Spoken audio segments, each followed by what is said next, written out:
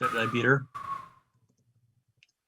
I don't know. Is she there? Oh, there she is. Yep.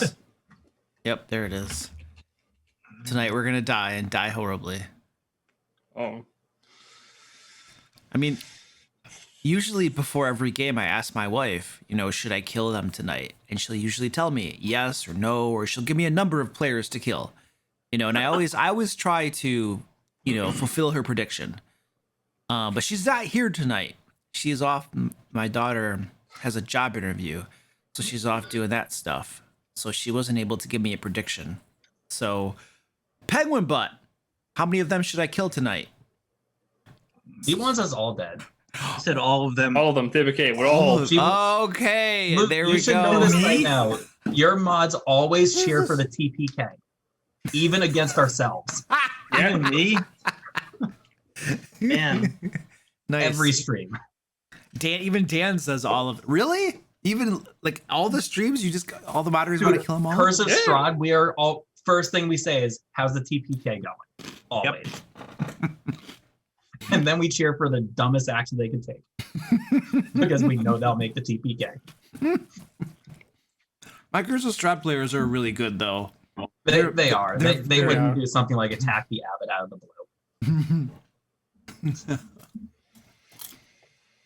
I was kind of hoping they would though. Me too. When he was meeting him with the flesh golem, I was like, "Oh, please attack him! Please attack him!" They're terrified though. They're afraid of everything. They don't want to fight really. I mean, it's Curse of Strahd, isn't Yeah. that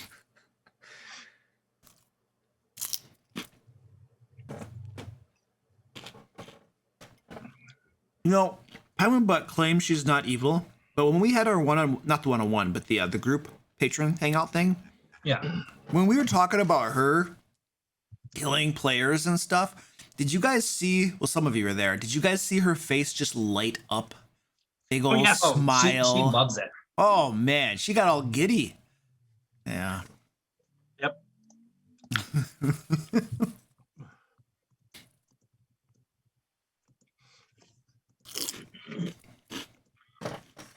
But Zach, regarding that dragon and the two Abishai, in my defense, you guys were never supposed to fight that guy. Oh, no. That was 100% a valid encounter. We should not have fought it, but we wanted to anyway because we're a bunch of stupid D&D players that said, ooh, dragon. Go. And I will stand by the fact that I led the charge for the dragon from the moment you put him in the game. The game is Like not the called moment you put him down, like, Bandits. ooh, I want to fight this thing. I don't care. It could have been Ancient Dragon for all I cared. There was there was an amazing treasure hoard. Too. I figured if I'm gonna make this lethal, this crazy, I'm gonna make a big treasure hoard. So there was the opportunity if you hadn't killed me, I had already planned out how to chase the dragon down. Mm-hmm. Because I had 3 castings of Fireball left and Haste. How are you gonna chase it down? Haste. Well, I have a 150-foot range on Fireball, and I can take the dash action on top of casting Fireball if I cast Haste. Can you fly? yeah, that's a good point. Did I have the fly? Because with Fly is a 4th level spell slot? with the canopy of trees and all that kind of stuff from the ground, once it's starting to fly away above the tree line, if it had started doing that, then you probably would not have range of sight on it because of you're in a swamp, Oh yeah, I forgot that you can see DM's favorite words, players' least favorite. I love those words so much. Comes up so much. Oh yeah. I teleport over there. Seen this? Absolutely.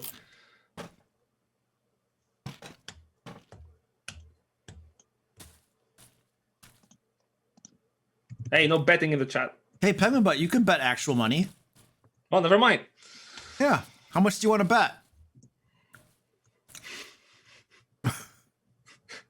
Keep in mind, Luke, that she's betting in favor of the TPK, so you'd be betting against it, which is kind of. Actually, I could set up a one of the Twitch Twitch point gambling things for will you TPK us, How does that work? so they can bet their nat 20s on it.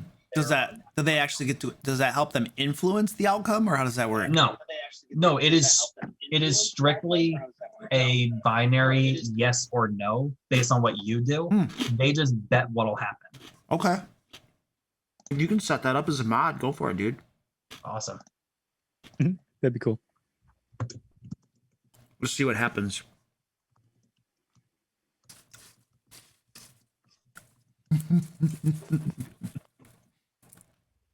All right. So they have 30 minutes to guess the outcome starting. Well, that's not fair. By the time they get to the end of the voting period, we'll already be dead. No, he said the first hour, not half an hour. Stay tuned for 3 hours of CM Q&A after we all die horribly. Oh, I see it. Predict. Oh, very nice. Yep. Well, Luke TPK is moderators tonight. I'm gonna have to vote on that. Can I vote on that? Oh, so am I.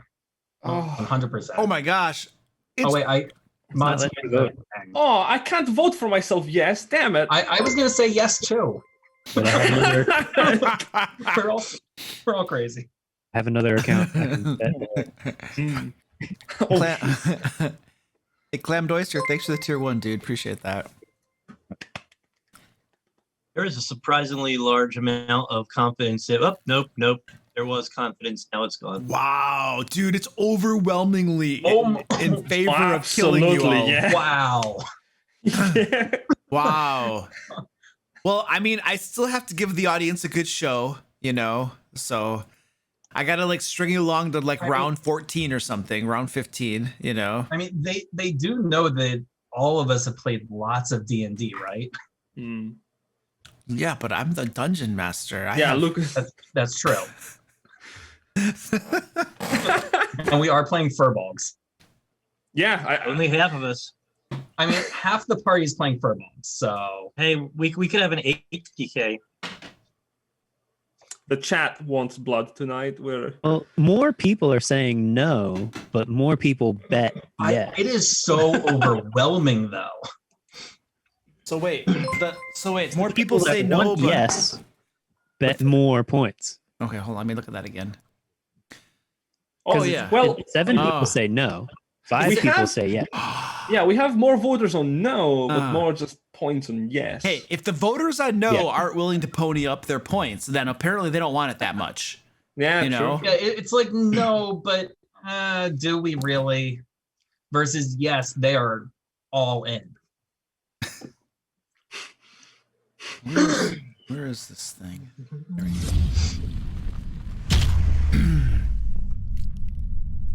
All right. Oh my.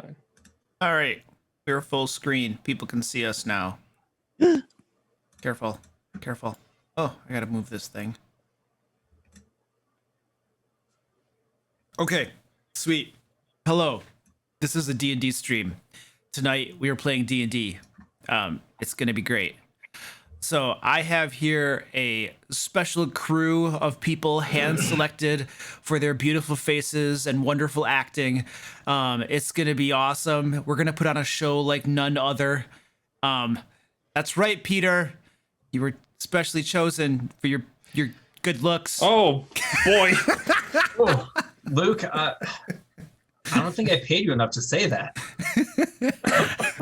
So we're doing a one-shot tonight called the Bloodstone Strike.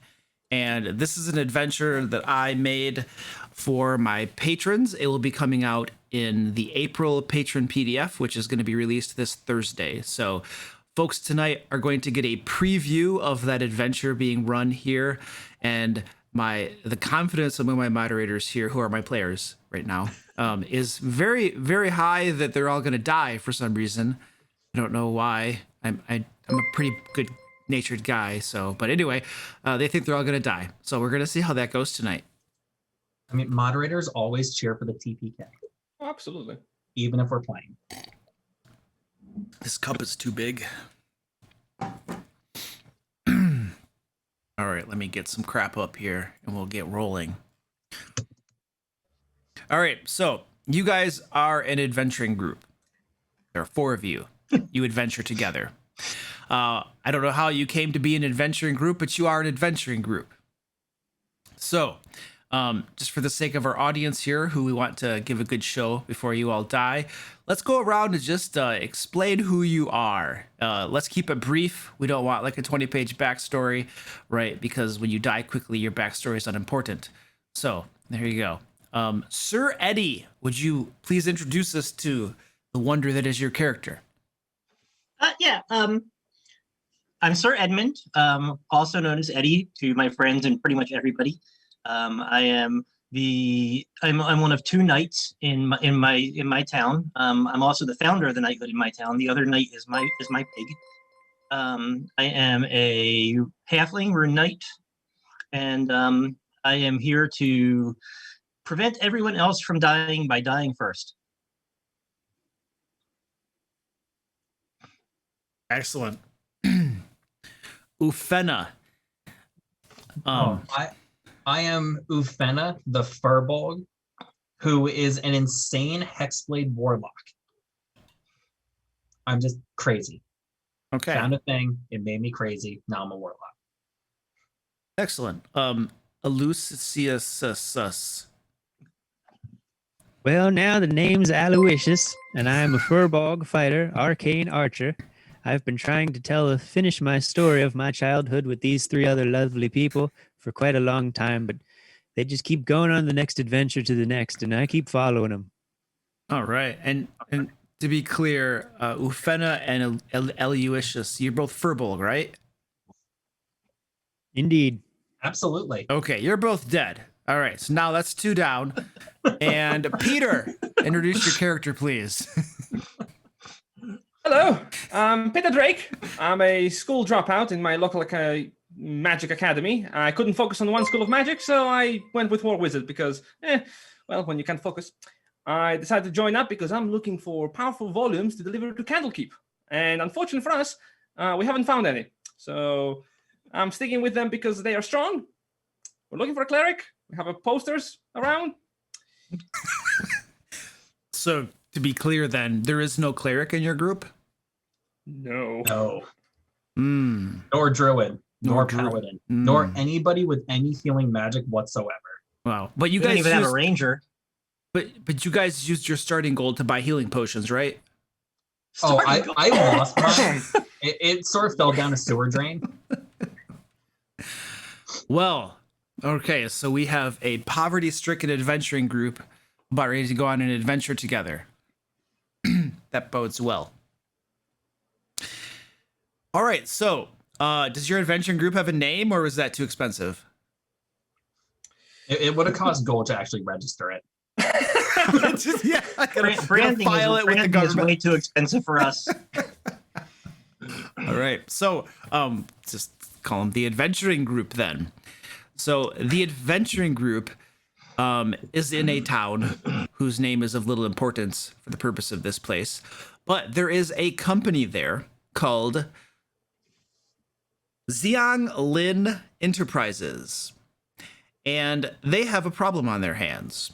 They have a, well, usually very, very lucrative Bloodstone mine about a 1.5-day travel from the town.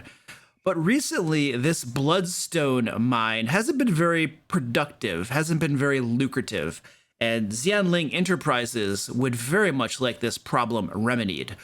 The 4 of you, having heard of a very generous payment of 500 gold pieces should the problem be resolved, all have probably money signs in your eyes since you didn't even have enough to buy healing potions or register your adventuring party name. So you guys have traveled to speak with the local representative of Xianglin Enterprises, Gaio Lian, and he has given you a rundown of the expectations for fulfilling what they need doing. So it turns out, and he doesn't have all the information. He's going to give you a brief overview. He has given you a brief overview, and he has sent you to the Bloodstone mine itself, where you can meet with the 4 women who can give you more information. What he has told you is that supposedly, a section of the Bloodstone mine was attacked by an unknown force, supposedly killing and driving off miners. And now the miners are refusing to go back to work. They are on strike. They have picket lines and signs, the whole shebang. They refuse to work because supposedly something was attacking them and killing them off. Well, this is a problem because Xian Ling Enterprises needs to make money, and Bloodstones, without being mined from that mine is an asset that is dead in the waters. So he needs you guys to get that mine up and running right away. So he needs you to go in there, go to the section they supposedly say they got attacked or whatever. If you find anything in there, not likely, they're probably just lazy bums who don't want to work. But if you find anything in there, clear out the threat, take care of it, resolve it however you want. And the mines are extensive, and supposedly only one section got attacked, but the miners are refusing to go in anywhere at all. So to prove to them that it's safe, he wants you to parade around some dead bodies and stuff, just to show them the threat is safe. He doesn't care where you get the dead bodies. They can come from the mine. They could be monsters. It doesn't matter. The goal here is to get these guys back to work. So obviously, if there is a threat, deal with it because dead miners don't mine. But he's not very confident that there's a threat at all in there. So it's probably just kind of, dog and pony show type of thing. Get them back to work. In your meeting with them, he pretty, undercuts the whole concern and stuff. It sounds like a really easy job. You guys should be fine and not a big deal.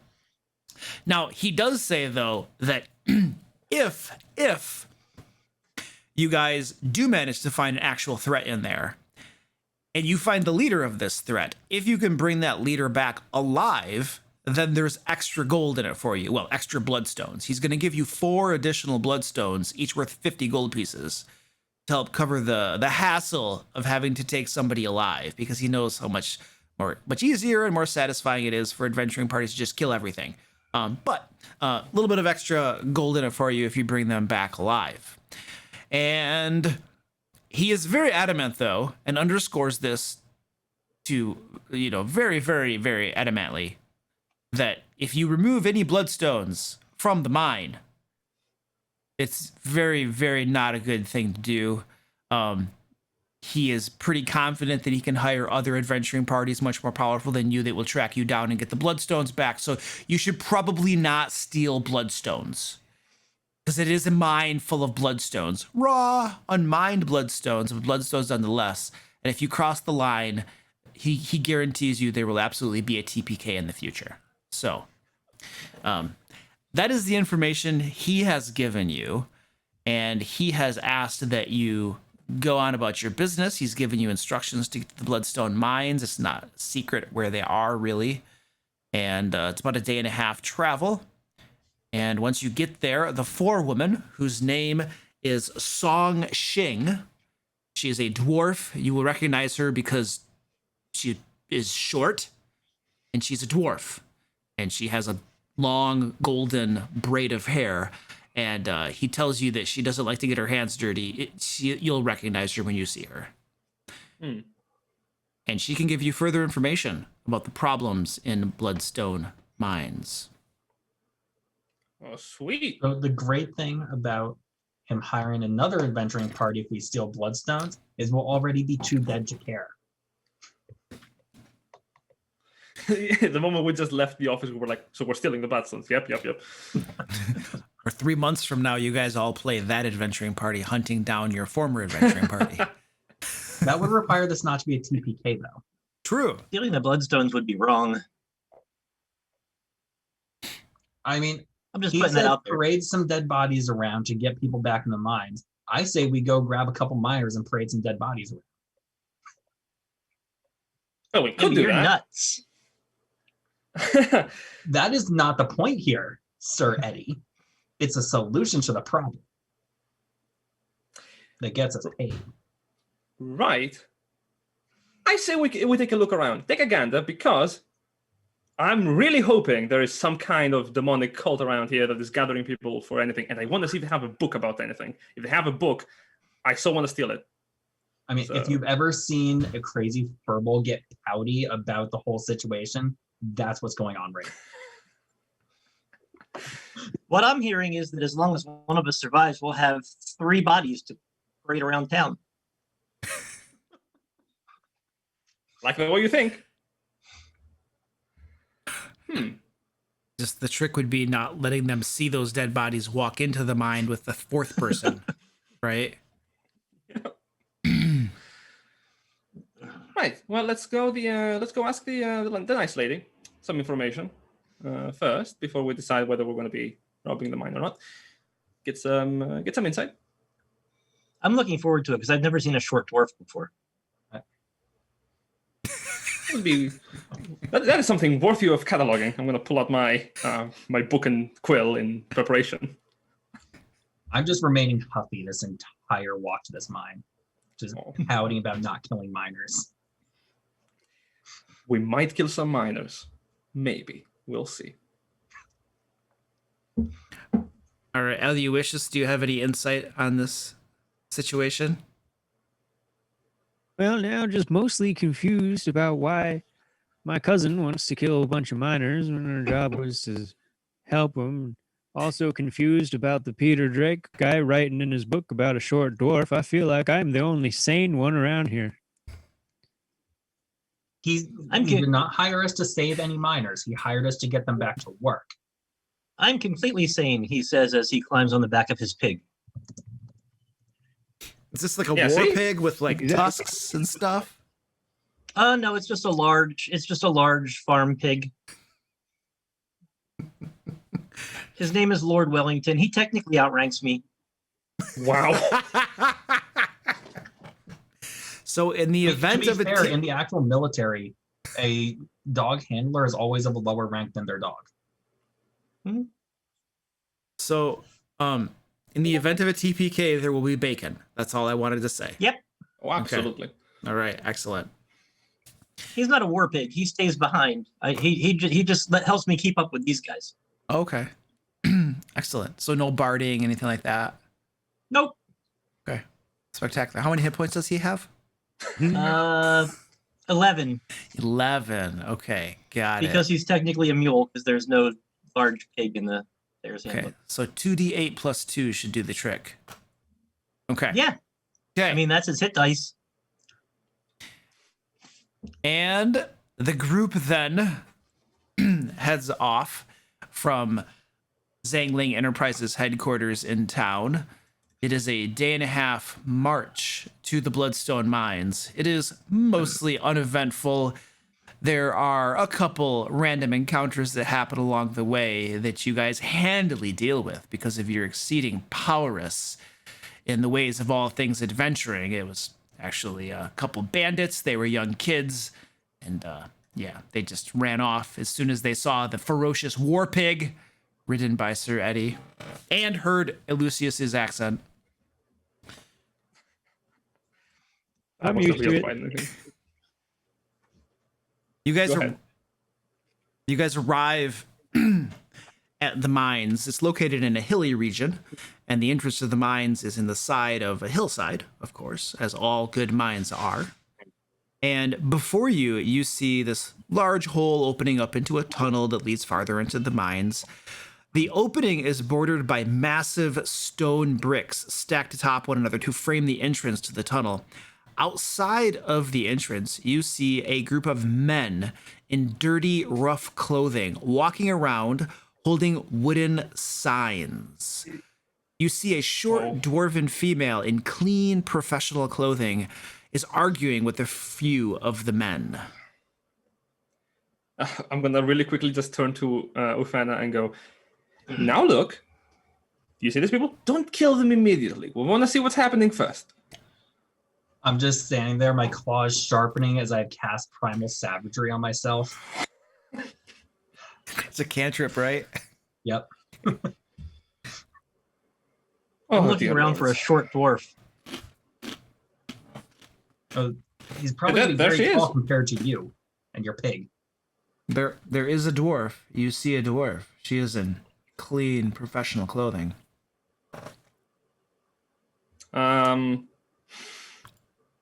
Eddie, I believe this one might be a cousin of yours. So you want to do the talking, or should I?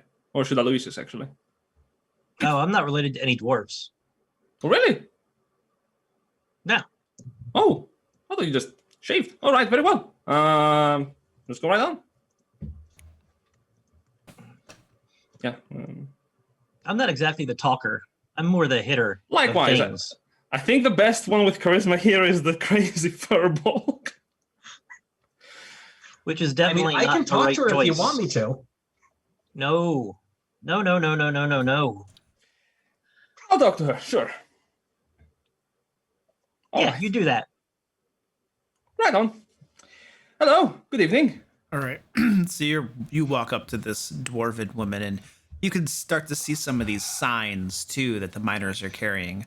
They read things like "Slay the Beast," "No Safety," "No Gems," "Killer Cavern," "No Go," "Privy in the Pit," "Intolerable Working Conditions." Are there any extra signs like lying around near where they're picketing? You take a quick glance around, and yes, there are a couple signs off to the side, and there's a man next to them. Looks like he has writing utensils. I'm gonna just go grab all those signs and tell them get back to work. Hey, what you doing? Taking all the signs? Get back to work. I'm Will you- paid to get back to work. Get back to work. And I just walk off with all the signs. He's staring at you blankly, like. All right, you have Privy in the pit. 4 signs that you just took off with. They are be careful. The wooden holdy parts look like you could get splinters pretty easily. Oh, I'm just throwing them on the ground now. Oh, okay. Tosses him on the ground. And Peter, you approach the woman, Song Shank. Is it a woman? I mean, she kind of has a beard, but it's a dwarf, so, you know.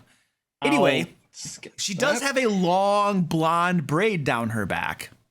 So she has this, her hair is beginning to silver though, as it cascades down her back. She has golden beads attached to some of her braids as well. And she has a bulbous nose on a otherwise lovely face and wrinkles around the mouth that kind of show her advancing age. She is kind of short and squat for a dwarf, but she's friendly and turns to you and courteously greets you. Hi, how can I help you? Oh, greetings. You're not nearly as short as as our employer described you. Excellent. What Name is Peter. employer are you talking about? Oh, don't worry about it. Name is Peter. I'm here with our adventuring group, the currently no names. We are here to I'm sorry, assist- what was your name again? We don't have one. Don't have any Currently, names. no names. That's the one. All right. Nothing to worry about. I wanted to ask you regarding, are these the miners? We are here to help with the, what I understand is the check and cleanup of the mines.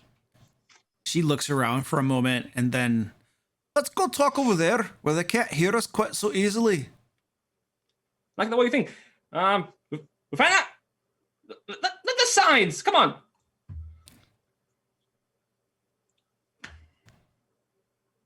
He's talking to you, Fenna. I call on the rest of the group to also just following the dwarf. Okay. So she guides you over to the side for any who wish to go with her. I'm gonna follow Peter's direction, making a point to step on the signs that I gathered. Okay, you're stepping on the signs with your dirty boots. Okay. One of the miners looks at you and gives you a rude gesture. Yeah. Sir Eddie and Aloysius going along the talk? Oh yeah, I'm right behind Pete. Well, now, yes, sir. Get you over to the side. All right, you were set to clean the mines up, were you? Yep. No, I'm assuming not with a broom. No, there's hope monsters in there. You gotta kill them. Ah, excellent. What kind of creatures are we talking about? Well, I can tell you what happened.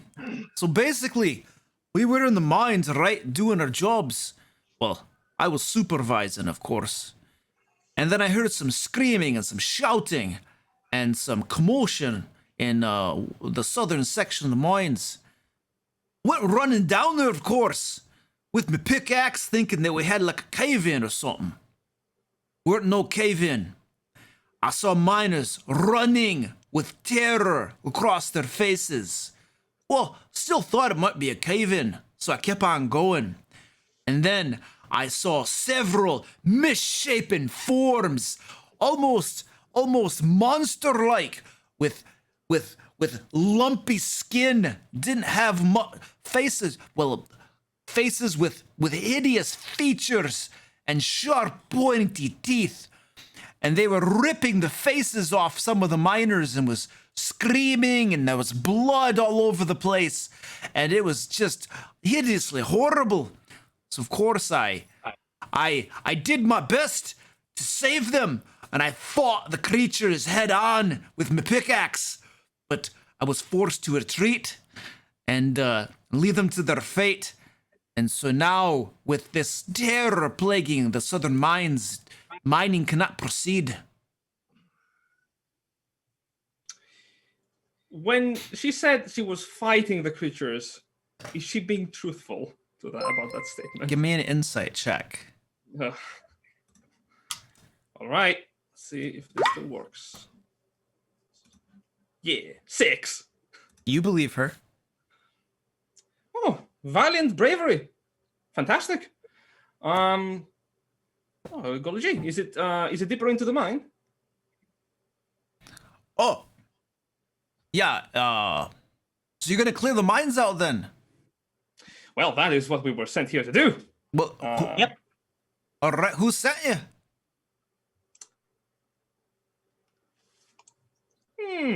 We were offered payment, a lot of money.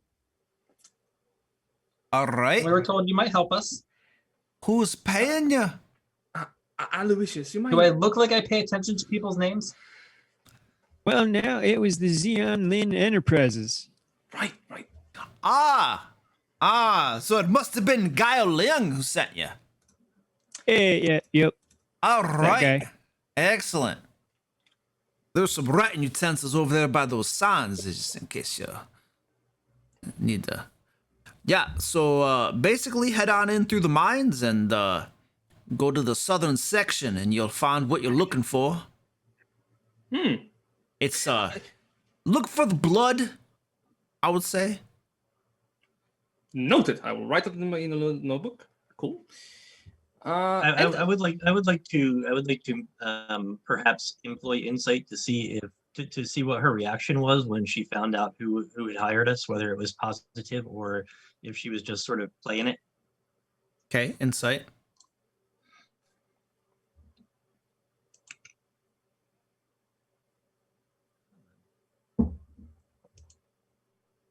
Get advantage on those.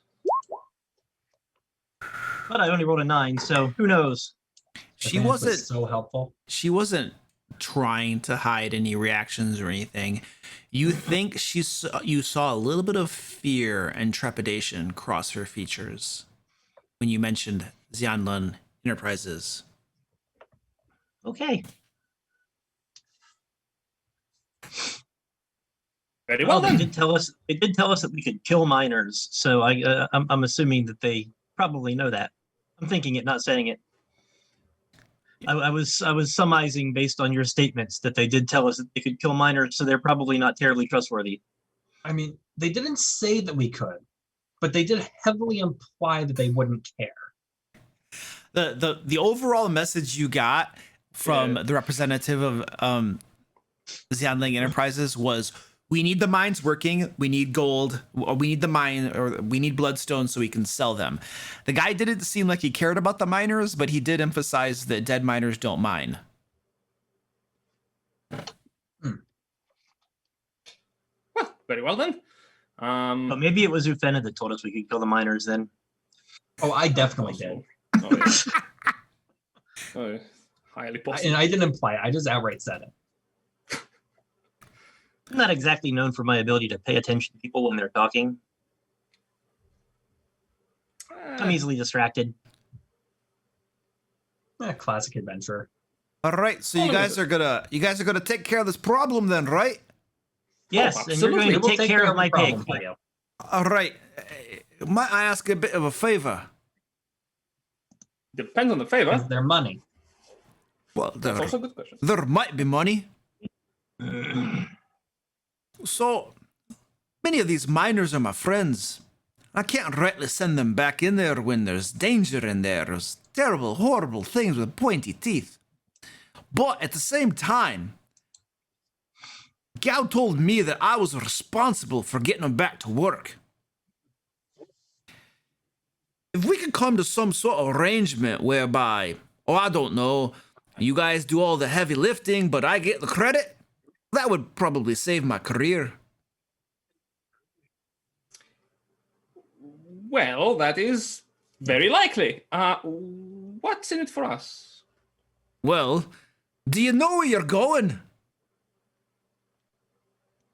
Good question. I'm assuming In the mine. Yeah. Into the mine. Now, do you know what's in the mine?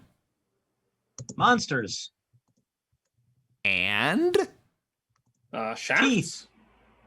Oh, teeth. Oh. Bloodstones. bloodstones. That's right, bloodstones. Now, you were to say go in there and kill all the monsters, but just, I don't know, disappear with a bunch of bloodstones in your pockets and never report back to Zhaoling Enterprises. Well, I could take credit myself for clearing out the monsters, and you all make yourselves a hefty little heist, and then I keep my job. That does fund our future exploits. It's something to consider. Tell you what, can we have a moment just to discuss this? Absolutely. I look forward Here, to watch your... my pig. This is a fine pig. I can't take it into the mine, so you keep an eye on it. Don't let those guys eat it. They don't look trustworthy. No, we'd never let them eat a pig. Pigs aren't good eating. Nobody here likes bacon. Have you ever had bacon? How do you not like bacon?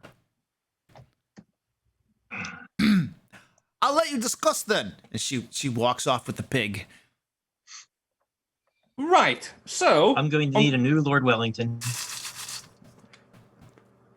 probably. I mean, it was bound to happen eventually. Not the point right now. Well, it's So- happened before. I mean, he's the 7th Lord Wellington. That is true. I watched the first 3 die. Skip my mind. Let's focus on this. Do we want to just get out of here with a few more coins and bloodstones, or stay within the job description? I'm more than up to just grab a couple of crystals and gems on the way out. But of course, Under normal circumstances, I would be opposed to undermining our employer. However, given the fact that our employer seems to be kind of a jerk, that's the thing, my friend. That's the thing about the world we live in.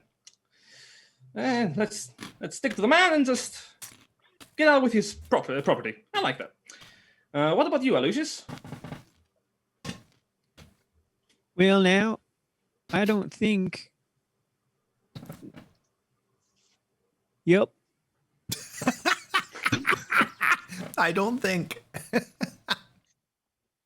we don't need to ask Fafena. We know his opinion. Yep. Though, granted, I don't think we're going to be able to kill any miners in this scenario, if that's the case. Maybe some of the monsters will be very young.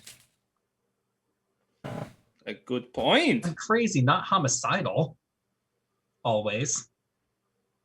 Well, now, I don't understand why we can't just do the job at hand and say she did it. And, well, one, we cleared the mines and we get paid. And then both, she can't just say, hey, she gets the credit.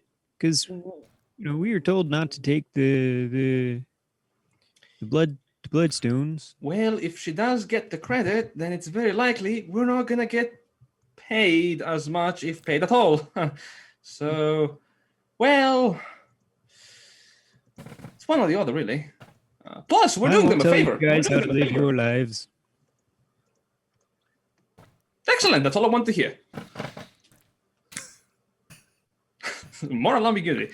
Let's then proceed into See what we're dealing with.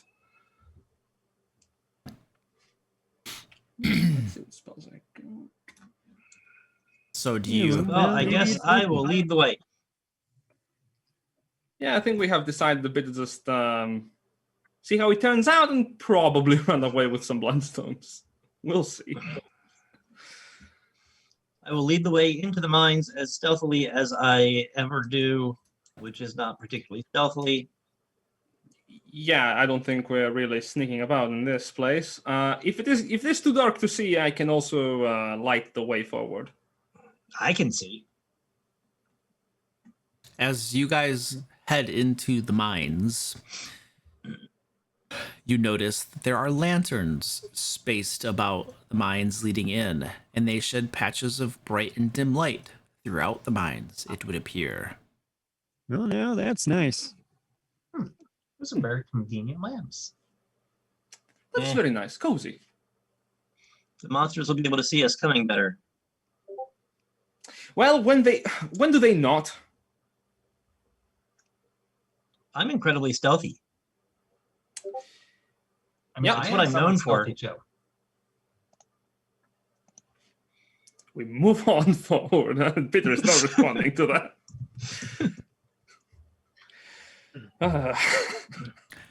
Moving forward. I am going to lead the way. I am going to be terribly unstealthy in my chainmail and shield. All right. Clink clacking the way forward goes Sir Eddie. And this clink clack echoes off from the stone walls. The stone is this coarse, deep red coloration, quite odd for stone walls. And the glow from the lanterns mounted on the walls make the mine appear to be bright red in color. So there's this aura glow of red throughout the mines themselves. The ceiling's about 8 feet or so over your head as you proceed into the mines. In anticipation to Eddie's extreme sneakiness, Peter has already prepared himself with mage armor because he knows what's going to happen in a few moments. Does the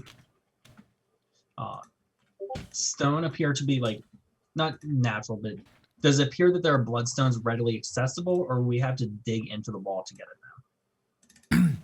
At first glance, just looking around, these walls they're mostly kind of smooth, but there are a couple places where you can see that some mining activity has taken place. And it looks like the bloodstones have all been extracted that you can see. There's like, indentations and stuff from picking and mining and stuff. It looks like you're just in the entrance right now. Whatever bloodstones were here have long since been mined. Most likely you're going to have to go to deeper sections of the mines before you're going to find unmined bloodstones. I'm going to have seen Peter do his mage armor, and I'm going to do the same. Yep. Anticipation, my friend, anticipation. And you can see cart tracks also leading the way further into the mine, and there are abandoned tools scattered about as well. Shovels, pickaxes, that sort of thing. Every so often there is an iron cart on the track as well as you guys proceed forward. Most of it are full of debris by the looks of it as they mine rock and have to carry it away and get it out of there. And I'm going to put you onto a map in roll 20. Ooh. Well, now I'll pick up a pickaxe or shovel. It seems useful being in the mine and all. Oh, actually, that's a good point. No, that's a good point. I'm going to pick up one of the pickaxes, just like sling it across my back if I can. I wish I did more push-ups when I was young. I have 0 muscle mass.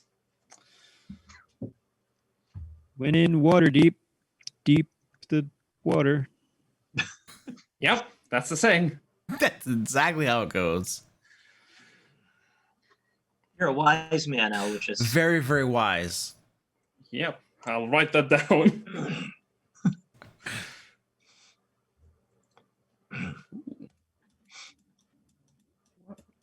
There we are. Eddie, you mind walking forward a bit? I'm waiting for the map to render.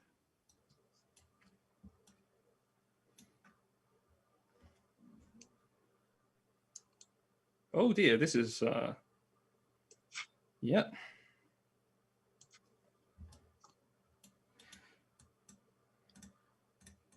Ooh. All right. You said these carts are mostly full of debris. They're not actually like. Well, hold full on. of- I haven't described this room yet. Okay, then back. Yeah, if you guys wouldn't mind going back to the entrance, I have to describe all the monsters attacking you before you can actually start Of moving course, around. I'm Oh, Sorry. okay. Yeah. Is this where the purple worm comes out of the ground? Yeah. We already did that part. Oh, I missed this. Oh, we're inside the purple worm. That explains a lot. Okay.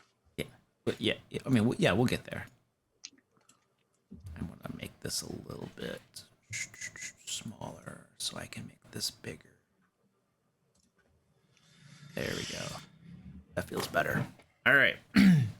So, you guys, where is that?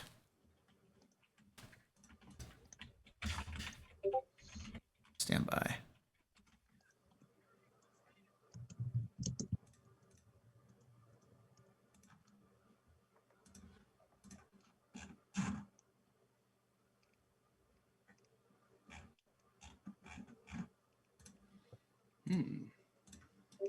I'm really liking the whole map right here. It's looking cool. This map is done by the Mad Cartographer. Hey. Very high quality crap.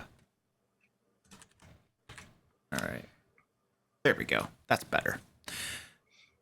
I didn't have my reference information up here. All right. So you guys stroll into this first chamber here that fits the description of what Song Shing was telling you was roughly the area. And there were some blood smears and smatterings and stuff and abandoned pickaxes and stuff leading the way back. So you're pretty sure you're in the rough general area.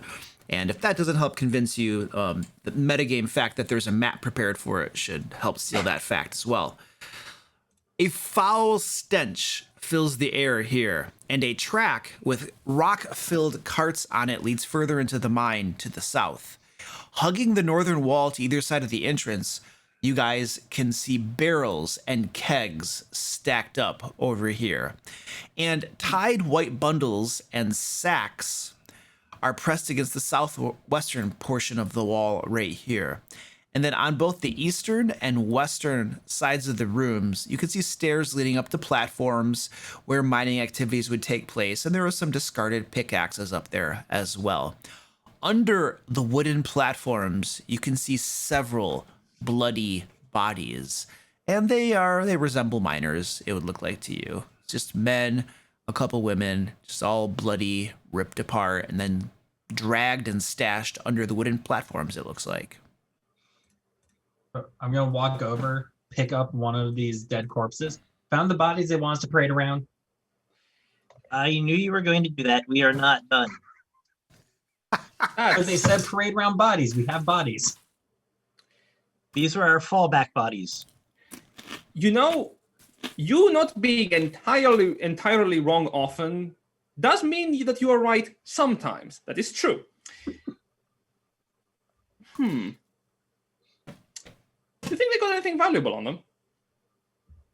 I'm gonna look to see if they have anything of value, maybe like bloodstones stashed in their pockets, like feed their families or something. All right, you guys begin picking over the dead bodies that are fairly rotten and the source of all of the stench in the room as well. Give me a... Who all's looking over these bodies? Oh, I 100% am. If they smell that bad, I'm thinking if Peter even wants to approach these. You know what? If Ufena is checking them, yeah, I'll just let Okay. that happen. Very well. Ufena, please give me a perception check as you check over the bodies, check their pockets, and all that kind of good stuff. So you look over their bodies. There are a total of 3 bodies, by the way, 2 under the western platform and then 1 under the eastern platform. And on their bodies, you find 5 copper pieces, 3 Money's money. silver pieces, and 1 gold piece. And you find 1 uncut Bloodstone stashed in the side of one of the guy's boots. Well, Fana, you know the drill. You can keep that if you want for yourself. I'm not touching that. I stick all of it into my pocket, especially that bloodstone. All right. I am stealthily moving up to the nearest cart so that I can keep watch in case anything comes towards us. Lucius, you might want to keep up with Eddie a bit. Yeah. I'm Sir, going to make a stealth check. please make that Yeah. with disadvantage, I believe, correct? Yeah. All My right. best roll of the night. You are clinking and walking up toward that cart. Sounds echoing off of the rooms of that chamber. And as you approach that cart, it's full of rubble, stone and stuff, but it's shifting around. There's something underneath the rubble, just a slight shifting to the rubble. Aloysius, you should stand back. No, you Well, find now, something? If you say so. Well, Ooh, you're did a shitty guy. So, you know. Yep. I'm about you to found poke any my I'll sword. get to higher ground. I'm about to start poke my walking. sword in here and see if there's anything in it. Oh, well, I'm gonna duck behind these crates.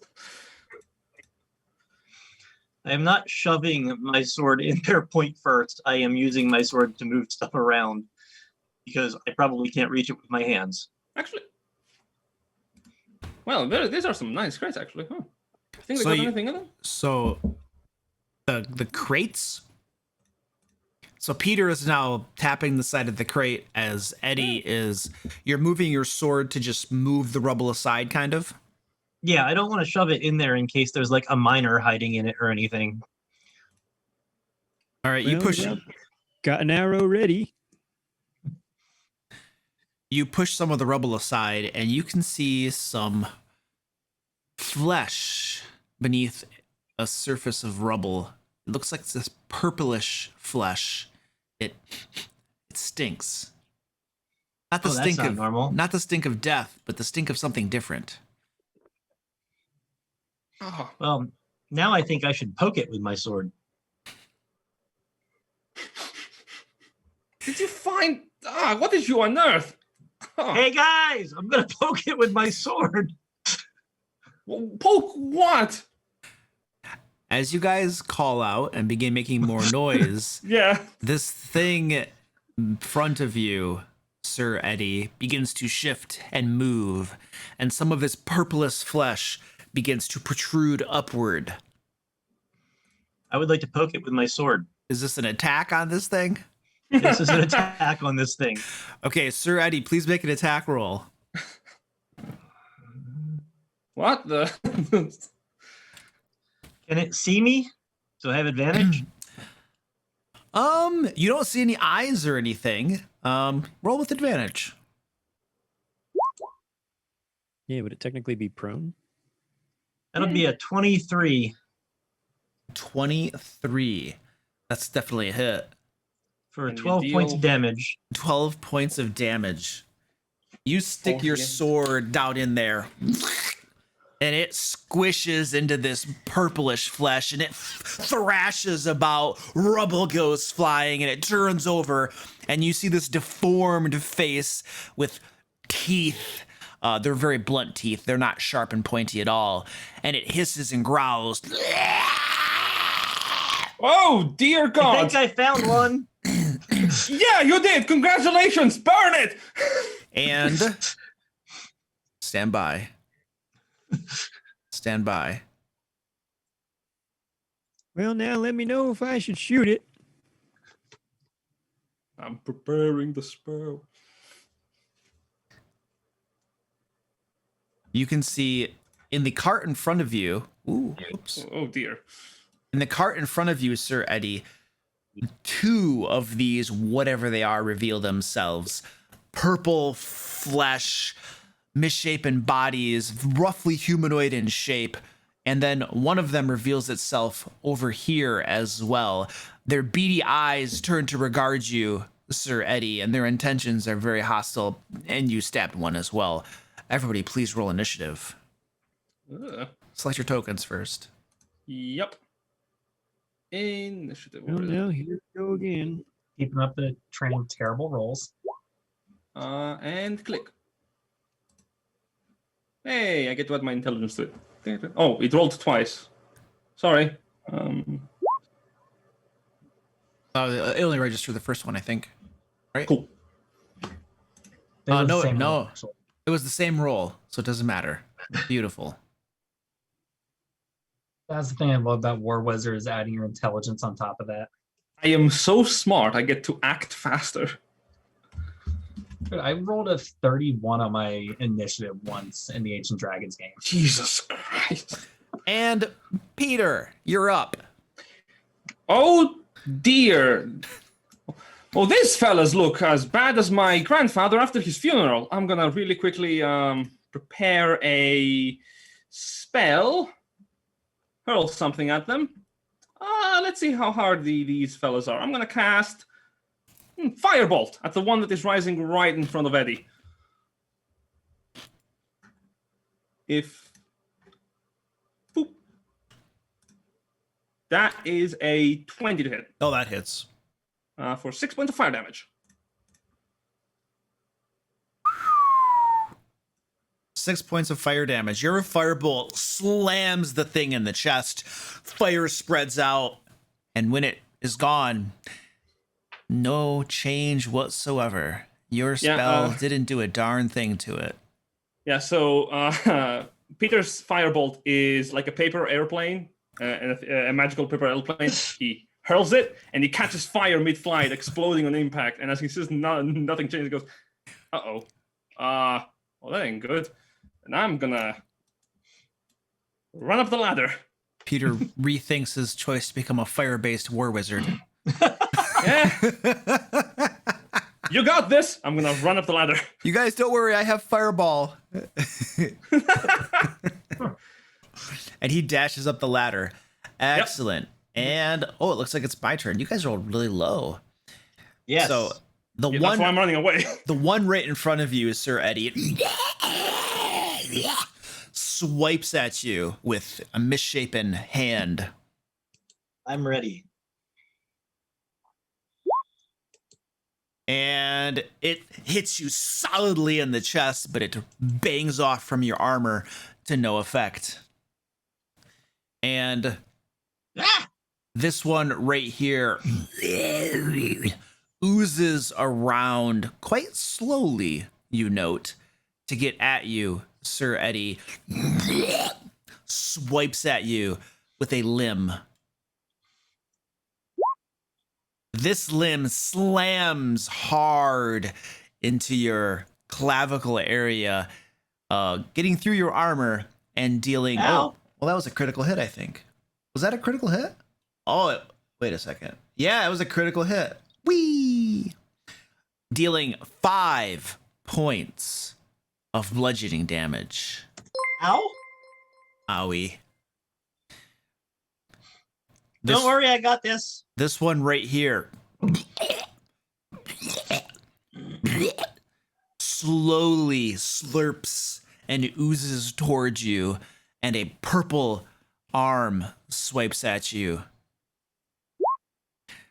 Hits you in the side, does not penetrate your armor. Hey, stop it. Bad things. This crate, Urfena, off to your right, bursts open, and inside is a misshapen purple mass of flesh. It looks around, spots you. The crate tips over as it comes at you. It falls, picks itself up, and then comes at your leg with its teeth. And its teeth do not penetrate your mystical force of energy surrounding you.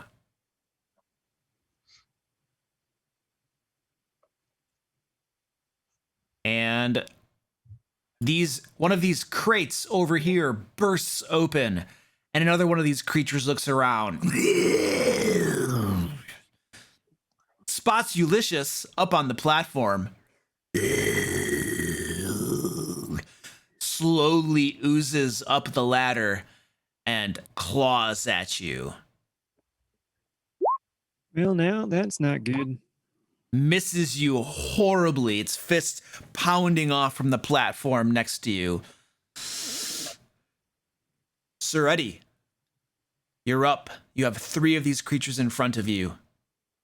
I can't do it. So Luke, could you kindly double the size of my miniature, please? I am going to use my bonus action to become a large creature. Ooh.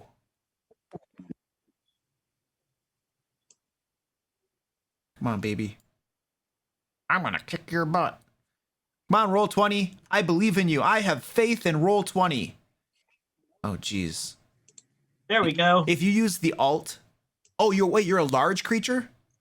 Yes, I'm a large creature now. Oh, holy crap. Okay. Wait, you went up 2 sizes? Let me let me make you a bit bigger then. Okay.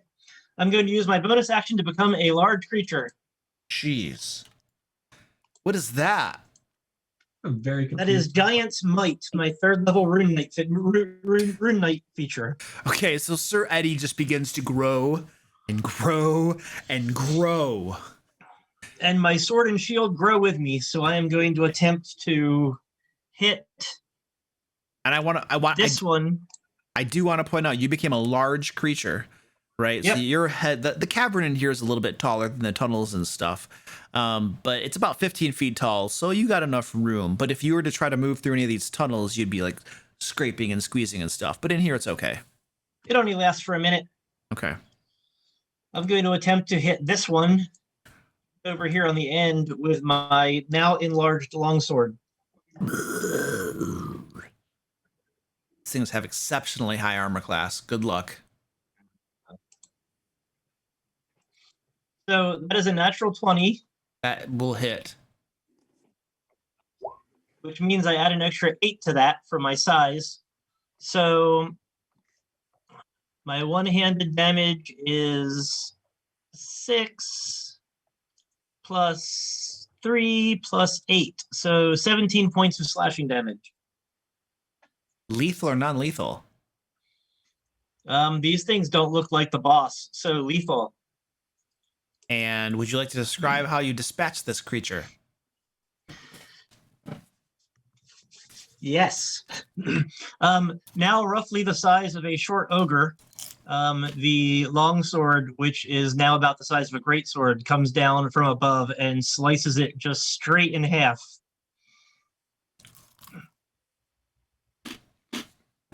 Slimy purple body falling to either side. Excellent. And you have 1 attack, right?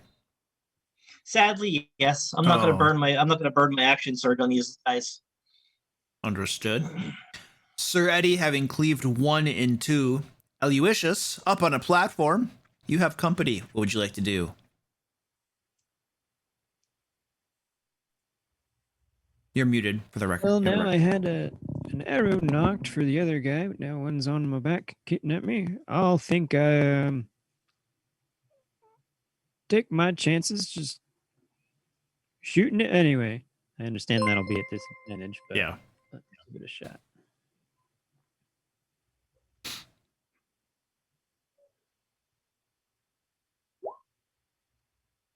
Your arrow slams it in the face.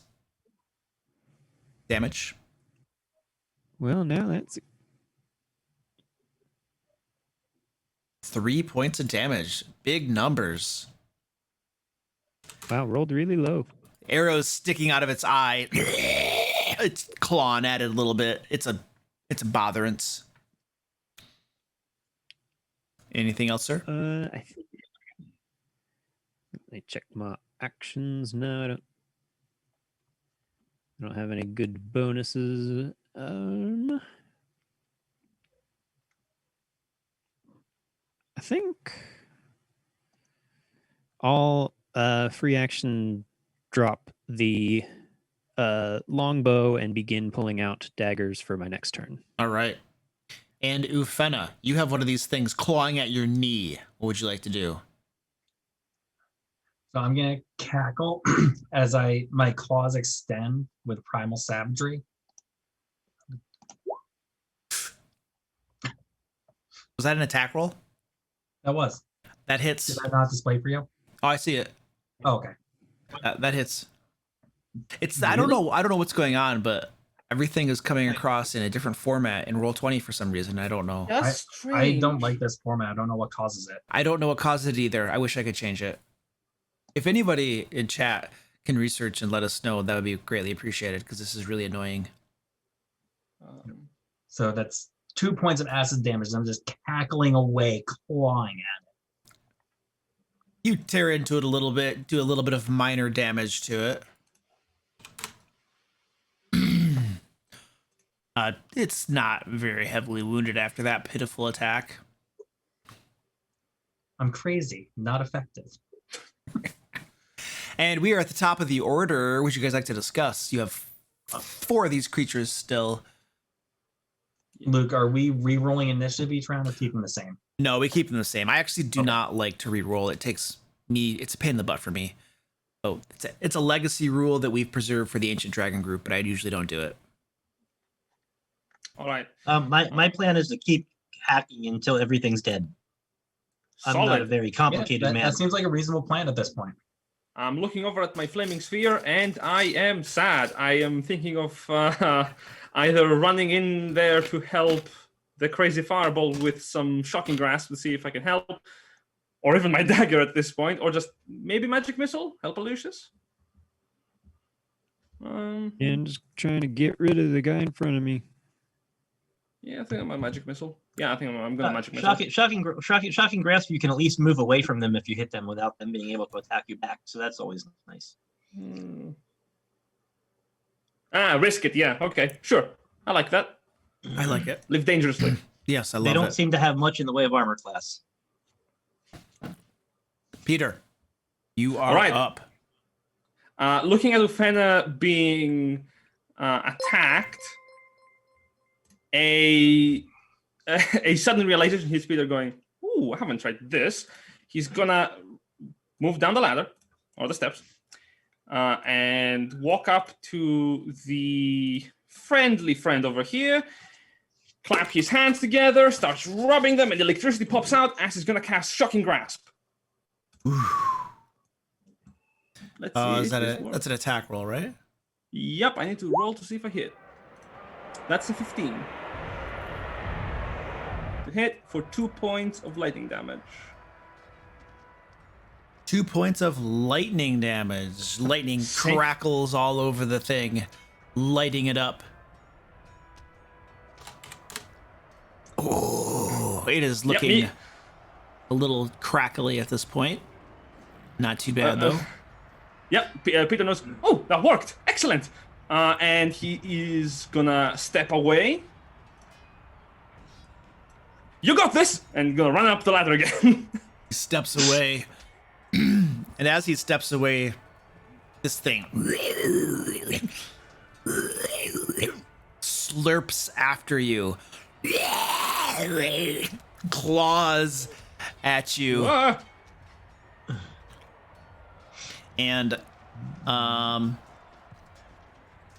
its claws. Oh! Its claws hit your ankle. Can I attempt a reaction? 2. Can I attempt to use my reaction for my arcane deflection? Is that something that allows it a reaction use? When I am hit by an attack or fail a saving throw, Yes, I can use my reaction to gain a +2 bonus to my AC against that attack. This applies. Yeah, I'm gonna use my reaction to look at this creature and say, "Have you by chance read Volos?" And I'm gonna summon a magical copy of a book written by Volo Gethrum and smack it in the head with it. All right, you just smack it in the head. Your armor class becomes a 17, right? Yes. So it goes to hit you, and then you whack it in the head. It reaches up, rips the book out of your hand, and smacks you with the book for 2 points of damage. Ow! Okay, yeah. Smacked you in the ankle, though. Just for the record. Ow! Ow, my leg! And this one over here, Ulysses, it pulls itself a little bit further up to get level on the platform with you. Launches itself at you, mouth wide, going for your throat. Oh, that's a critical hit. For 6 points of damage as its teeth sink into your neck. And it begins ripping its head back and forth, serrating action, blood beginning to gush forward. Sorry. That's not good. And Oh, sure. Don't apologize when you critical me. oh, you had it coming. You had it coming. And Sir Eddie, 2 of these creatures are on you, and they begin clawing and biting at you. One fist comes through, it leaps up, an uppercut into the crotch area, penetrates your armor for 3 points of damage. And the other one goes for your leg with a hook. And its fist bounces off from your armor without effect. I'm rolling very well. It's happy days. Well, we're not, so. My ankle! Ah. I almost crit you on the first one, Sir Eddie. Oh dear. Okay, which one hit me? Never mind. I'm just going to swing at the one that hit me. Yeah, there's the middle one. He's swinging. Go for it. I'm going to swing at that one. Oh, jeez. That's a 9. 9, that hits. So, wow, that's really bad. Oh, no, that's a 10. It's one-handed. So 10 points of damage. Lethal or non-lethal? Lethal. Would you like to describe that, sir? I don't know what this non-lethal thing is you're talking about. Whatever it is that looks like it might be a head is now laying on the floor by what looks like it might be feet. Excellent. And the rest of what looks like it might be a body collapses next to all that stuff. And I'm going to give the other one an attack of opportunity. All right, it's going for you. Challenging. That is a hit. A handy That's hit fine. for 2 points of damage as you retreat. You turn your backside to it, and it takes a chunk out of it. I'm not retreating. Oh. I'm defending. Yes. And Aloysius, it's your turn. Stab him with my daggers.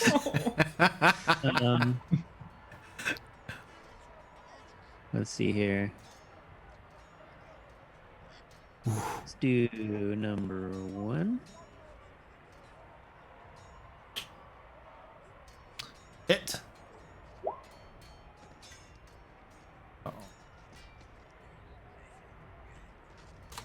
And then I have on my sheet 2-weapon fighting, so as a bonus.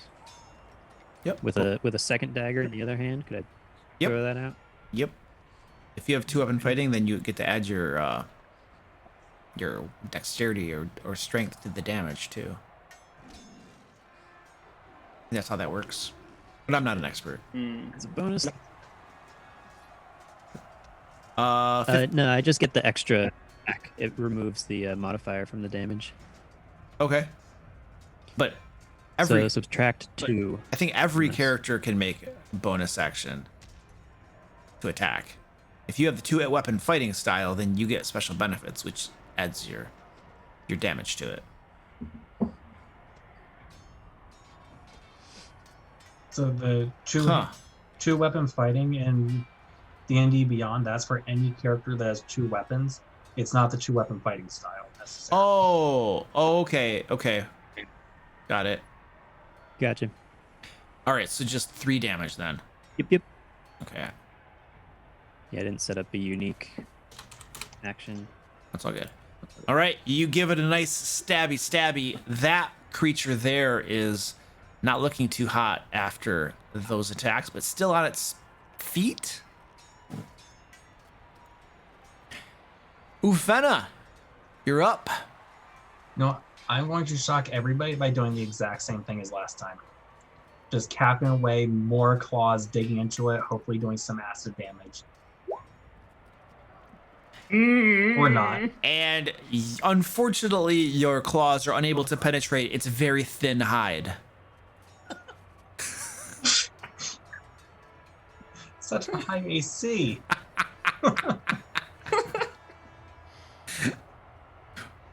Top of the order. Any discussion, guys? Yeah, Need to so roll better. yeah. Also, I can't use spells since the arcane deflection happened. So I'm just gonna shocking grasp this thing again. Well, I'm going to attempt to free our archer to actually arch.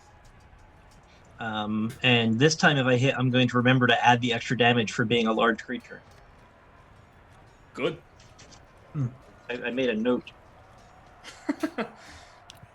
My note says don't die.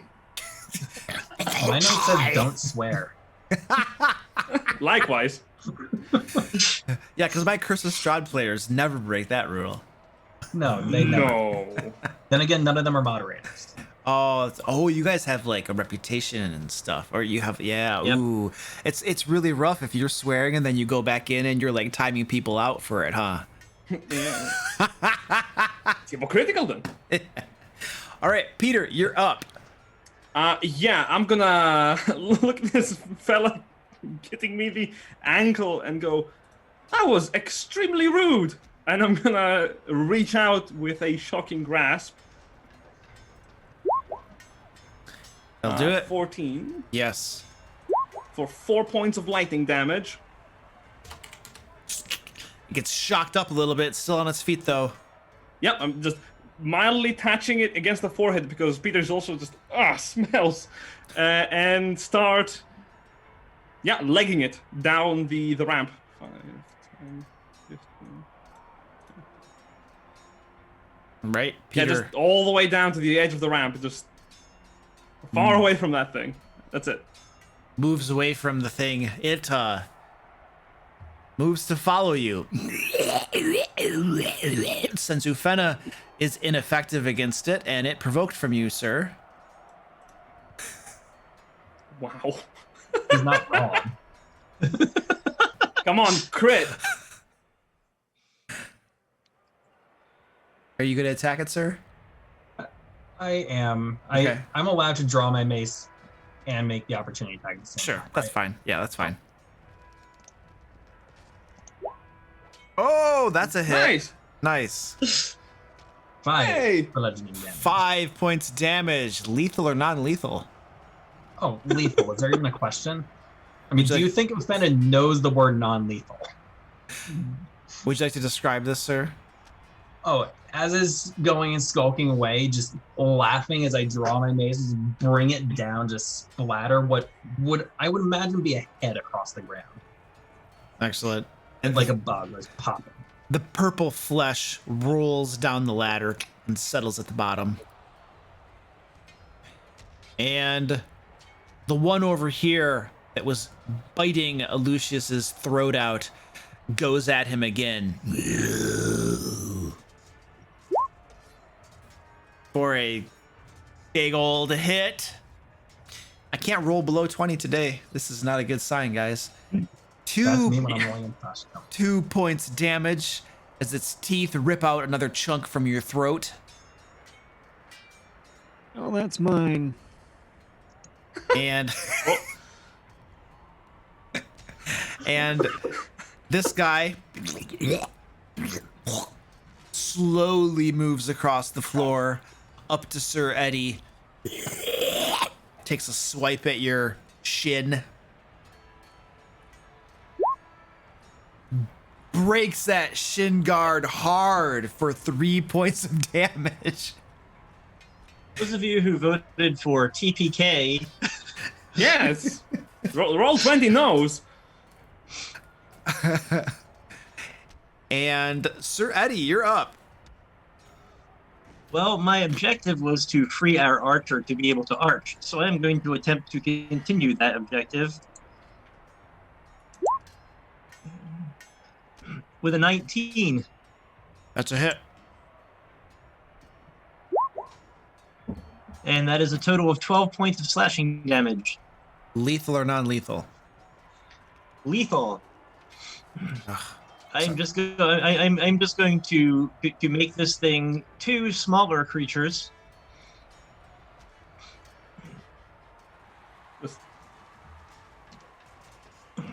all right, you slash it into twain. Anything else, sir? Nope, because the other one is within reach, so he's right where I want him. All right. Lucius, your throat torn out, bleeding profusely. At the very least, this creature's dead that was trying to kill you. What would you like to do? Well, now, as I don't have him to worry about, I'll chuck the daggers at least one of them at the guy on the ground.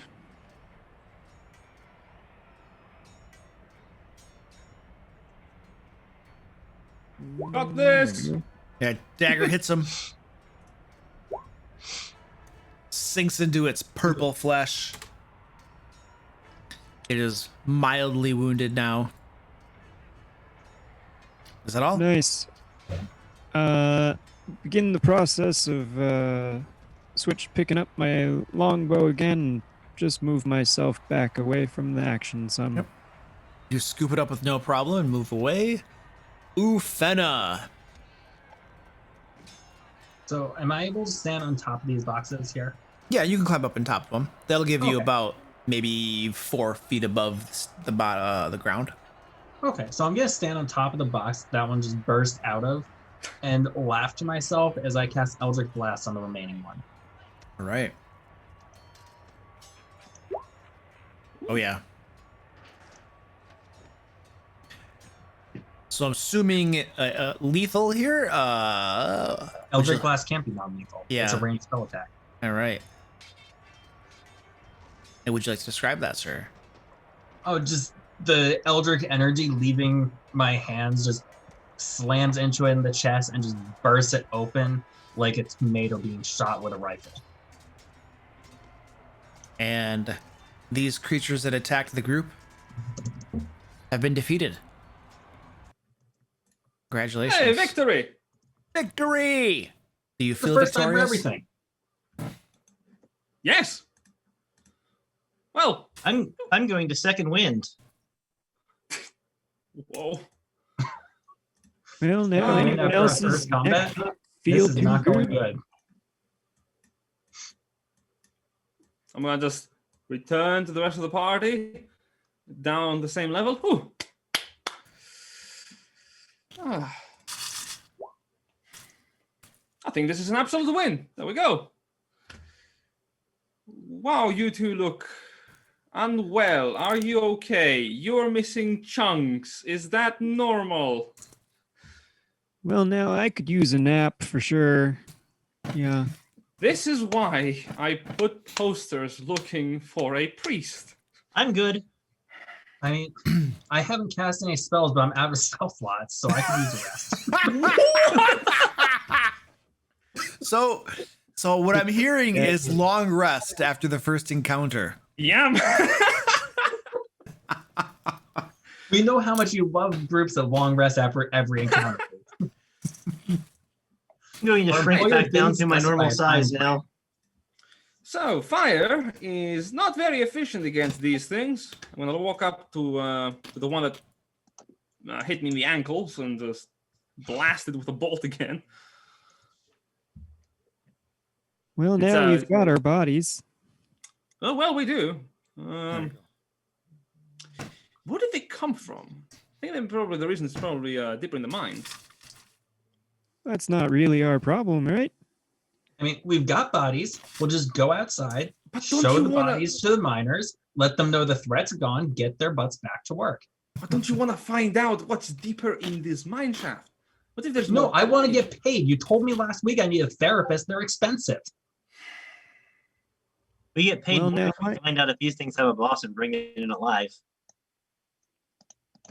I don't think any of these things look like boss kind material. Teddy, you look Somebody- like boss kind material. Somebody could be making them. Maybe somebody's making them. Ooh, could be. Actually, you know what? I'm gonna take out my dagger, and I'm gonna grab myself. Actually, no, not even a dagger. Oh wait, no, you broke this one's head. Damn it, people! Can we just keep a head around just in case? I'm gonna walk over and pick up the one that Eddie cut the head off of. Yeah, Oh, there's we a got head a head over for here. you. Don't worry. Oh, There's a thank head you. right here. Wondrous. See, the anthropologist inside of me is still very happy. So let's keep that for the time being. Look at this. Do you want to see some of their insides as I like scoop out part of the one that I blew up with the Eldritch Blast? Then he's holding the head like in one hand, looking at the guts, going, "Yes, thank you." I just slammed them in your other arm, so you just Oh, head in one okay. hand, in the other. Great. What I was gonna say is these things were made by something, probably deeper in the mind. And in all honesty, you two look like you could use some bandages. Do these look like natural creatures? Good question. Let me see. Give me a nature check. Ooh, intelligence. These are not natural creatures by any stretch of the imagination. No. Hey, Peter, we might have found someone crazier than me. I doubt it, but it is possible. We have a wizard in the group. Are you proficient in Arcana, sir? I am proficient in Arcana. I'm a wizard. Can I give him help with the Arcana roll since I'm proficient as well for some Let's reason? see. What is this? Some necromancy stuff right here? Why don't Are we you talking give me an Arcana check and we'll see what kind of stuff this is. I hope I roll low. My wish has been granted. You have advantage. Your friend was helping you. True. I'll just roll again. Hey, 24. Putting your heads together, you guys determine that these creatures were a form of devil from the 9 hells. In particular, you're pretty sure these were lemurs. These are the least of all of the devils. These are what souls get turned into when they make evil pacts with devils. Oh crap! Peter's gonna look super serious at the headline. You just see the color drain from Urfenna's face as he realizes this. Oh, devils, you say? Devils, I see. Huh. Well, the lowest of the rank. Oh, no matter. That was just a lucky few blows from them. I'm certain we can fare better in the future. I'm good. Well, there must be someone in there bringing these things here. They don't just appear out of nowhere, despite what folktales might say. If anything, I think we might have ourselves some summoner down there that's bringing these things in. You know how to find out? You know how we find out if there's a summoner bringing these things in? We don't go back to the guards to tell them that there's a problem here. We walk down the tunnel. Oh yes, that's what I was gonna say. Excellent. Can we scoop them into the minecart? That way we can give them back to whoever's summoning them in case he wants to bring them home. It's definitely within the group's capabilities to dump out that rubble and put their bodies in the minecarts. Yes. Now, remember, we need to bodies to parade. yes, that is very all true. the more reason to put them in a minecart. Well, they're not one mining cart that's closer to the door though, so we can just like push them out without having to carry them. I doubt they're going to go anywhere. They seem pretty dead. Aren't you a little tall to be, a weakling? I can carry all these guys. I didn't study 5 years in university for this. Okay, I see your point. No, Yes, you're right. I was talking to the really tall, the really tall, totally not whiny Ufenna over here. Oh, I actually have a strength of 12. I'm fairly my sure. self-esteem is restored. Because he's like 4 times my size, and I think that he could probably carry at least one of these things.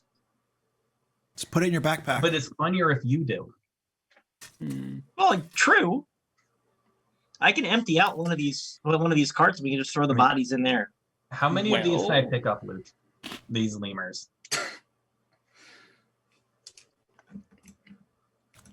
And carry them? Yeah, just to make a point to Sir Eddie. You have a strength of 12. Yes. You're pretty sure you can shoulder one of them without too much of a problem. Two would be a stretch, and it would be a pretty burdensome for you to carry. They're medium-sized creatures. They're not particularly small. So I'm just going to start gathering them up and sticking them into the minecart closer to the door real quick. Okay. You stuff them all into the minecart. And just to be a jerk, I'm going to throw one of them over each shoulder and drag them to the minecarts, 2 of them at a time. Ah! All right. Oh, all right. Okay. Thank you. What's your strength, Sir Eddie? 16. He puts Like, you to the shame. strongest character is a halfling. The most charismatic character is insane. Yeah. The smartest character is Sounds like almost a D&D. criminal. Wait, did you say the smartest character is a war criminal? No, almost a criminal. I didn't say a war criminal. Though that would be funny with a war wizard. It's a new class. War criminal. Isn't that basically the rogue? Ooh, you can make an argument to that. Right. Well, we have ourselves some hellish shenanigans. Let's go investigate. Are you certain that you are all right to proceed? Oh, I'm fine. Excellent. How's Lead the way. How's I'm gonna Lucius be- feeling? Hmm? Elucius. Aloysius. Yeah, feeling pretty good. I mean, not really, but I follow you guys. Well, it's Don't always worry, good to know as that soon as we find a cleric, we'll be fine. if we're lucky, we may find one of Bane. My second win got me back almost everything I had lost, so I'm good. Except for your use of second wind. True. Well, But let's proceed down. but I figure by the time you guys can finish discussing whether or not we should go forward, I can take a short rest. Indeed. Come on, old goat. Let's proceed. All right. You guys begin pressing onward. Lots And of darkness. it continues straight forward. And also, if you go straight forward, it like twists off to the side a bit. Mm-hmm. And then it also, Sir Eddie, you can see off to the left, it opens up into, looks to be a larger chamber. Does it turn in either direction further down? I can see 120 feet. Stand by. I will reveal a little bit more. What do your halfling eyes see? A big space to our left, or we can keep going down straight. I don't like the idea of leaving anything unknown behind us. Just Leave no- so you guys know, if there's more boxes, I'm smashing them with my mace. I'm not offended by that idea, which is unusual because it's one of your ideas. Which means it's a good idea. Well, Fenner does have the oddest gem. Sir Eddie, looking inside that room off to your left, you can see there are raised wooden platforms with rickety stairs, off to either side of the room. And lying in the middle of the room, just beside the track, is a heavy minecart on its side with rubble spilling out of it. A track runs through the center of the area, similar to the other areas. However, the track and the chamber itself ends in a pile of rubble. It looks like the entire ceiling here collapsed down. Oh, collapse. However, as you examine it a little bit more in depth, it looks like there might be just a little bit of space between the top of the rubble and the ceiling, enough for someone to maybe squeeze through. Okay, you guys wait here, and I will Oh. stealthily move up to the hole and peek. Not through. again. Eddie, we have Sir Eddie, we have talked about this. Don't go slinking off into little crevices. Do you remember the Ankeg incident? I'm going stealthily. Please make that stealth check with disadvantage. Oh dear lords. Are there any other bodies underneath the 5. wood things? Could be. Eluicious, please give me a perception check as you look around. And if you move a little bit into the area, you're going to be able to see better. Yeah, I'll move a little Oh bit. dear. Halflings are known for their stealth. So as Sir Eddie clinks and clanks forward as loudly as ever, Eluicious takes a look around. Yeah, And that's a 3. you see shadows and darkness underneath those platforms. Well, now I guess I'll get a closer look. Can't tell from here. And you move forward. Eluicious, you begin climbing that pile of rubble to see Sure. and peek through.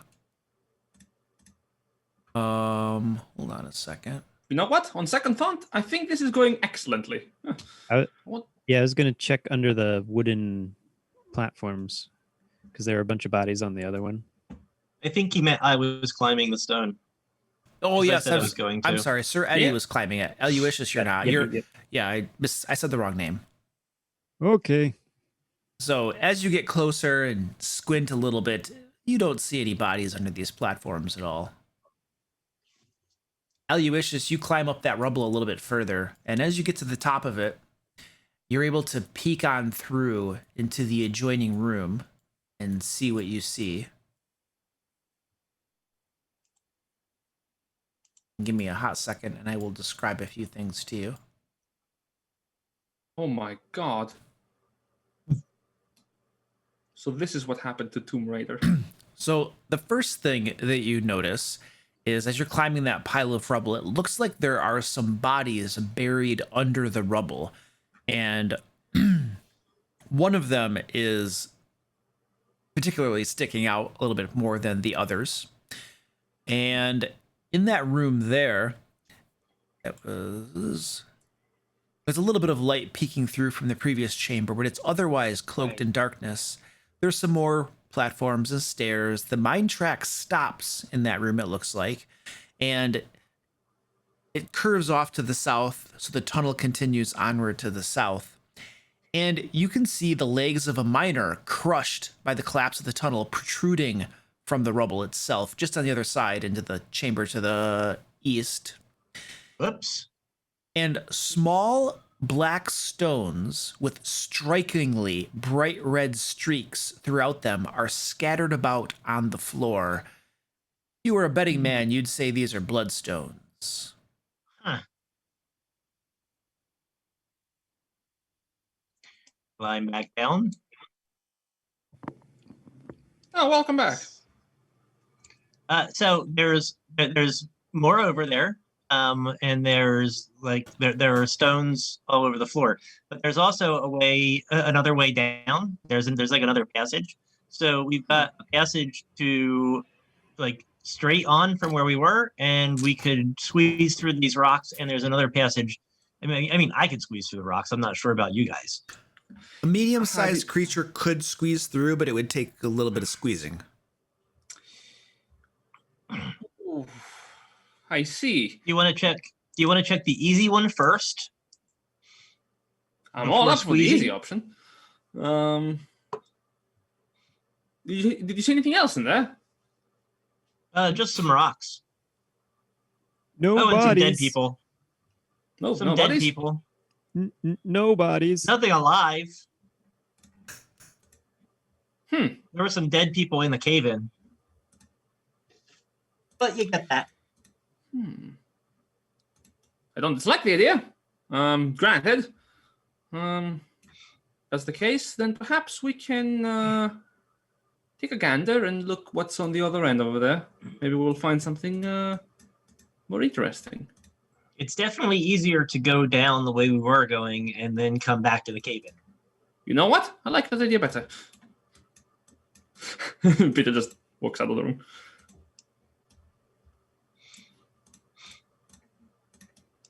Okay. Yep, I could stealthily go and peek around the corner. Oh, right. You go do that. I'm gonna turn to both Aloysius and Ofena. Prepare your blades and your magics. fancy claws are wow. So, as you That guys, is a 20 on my stealth roll with You're- disadvantage. you're very, very quiet compared to your companions. As you guys approach that bend, you can see wooden supports and planks lining the walls here, providing support to the cracking and crumbling walls. There are several large cracks in these walls here, and this area of the tunnel appears to be weaker than other areas that you've been in thus far. The mine track cart continues around the bend through this area, and you can hear the distant sound of metal striking rock, ringing from the northwest around the bend, presumably, from deeper in the mine. And as Sir Eddie peeks around the corner, I will reveal some of the map. It's a good thing the big one's doing all the scouting, just in case we get attacked. It's funny because I believe that Peter never trusts Seredi with stealth, even though Seredi's like pretty good at it. I mean, he's succeeded on 1 out of 3 or 4. Classic for this group so far. I mean, he's not quite a rogue. Well, now I admire his ambition. I mean, he's crazy. It's perfect. Might be crazier than me. Halflings are naturally stealthy creatures. I agree. So you can see this tunnel continues down for a ways. The tracks end, and then it looks like it continues to the south. Okay, I'm gonna sneak up and peek around that corner. What? Oh, there he goes. Another stealth check, please.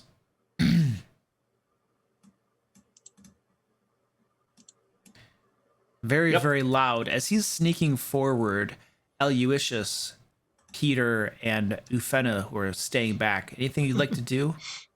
Yeah, I realize that suddenly the clunking and clinging of those metal sounds becomes fainter and fainter, and Peter just goes, "Oh dear, he's running ahead." Chase after him. Yeah, I'm gonna just sprint down that hallway to catch up to him. Yup. Like dead sprint. Well, Okay. now I'll stay here and keep an eye out on both the tunnels. Okay. Aloysius is... Give me a perception check, Aloysius, as you keep an eye out. My speciality. Aloysius, as you stand there looking around, you can't help but notice in these cracks along the walls, it looks like one of the wooden planks along the walls, the space behind it has been hollowed out a little bit. Oh. Cool.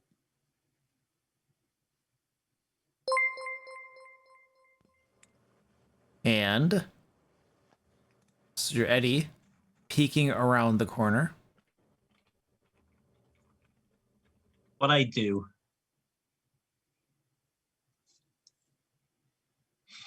Continues on even further. There are a lot of tunnels in this place. Well, it's a mine. No, it isn't. It belongs to that Z guy.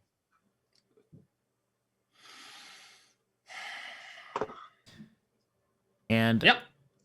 so hold on a second. I need to describe something as well. So as you came up to that bend, Sir Eddie and Ufena, who was running along, and then Peter, a thick, foul odor swarms your lungs and clings to your nose as you near this area of the chamber right here. And the mine track comes to an end, and you can see a small bucket sitting flush against the northern corner of this area. A muddy, rusty shovel lies in the mud with the handle slightly sunken into it.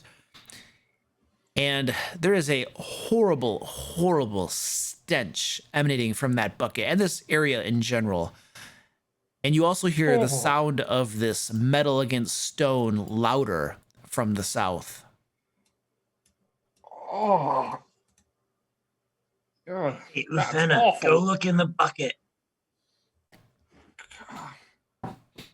Just I'm gonna start sneaking up, curious about what this smell is. The bucket's up here. Oh, my bad. Uh, Gonna just look in this bucket, see what's in there. Is it just full of like lemur juice?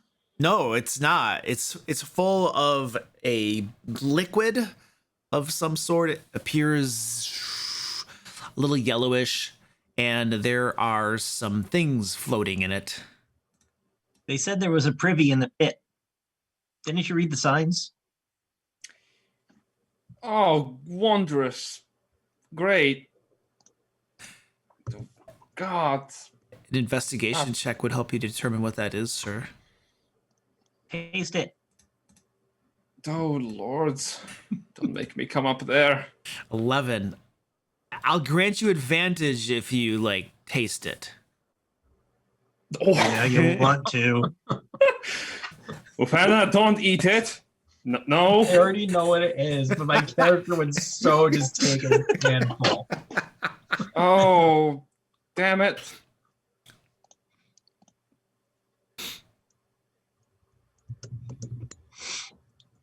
So is that a yes? Unfortunately. Okay, Oh. make another investigation roll. I'm granting you advantage. All right, so the whole kabang, you dip your hand in there, you get some of that stuff, you taste it and everything, and you know what? You're not sure. I just carried a bucket back to Peter. Hey, Oh, Peter, they made a good drink.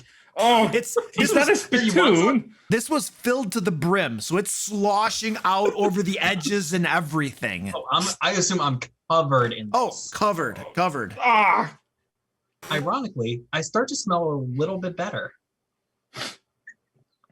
I'll write that down.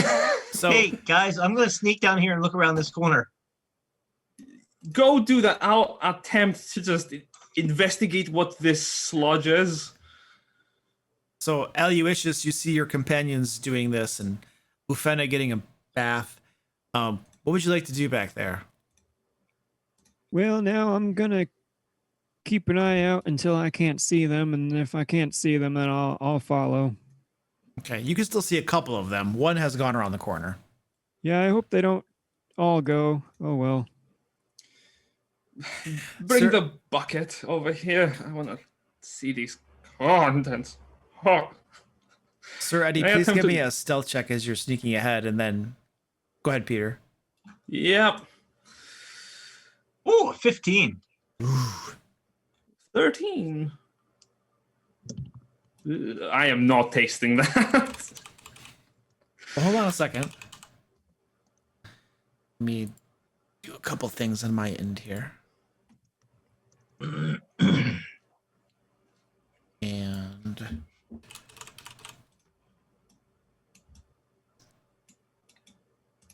In a moment, we'll realize that Sir Eddie has once again moved forward, and we're going to have to run after him. And Sir Eddie, you're being exceptionally quiet as you advance forward. And Peter. Oh yes, Peter. This is a bucket of urine and feces, no doubt about it. You want some? The only thing is that the coloration is a little bit different, and the feces itself isn't your standard run of the mill. So it was probably produced by a different species than human, which might explain why Ufena failed to identify it, something so common. Yeah, Peter goes, you know what? You can have this all to yourself. This is a wondrous... in fact, I believe there might be even magical properties to the contents of this bucket. So these are all yours to enjoy at your benefit. It might be a potion. I know what my character would do. I can't. Oh, God. Peter's gonna leave. I will leave that to the chat's imagination. What happened next? Dear God's mercy. Aloysius? Sir Eddie, what did... Oh, So Sir Eddie has gone ahead Oh, While you guys were yeah, all investigating. yeah. Peter is gonna just shake his head and proceed to move down to find Seretti. 5 years of academic study. 5 years of academic study. It was all worth it. Yep. Oh, Well, now I don't think Ufena should be doing. Oh no. okay, I'll attempt to sneak up towards Oh, Seretti. everybody else left. I'll go to the next corner. Okay. Aloysius, it's very difficult to walk through this area now without walking in this slop that Ufeno so brazenly spread all over the floor. Well, now I'm not too happy about that. Somebody owes you new boots. Sir Eddie, you peeked around the corner, and I will describe to you what you saw there. Okay. This chamber was quite bright, with sparkling crimson stones covering the chamber from floor to ceiling. A large tent was set up in the southern wall of the chamber. You saw a small crate and some extra tools lying to the side of it. There was a barrel sitting on the other side of the tent, and resting between it and the raised wooden platform that's built against the western wall. At the top of the platform, there are more mining tools. Notably, you can see dark-skinned dwarven men and one woman mining the wall currently with pickaxes going at it. And in between them, you see a little barrel or box or so with some glittering gems stacked up inside it. You can see a fire pit in the room. And on the ground floor are 3 fiendish creatures. They have spikes running down their backs, barbed tentacles covering the lower half of their faces, and they are watching the dwarves with wicked snarls on their faces, and occasionally they bark orders at them. I'm going to take a couple steps back so that nobody else comes around the corner. And then I am going to lean in to Pete, and I'm going to very quietly describe what I'm seeing. And right down to the purple dudes with the weird beards. And they were the purple dudes with weird beards were wielding pole arms as well.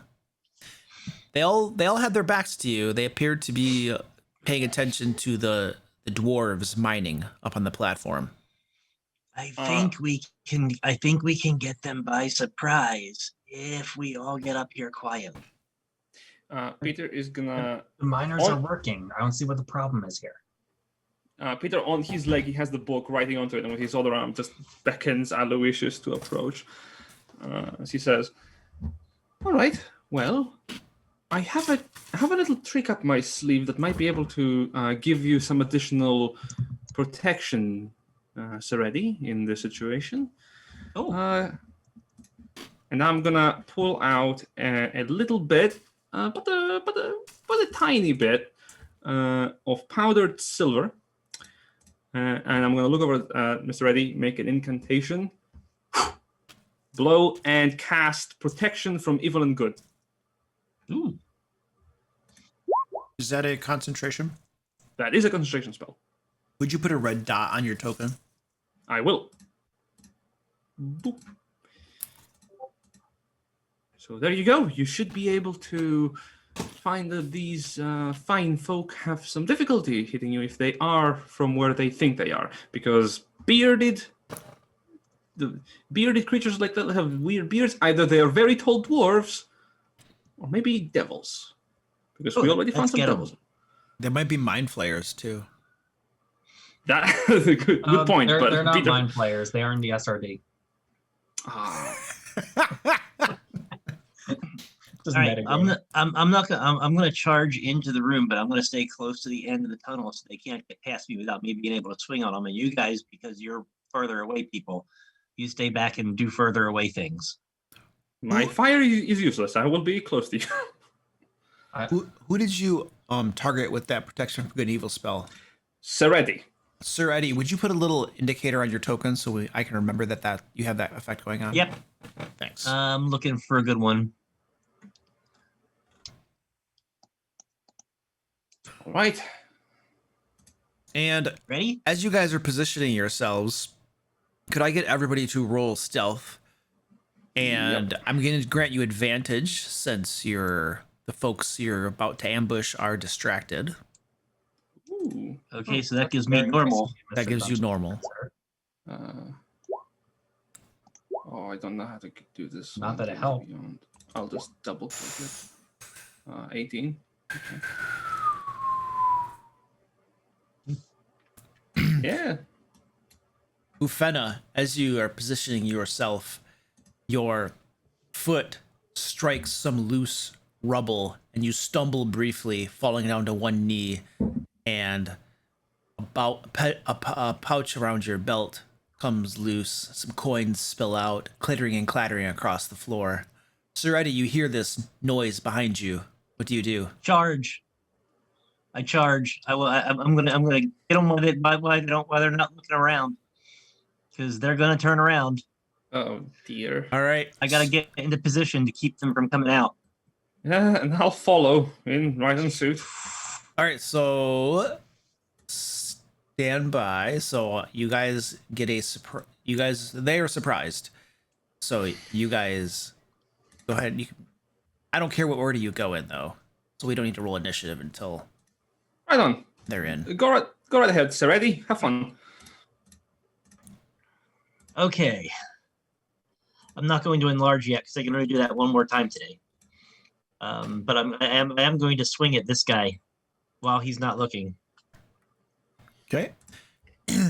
And I'm gonna give you advantage on it too. He's surprised. He's got his back to you, not paying attention. Okay. Oof, solid hit. There's a 24. Oh yeah. And I don't know if they have resistance or not, but I did 9. 9. Ooh. Yep. Nice. Your weapon cuts into him. Grunts. Oh wait, who wants to go next? Either two of you. I want to go last. I'll go then, unless you want to, Aloysius. Well, then I'll go next. It's easy. And just half my movement up. I don't still know if they're hostile or not, so I'll see what happens after they turn around and probably attack Sir Eddie. I don't know that. I don't think you have line of sight to any of them though, based upon Yeah, where you you- are in the cavern. Yeah, I don't want to have that just yet. Okay. I'm gonna running past Sir Eddie, getting up next to this one, claws out again, trying to claw away at this thing while cackling like All a right. crazy person. And I assume just a straight roll. No, you have advantage. Giving you guys advantage. Not that it helped. Your claws are unable to penetrate its hide. We are great. We roll so high. Who has a gun? Peter? Yep. Cool. I will move down 5, 10, 15, 20. Look in, see these creatures. Immediately, just Peter goes, "Oh, yikes! Oh, yikes! Eh? All right. I don't think it is wise to reveal that I'm a mage immediately off the bat. So instead, I'm gonna grab my trusty dagger and throw it at one of them. All right. Attack roll. Yep. Where's my dagger? You have advantage. Yep. Should be a dagger in here. There it is. Nope. This is not equipped on my equipment. Damn it. There it is. Okay, fire a dagger. Ha! 9. You have advantage. Oh, yep. Roll again. 15. Your dagger sinks into its flesh. Yeah. Oh, that worked. and turn back around the corner. And Ufena, you note that the wizard managed to strike this thing where the clawed cackly person didn't. And have you guys all gone? Yeah, I believe so. All right, let's have everybody select your token and roll initiative. All right. Let's go once again. Hey, 17.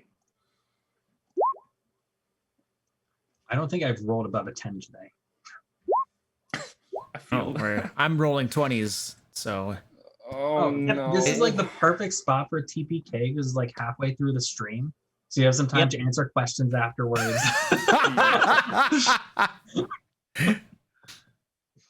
Let me sort this.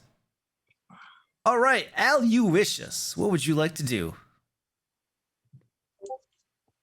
So far, you guys have ambushed some innocent miners and their foreman. Well, now that's my point of view too.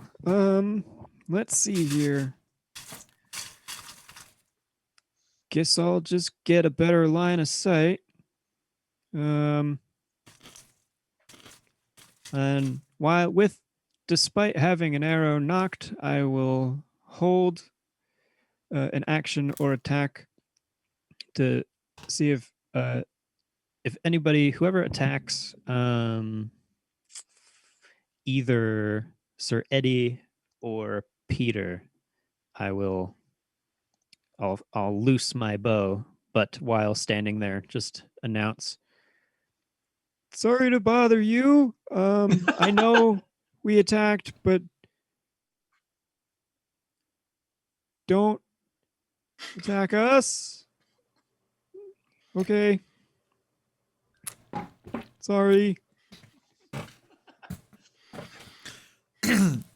All right, why don't you make a persuasion roll and see how convincing that plea was. Oh my.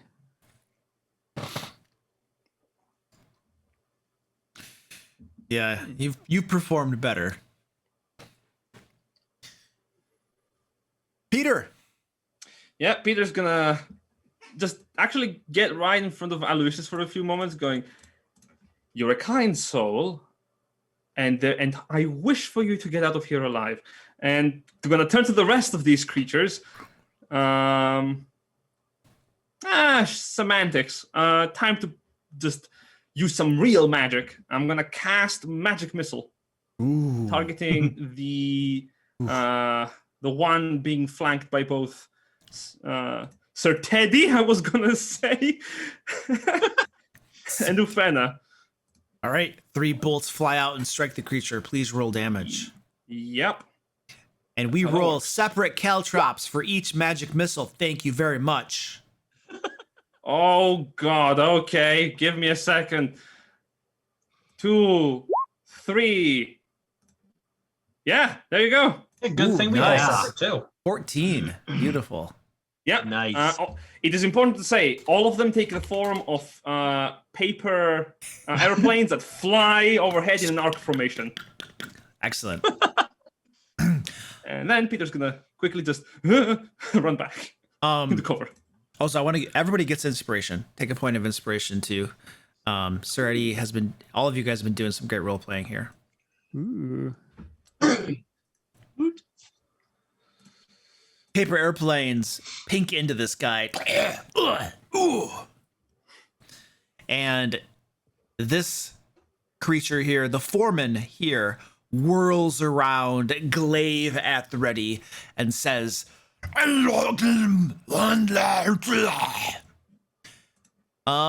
go through what languages folks speak to see if anybody understands this. Infernal? Yes, this is infernal. So, Peter, you understand this. And it turned around and said, "You fools, you are going to be our newest additions to the slave workforce." Does it have dental? No, I'm gonna knock your teeth out. Yeah, Peter's gonna shout in common, "They're bad guys!" Yeah, How do I you figured know? from the big green spiny beards. And this guy right here looks between Ufena and Sir Eddie and scoffs at Sir Eddie and attacks Ufena. Hey, I'm insulted. The glaive comes around.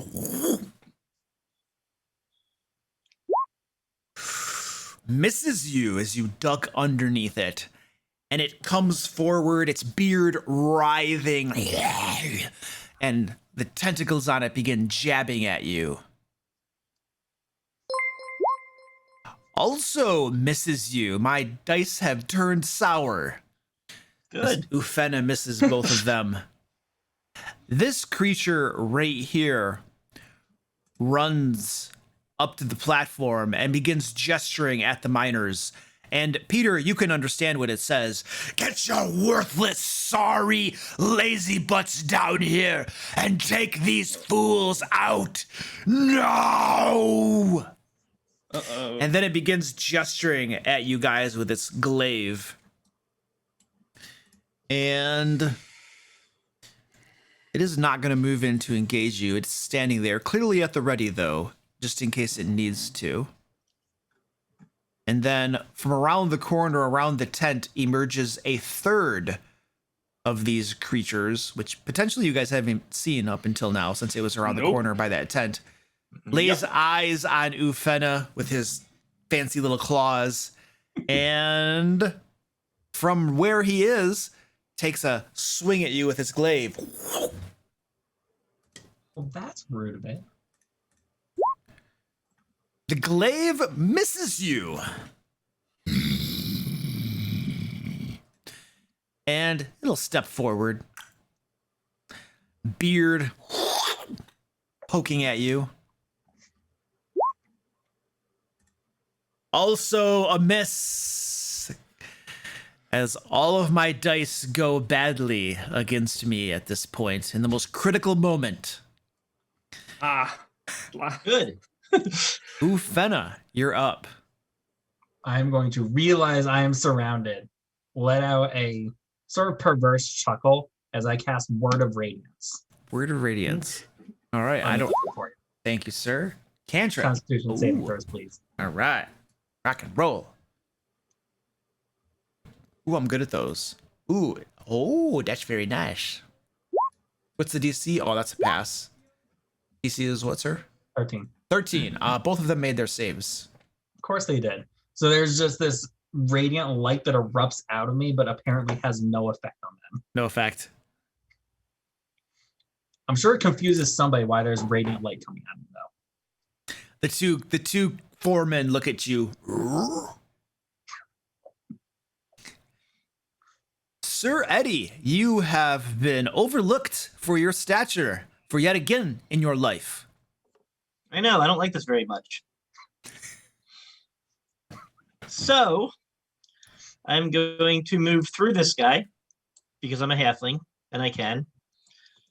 And then I am going to fill all 4 of those spaces. Oh, nice. Here we go.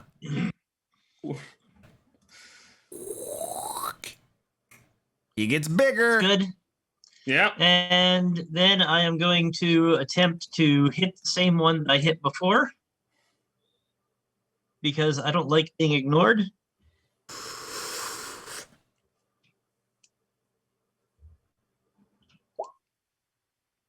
With an 18. That is a hit. So that is a total of 15 points of slashing damage. Ooh, very nice. Sir Eddie, this is the second time you've struck it, right? Yep. You are beginning to note that your weapons aren't doing quite as much damage as you would expect them to do. Something about these creatures is taking the sting off.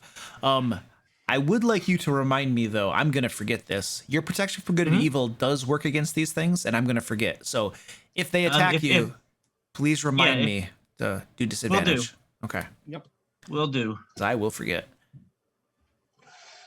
And the dwarves on the platform, they look around, they spot you guys attacking their foreman, and They glance at their foreman that just yelled some orders at them. They take their pickaxes, and one of them, the older one here with gray hair and stuff, yells out, "Income, in a language. What languages do we speak? About Dwarven. Anybody?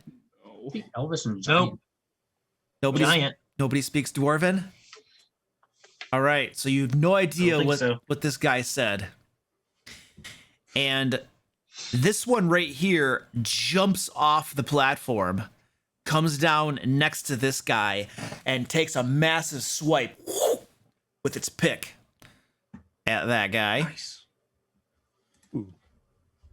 Way to go. We got some friends. Oh, my dice have come back. That's a solid hit. I just hate the display here. I can't figure out what the heck this crap means. Oh, that's a critical hit. Ooh, that was a crit. I critted him. So I think this means Nice. a total of 14. Nice. I just get the one attack. Looks like the one attack. The female rushes and jumps down right to there. And then she looks at Sir Eddie, flashes a smile, and she begins to grow as well. Also becoming a large creature. Her pick enlarges with her. She casts you a wink, Sir Eddie, and then turns her attention to her foreman here as she readies her pick to attack him, presumably on her next turn. And this dark-skinned dwarf right here jumps off the platform, rushes forward up to this foreman right here, and swings his pick at him. It is a miss. And this one up here is... He's going to dash over to here. He's still up on the platform. And he begins hacking down at the foreman down below. And that's also a miss. So the dark-skinned dwarves have turned on their captors, it would appear. Nice. Top of the order. Feel free to discuss. Right. So these fellas have some tough skin. No magic weapon when they means need to get back to work after this. Yeah, I don't have no magic weapon means hit them a lot. So that's what I'm going to do. Yep. Yeah, I think I'm gonna be throwing some more paper airplanes. I do have a magical attack on my weapon, but it does fire damage, so I'm not using that. Yep. I just have 2 spell slots, and we're probably not gonna get a short rest, so I basically stuck to cantrips. Hey, we might be able to rest in this room. Who knows? We just have to survive long enough. Yep. All right. Al, you wishes. What would you like to do, sir? Well, now it looks like we got some new friends. I'm gonna shoot the one that is attacking my older friends, my more longer term friends. I'm gonna attack that one. Shoot. That guy right there. Yeah, the first one everybody attacked Okay. with the longbow. Oh, yeah. Giddy up. Nice. Oh. Owie. I think I'll keep my position. All right. Peter. Yeah, okay, so Peter has not seen what is about to be seen, so Peter just turns around, expects to see one foreman, not only sees 3, but now a giant woman as well, and he's like, Yes. I knew we made the right choice of coming down here. And he is gonna turn to the first foreman that everyone is ganging up upon and cast the 2nd level magic missile on him. All right. So that's 4 paper airplanes, right? each of which Yeah. is rolled individually for damage. 2, 3, 4. How much total damage was that?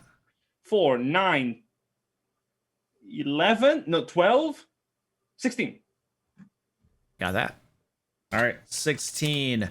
4 paper airplanes slam into this guy, blasting holes in its hide, and it is not looking too good. Your paper airplanes have taken their toll. It is heavily wounded. The old trick still works, and I am gonna... Yeah, you know what? This strategy seems to be working quite well. Everyone's fine. I'm just gonna run around back again into the center of the wall. Yep. I'm the wizard. I'm not supposed to be in the front. You're the wizard.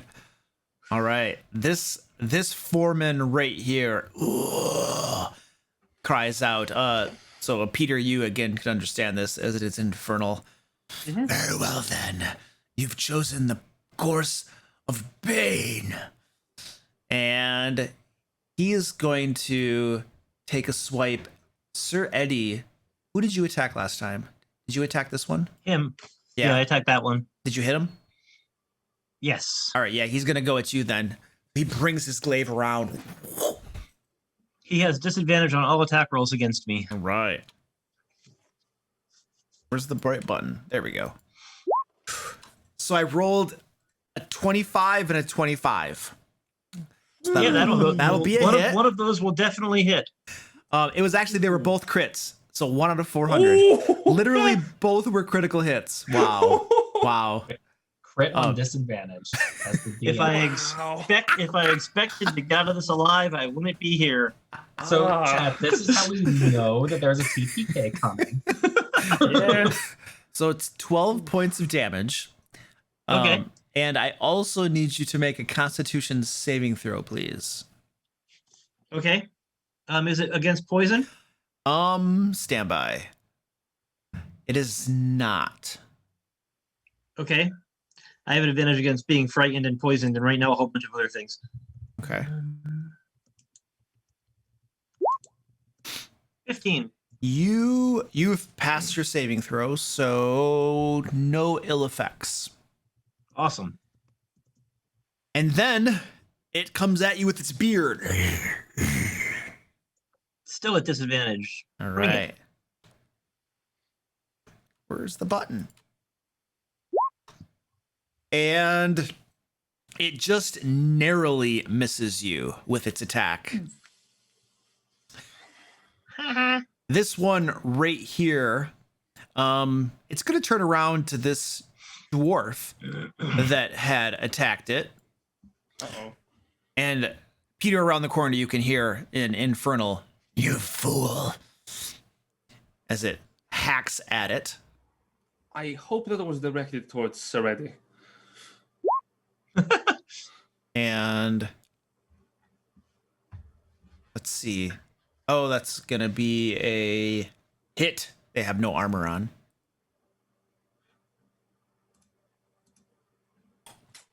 For 6 points of damage. How much do these guys have? Ooh.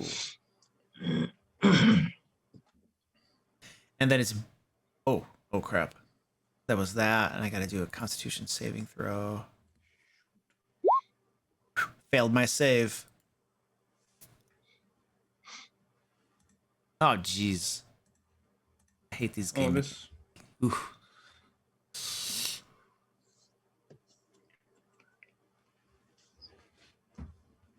And he comes forward with the beard on that guy. God. Oh, that's a critical hit. Rest in peace, soldier. And that dwarf is looking mortally wounded now, having just taken a glaive to the face and beards and stuff. He's crumpling over in pain. And I think I haven't done this guy yet. So he's going to attack the woman. She's probably the biggest threat with the glaive. Hey, don't hit her. That is a solid hit for a little bit of damage. You're not listening. And she failed her saving throw.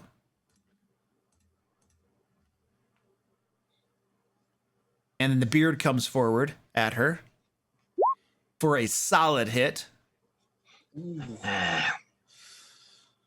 She is looking not too bad off at this point. I believe that's all of the foremen have now attacked, bringing us Okay. to... At the end of their turn, this guy needs to give me a wisdom saving throw as the rune on my shield flashes white. Oh dear. What? Ooh, What was this? what is that? This is me activating my stone rune. And you can do this like in the as a reaction to something? Yep, as a reaction when someone ends their turn within 30 feet of me. Okay. So I rolled a 21 and a 21. Yep, that's going to save. No effect. All right. It glances over at you, scoffs and snickers. Ooh, Bring it. Fenna, you're up. Do either of these things in front of me look damaged? This one right here is very heavily damaged. Okay, then I'm gonna try laying into that with my claws again, just cackling, clawing away at it.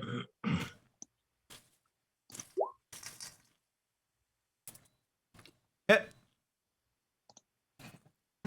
Ooh, that's some.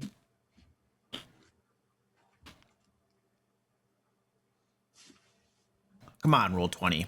Roll 20. That'll do it. Would you like to describe how you kill this thing? Yeah, just clawing away at it like almost like a wild animal, just clawing away. Bits of meat go flying, and then right as it's about to hit the ground, I am going to turn invisible as a bonus action Oh, very nice. and try to That sneak still only back counts into as the- one. You turn invisible. There is a barbed tentacle on your shoulder, from rending it apart. It's invisible with you. Oh, okay. Oh, And then you go into the tent.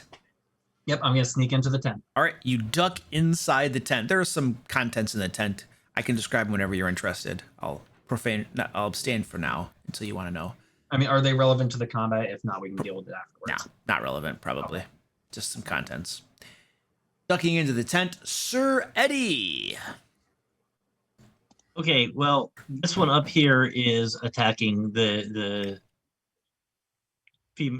fair maiden who's capable of doing what I do, but he's also got 3 on him, and this guy's by himself, so I'm gonna have to focus on him. And I'm gonna bring my longsword down and hope that it hits. And that's a 16. It hits. So that is 12 plus this, nice. so 14 total. All right, you scratch it.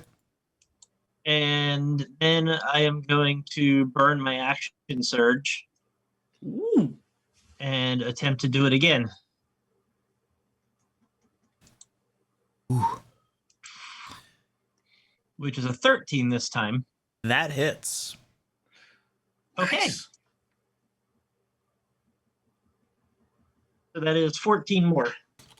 All right, you hack and slash away, your weapon less than effective, but you begin to make some scratches on it. And the gray-skinned dwarves. So this one, critically wounded,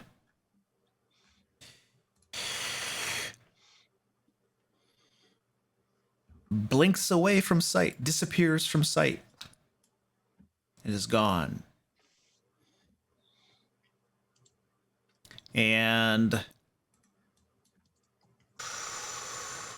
you guys can hear it retreating off this way. It's not trying to be quiet or anything, but it is moving away from you guys. Sounds like it's beginning to move around behind the tent. And the female is going to hack at this dude with her pickaxe. Solid hit. Holy crap.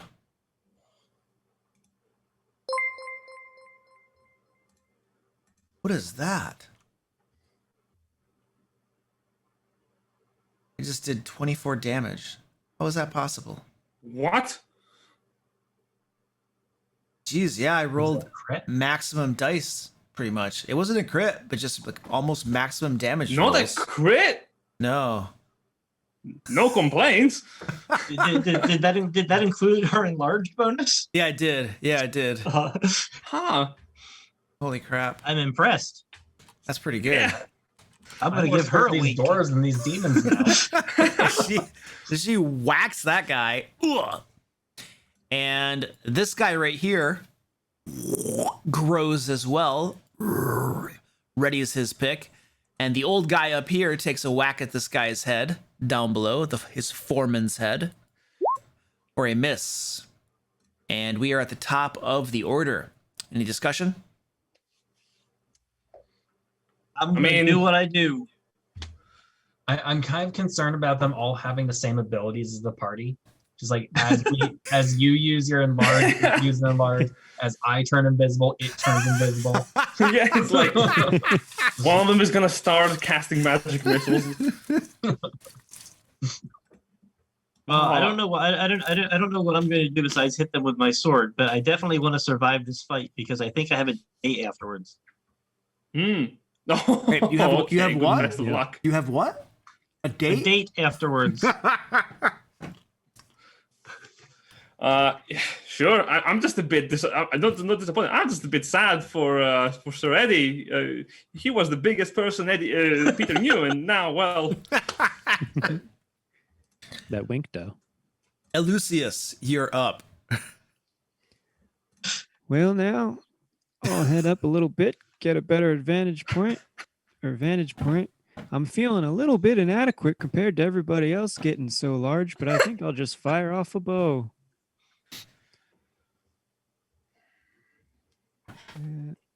There we go. At the one the two large people are attacking.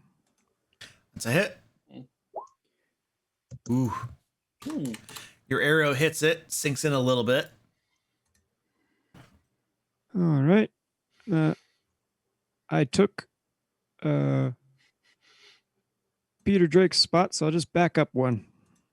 okay. And Peter. Yeah, Peter's gonna move up to Aloysius and notice the frown and go, "You have something that none of us have, a moral compass." And I'm gonna turn around to the closest of these creatures and yell in infernal, "Hey, you have a permit for being here?" And before it can even respond, I'm just gonna fire more paper airplanes. Are these more magic missiles? Yeah. Okay. Boo, boo, boo. First level one. So that's 13 magic damage from three paper airplanes. They slam into it, flesh explodes and blasts away. The thing is looking now moderately wounded. You know what? I'm gonna be right in front of Aloysius to stand my ground. Ooh. Standing his ground. And the foreman. All right. So, Ufena, are you still invisible? I am invisible until the start of my next turn. All right. So, can't see you. I have a big woman and I have Sir Eddie. It'll go after Sir Eddie. Swings its glaive at you. That's a disadvantage, reminding you. Disadvantage. Concentrating. And it misses you. It comes forward with the beard. Also misses you, unable to get past this mystical force protecting you against Foreman, apparently. It takes the form of multiple books, included but not limited to a penguin's tale, written by a fella named Penguin Butt that nobody would really recognize. Excellent. And I have one more. It is going to attack the woman. Ooh. Hey, Forgot to do stuff. It attacks the woman with its glaive. Misses her. And then goes at her with its beard. Ooh. Oh, that's a hit. She gets all stung up by its prickly beard. Oof. And Ufena, you're up. All right. So I am technically no longer invisible, though I am inside the tent. Okay. So I don't much care if I provoke an attack of opportunity. The flaps have come down, mostly obscuring you from its line of sight. I want to go out the back of the tent, try and get past the door to get over to here. Is Okay. that possible? Looks like you could just get there, yeah. Okay. And is he still obscured for me? Or would he just have cover? He has cover. Okay. You So can see him. I'm going to try Eldritch Blasting him. Eldritch Blast.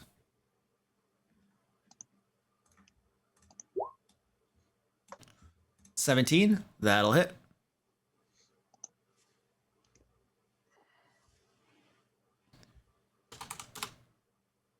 Slams into his shoulder that you can just barely see, blasts off a chunk of flesh. Ooh.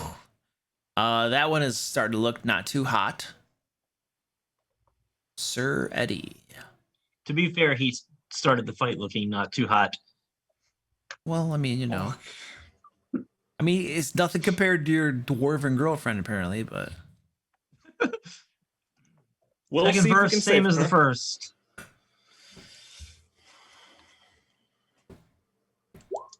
Bringing the sword to bear, that's only a 12. That will miss. And the dwarves.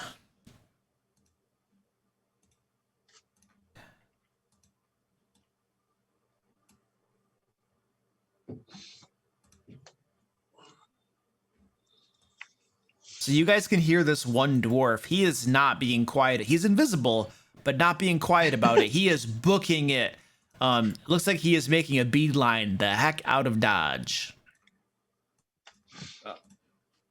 Is anyone there? Hello?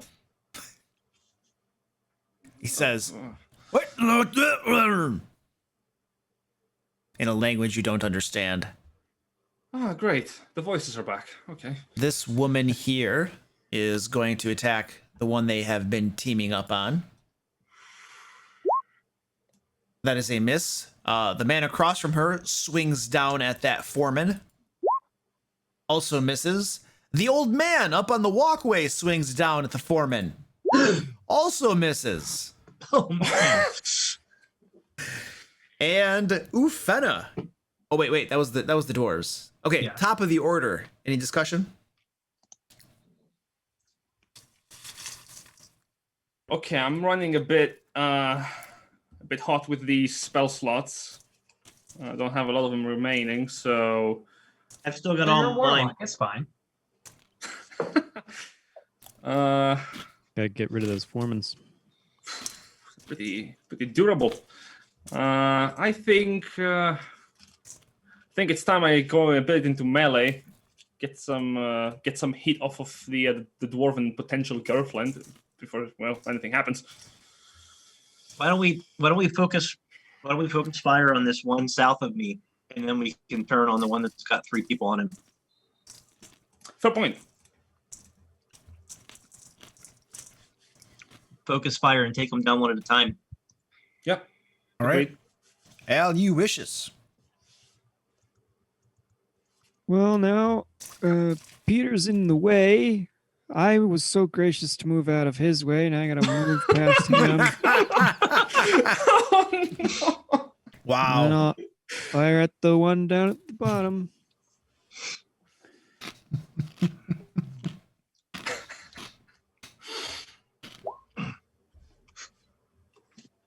It's a hit.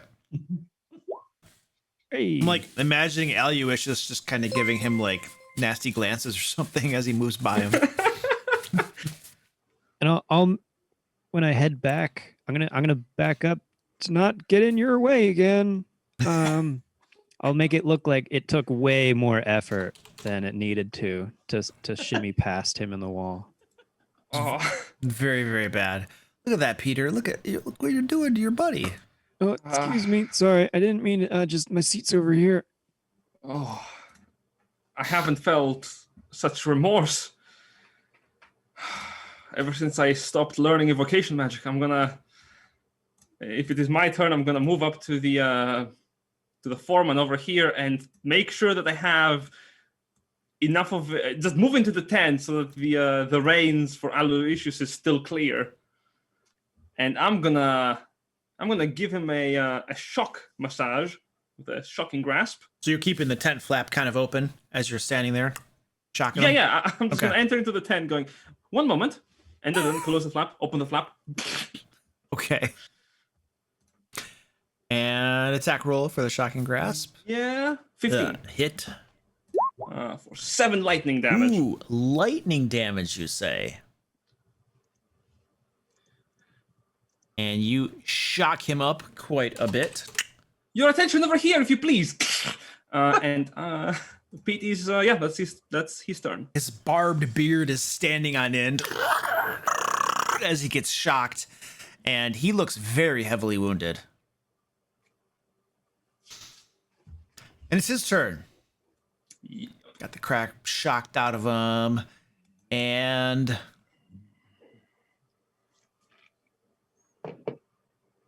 well, guess I'm gonna go after Sir Eddie. That would be a disadvantage. He's been having a hard time hitting you. I don't think he hit you at all before, did he? The last turn. Nope, not last turn. Protective wards. That's the magic.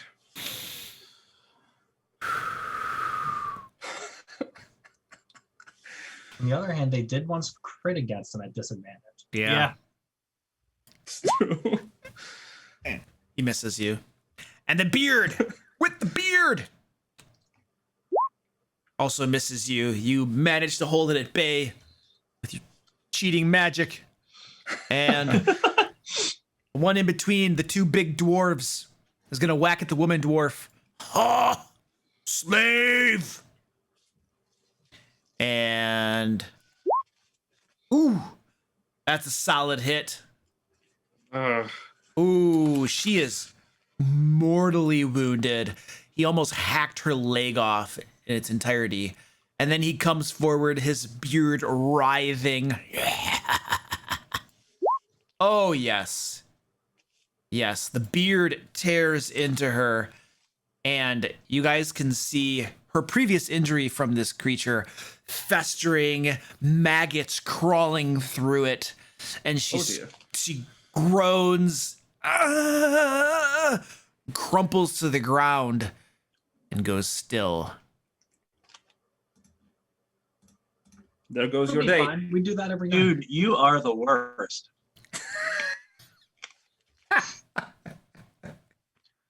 At least we don't have any healing spells for him to counterspell. And yes, these 4 men are now 5th level arcane magic users. Not in. Damn it. And Ufena, you're up. All right, so I'm gonna get back up into melee range with this guy. Go back to the good old trusty primal savagery. Cackling as my claws dig into this one. Ooh. Maybe. No. Nope. It cackles back.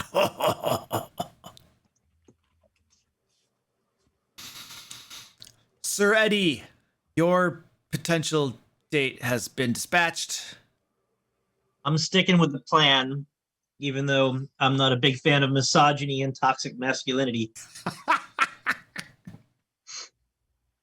And I'm aiming at the one that missed me twice. Oh, it's That's not gonna hit. not gonna hit. That's just. I'm too distraught. And the dwarves. All right, so this dwarf continues fleeing. Ooh, roll 20. It is okay. Roll 20. Roll 20. Come on, roll 20. Roll 20 is. I gotta reload it. Can't. Yeah, that happens. D&D Beyond needs to hurry their butt up with their virtual tabletop. Oh, Yes, absolutely. please.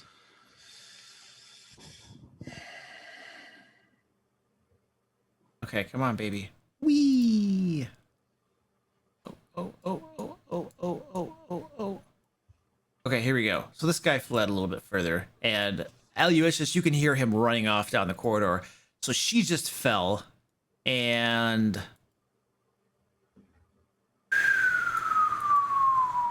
yeah, I think that's going to be a thing.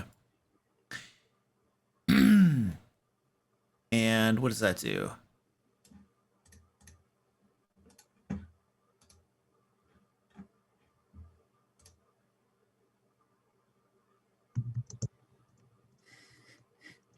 Okay. This dwarf right here quickly shrinks back down to normal size, turns invisible. Yep. And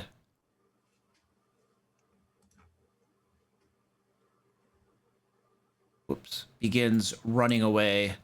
The older dwarf up here winks invisible.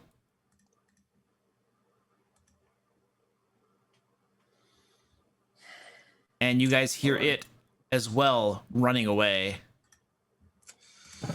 It's up to us now. And Aloysius. Wait, no, that wasn't it.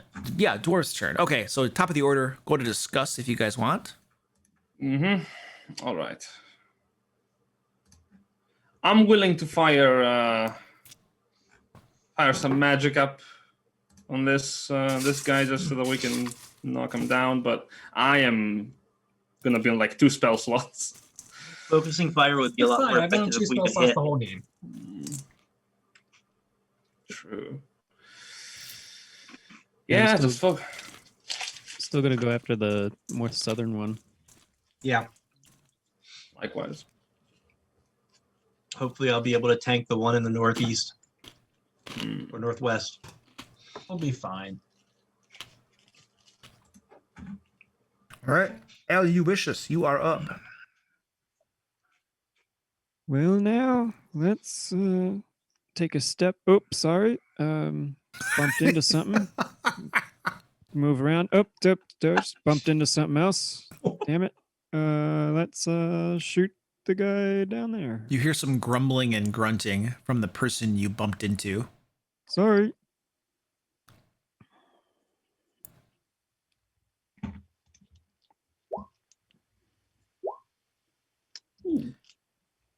And slams into him for a little bit of damage.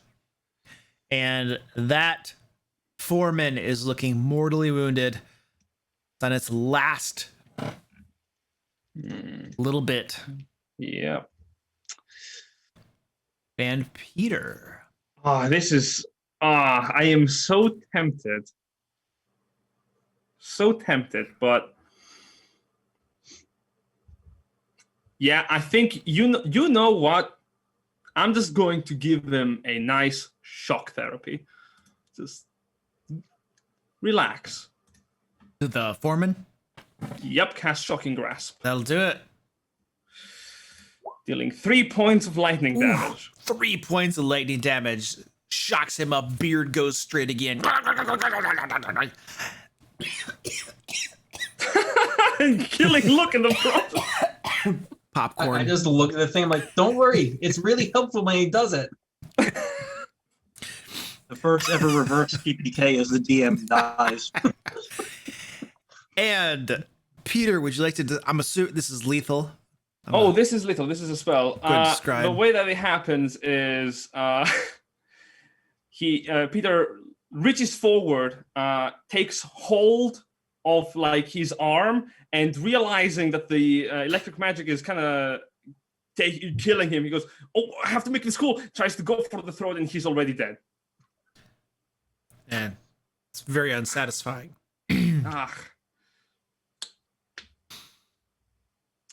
That's what I get. That's what I get.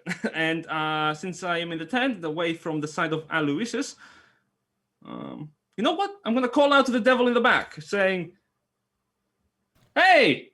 in Infernal. This beard, did it come this ugly, or did you have to try to do this? It narrows its eyes at you and responds back. Oh, it's a highly pruned, well cared for beard. Thank you very much. Oh, that's really interesting. Actually, I would like to have a conversation if we weren't in battle. And that's it.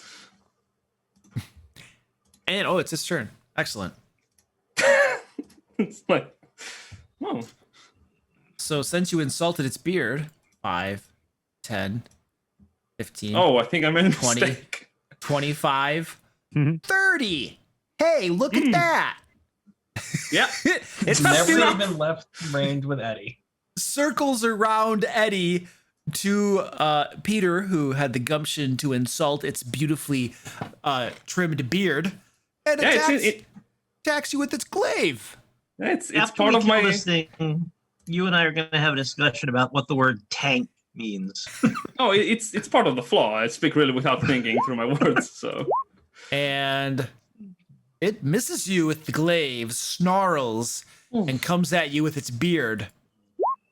Ugh. Also misses you with the beard. It's not. I'll say when it comes to the beard, Peter is gonna instinctively use a reaction to summon another book to try to block the beard. Yeah, you totally block the beard, unable to get through it. Oh, Ooh. it glances at the cover and says, "Penguin Butt. Who's Penguin Butt?" An excellent novelist. Oh, What have we learned? Wonderful. Well, we're gonna have a book burning today. Peter looks shocked. Were And we talking about that yesterday? Not cool, man. Ufena, you're up. Wait, were we talking about burning penguin butt yesterday? Yeah, it was. Yep. I told you guys that you are not allowed to do that. It's very bad. Yes. Well, I am going to cast Eldritch Blast on him. Because that was a very mean threat. Not cool. Not cool. That's a hit. And definitely it. Ooh. Blasts into him. Ooh. He is looking moderately wounded at this point. Sir Eddie, he ignored you yet again, despite your large size. It's almost. Yeah, there's just nothing you can do about it.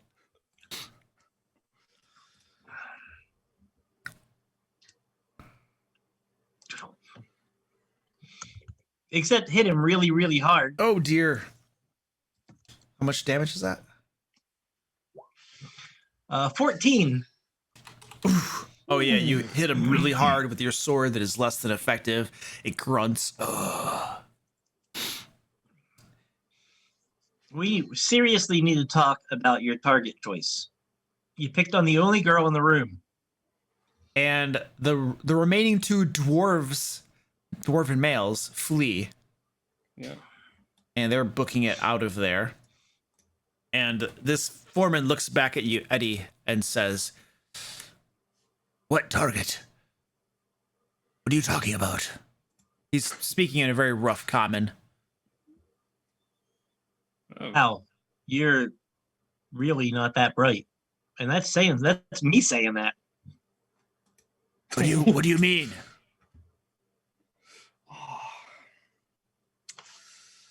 They all look the Her. same. Oh, okay. Now that's just racist. No, it's speciest.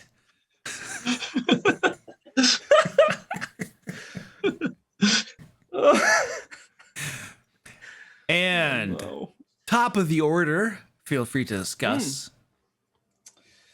One to go. I mean, it's elementary at this point. We performed the good old-fashioned special, which is just run around and bash them. Sounds like a plan to me. All right, Aloysius, would you like to kick that plan off? Well, now, yep. And step up, get a better vantage. Fire the bow.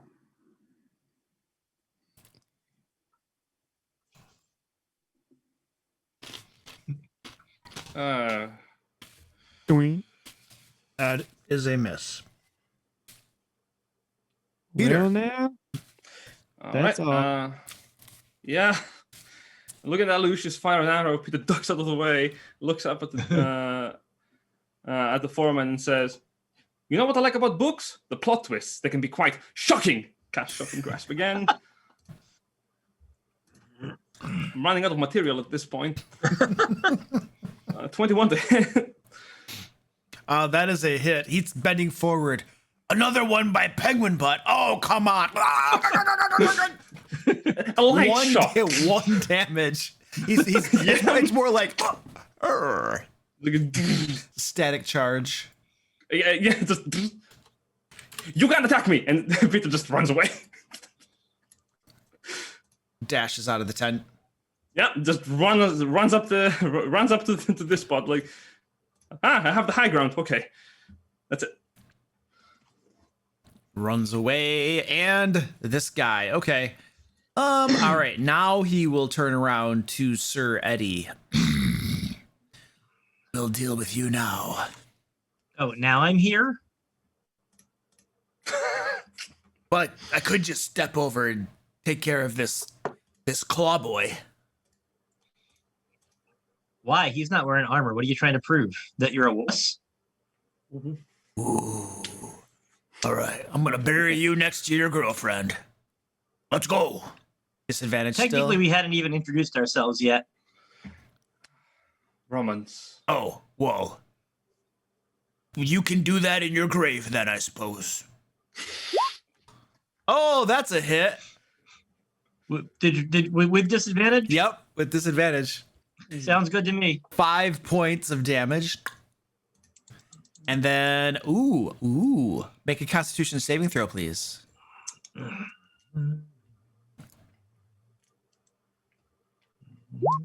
Ooh. Not good. All right, yeah.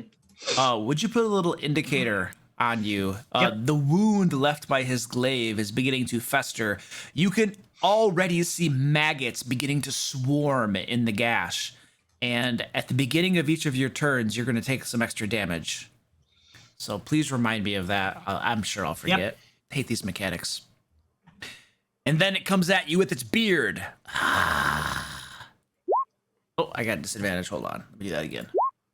That will miss you. Ooh, Feta, you're up.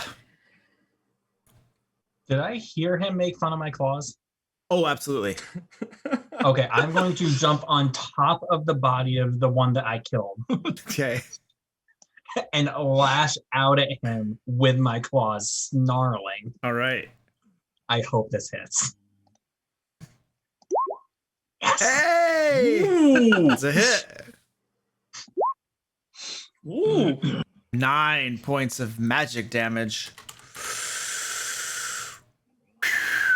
Your claws sink in, and it is very heavily wounded. Blood, weird bluish blood running down its body. It looks at you. Ugh! That's all you got. It's clearly almost dead. And that'll bring us to Sir Eddie. Infernal wound. Oh, yes. 4 points of damage. Ooh, nothing burns. All right. Well, I could worry about this, or I could kill him, and I really want to kill him.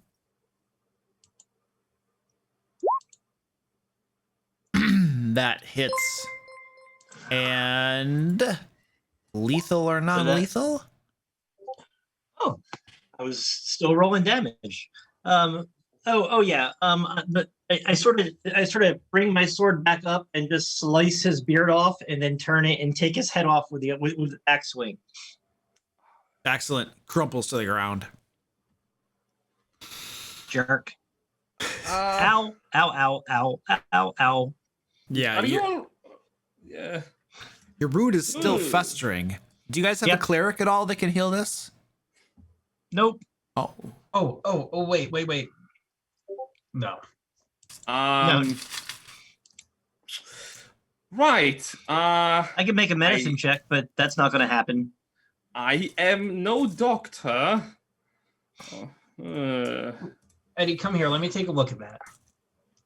I'm right here, standing right next to you. Seriously, I'm like 9 feet tall. I just want to look up at the wound, see if I notice anything. I'm not actually looking at it because I don't understand what's going on, but I'm pretending to. Okay, give me a medicine check as you look it over. Like I said, I'm pretending to look at it. Yeah, it doesn't look good. It's got maggots swarming in it. You're pretty sure he's probably gonna die. Eddie, it was nice knowing you. Can I have your stuff? No, you can't have any of it. Can we have bacon at least before you die? Oh, come No, you don't get any bacon. Where's your pig been this Just whole time? Pete and Aloysius. Where's the pig been this whole time? Did you ever get it back? Oh, I left the pig with a dwarf out front. While it is very touching that you thought of on your will, it cannot be that bad. Let me have a look. Can I try to look into this infernal wound? It would be nice if it would stop bleeding. Yeah, That would be nice. It's very bad. Peter, make a medicine check, please. Oh, I'm not proficient in it. Let's see what I can do. 9. As you study it, these maggots are eating away at his flesh. You see, the problem is I don't know what this is. Problem is that it's bleeding profusely and there are bugs in it. Sir Eddie, another 4 points of damage as these maggots eat away at your flesh. We need to get those off. I'm going to attempt a medicine check to see if I can staunch this. Okay, you give me a medicine check roll as you begin to claw the maggots out and use a cloth to try to like contain This is the not blood going flow. to be good. All right. This is going to be good. All right, so you take out a knife or a dagger and like cut away the maggots and cut away some of the flesh. Ow, and, ow. and bandage it up the best you can. Ow. And Field dress. it feels like you have successfully stopped the wound from getting any worse. Well, I'm really glad I travel around with 2 smart people. Smart. True. I did not study how the body works or how infernal shenanigans works. Oh, there's my dagger. I'm going to pick up my dagger. I'm going to return to normal size now because I'm sure a minute is up by now. Okay. And I'm going to Let's drop point out that we concentration. all have a +0 to medicine. So do I. So that was a +0. No, we all do. We I all just do rolled better. None of us know. Well, now, shouldn't we get him? If none of us can help, shouldn't we get him up to someone who could? I think it's good now. I just need to rest for a little bit. I think now would be a good time to like take a little break. Indeed. But first, Peter is going to look up to the giant dwarven dead woman and take a moment of silence to pay his respect. She did shrink back down to normal size when she died. I forgot to describe that. Well, not giant of stature, but giant of heart. There it is. Yeah, her heart looks normal size from here. See, it's laying right next to her. It is. Mm-hmm. A solid point. Would I know whether or not like size changing like that's a normal dwarvish ability? Give me a history check. Ooh, I'm good at these. You have never heard of dwarves that you're aware of changing size like that, no? Should I attempt it? Sure. I'm going to open my book and just take a moment to look. So, yeah, normal surface dwarves don't do this sort of thing, but you have read stories in the annals of history about the dark-skinned dwarven race of Dwerger who live underground. Well, I mean, normal dwarves too do as well, but these Dwerger usually live deeper underground, and they are known to both change size, grow larger, and turn invisible. They're traditionally an evil race of dwarves as well. Oh. Well, this one is a duergar, actually. Peculiar. These I don't speak Dwarven. neither do I. This one is a deep dwarf, I believe is the term, or an underground dwarf. Yeah. Strange. They are not known to be some of the more cuddly folk. Huh. Peculiar. This whole infernal event is starting to make me question the mine's purpose a little bit. Nevertheless, I think we should take a moment to address the very wounded halfling in the room. No, I'm pretty sure that naturally occurring bloodstones don't glow red. Is that true? Can I try to make an an Arcana check to see if their glow is magical? Like This is probably more like a natural occurrence or something. Like for gemstones and stuff. So I'd go with like a nature check, I feel like. Yeah, let's see if Peter can understand how this works. 15. It's probably not normal for gemstones to glow. These ones have a slight sparkly glow to them, it seems like. It's possible it's some sort of special type of stone or something. It might be infused with magic or something. Peculiar. More questions? They just keep on amassing. Yeah, that is definitely not normal. Well, I'm gonna go sit on this crate and try to recharge my rune on my shield, and keep an eye out on the tunnel while you guys like do your thing. Well, now I was gonna go a little bit farther up and also keep an eye out on the other tunnel. Right, Aloysius. I'm gonna move up to this little campfire right here. Are we taking a moment of resting here? Or It would be nice. So, Luke, I as a player can see that there are the gemstones in there. Would Ufina have any way of knowing that they're in there?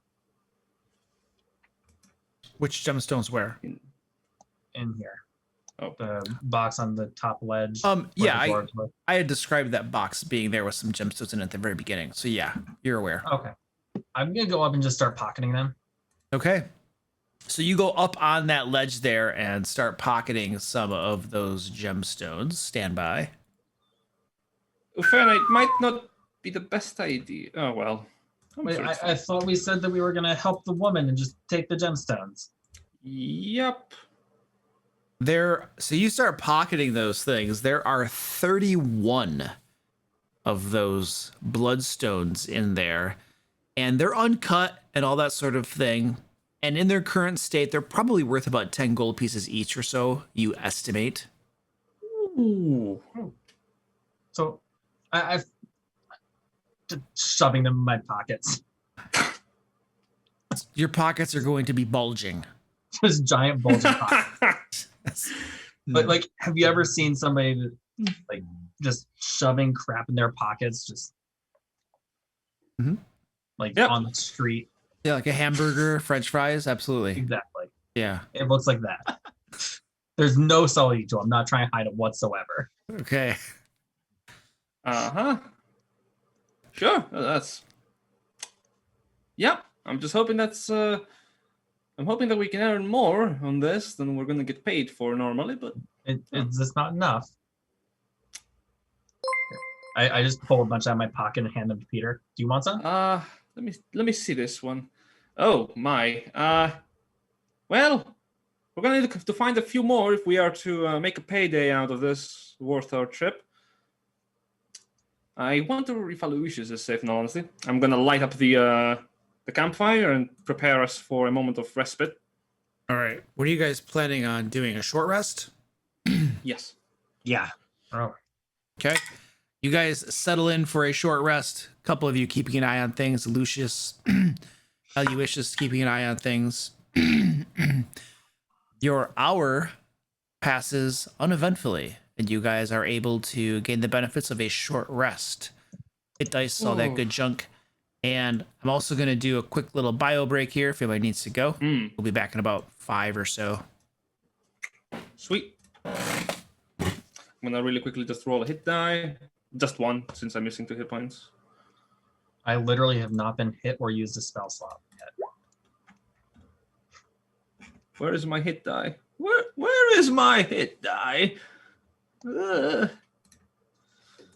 can't read.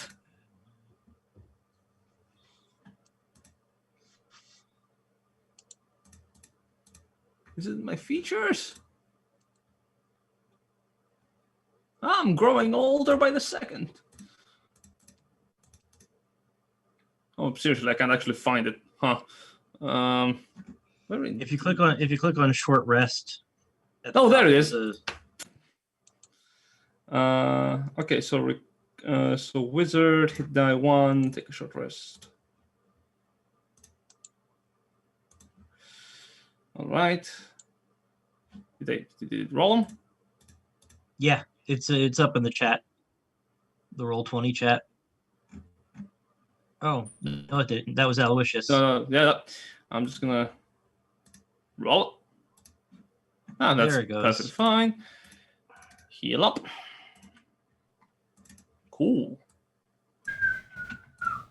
And now, I shall return as well. yep, I'm gonna really quickly just read up on my recovery feature. Making sure it all works fine and dandy. Up to combat level of 2. Oh, I'm definitely getting 2 first level spell slots up in here.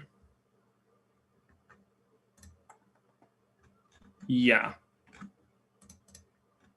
Way more versatility than 1 second level. Okay.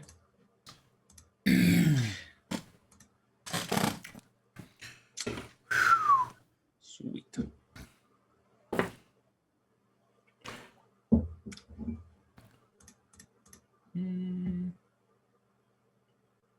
Right on. And I'm going to also just resume with a bio break. Short rest is finished. Alrighty.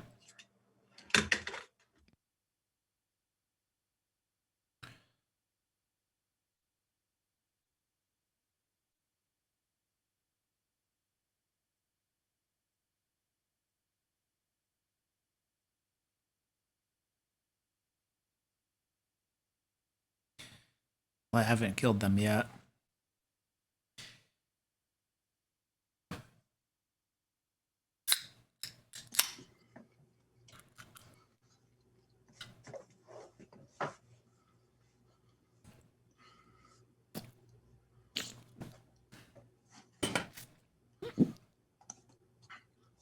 Don't worry, the CR 35 demon is the next encounter, isn't it? Sure. Just getting warmed up to it. Yeah. My wife is good, Eric. She's happy. She did not have COVID, so she's good. Well, now I'm back, but I'm eating, so I don't like doing that on the webcam. Oh, that's fair. I've got my sandwich. Yeah, I don't eat on camera either. Yeah. Luke would never.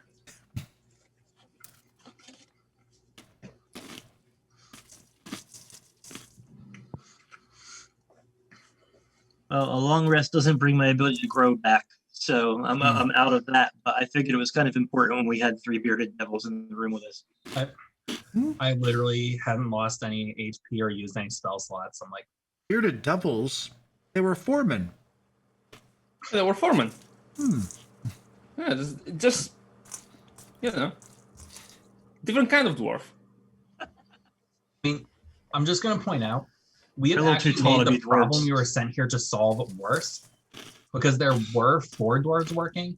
Now there's 1 dwarf dead and 3 not working.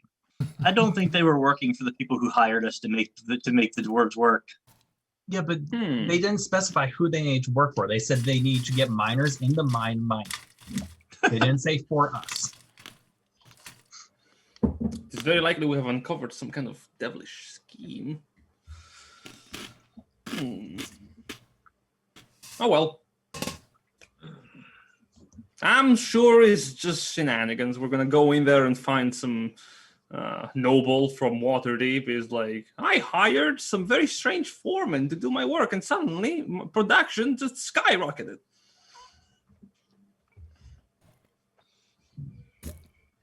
I mean, if your workers work 24 hours a day, then you're always being productive. Yeah, you know. That's why you have 12-hour shifts.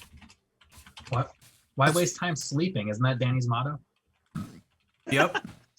Yes. Yep. All right. I'd say 90% of the messages I get from Danny on Discord are while I'm asleep. I'd say half of them start off with, I'm sorry, I fell asleep. I get up at like 5 and I'll be like looking over things and I'll send her some work and stuff. And she appears to still be awake though. So. Oh, yeah, Danny's always awake. Always. You remember Men in Black, the like weird day system that they use? Like 27-hour day or something like that? She just like rotates her sleep schedule on a 27-hour day. All right, ladies and gentlemen, you guys are in this chamber. You have short rested. You defeated some innocent foremen and ran off their workers. What would you like to do? Being the monsters we are, so resting. I believe it now that we have properly made sure that the halfling can breathe properly again. We should try to find out. I feel much better. Yeah, what lies at the heart of this mine? Actually, I think this is where we're going to be finding our answers, and hopefully a book and something. I think we need to go through the cave-in. That might be a good idea, actually. Yeah, I like that. Let's head for the cave-in. I mean, that seems to me like the only place we haven't looked that I'm aware of. True. Very Well, true. now, I think we should report our progress. I thought I heard a voice. Wouldn't we have to go all the way back to town to report our progress to the person who hired us? Oh. It's a day and a half travel. to the nice looking lady. Oh, the dwarf outside. Yeah, we could. I forget her name.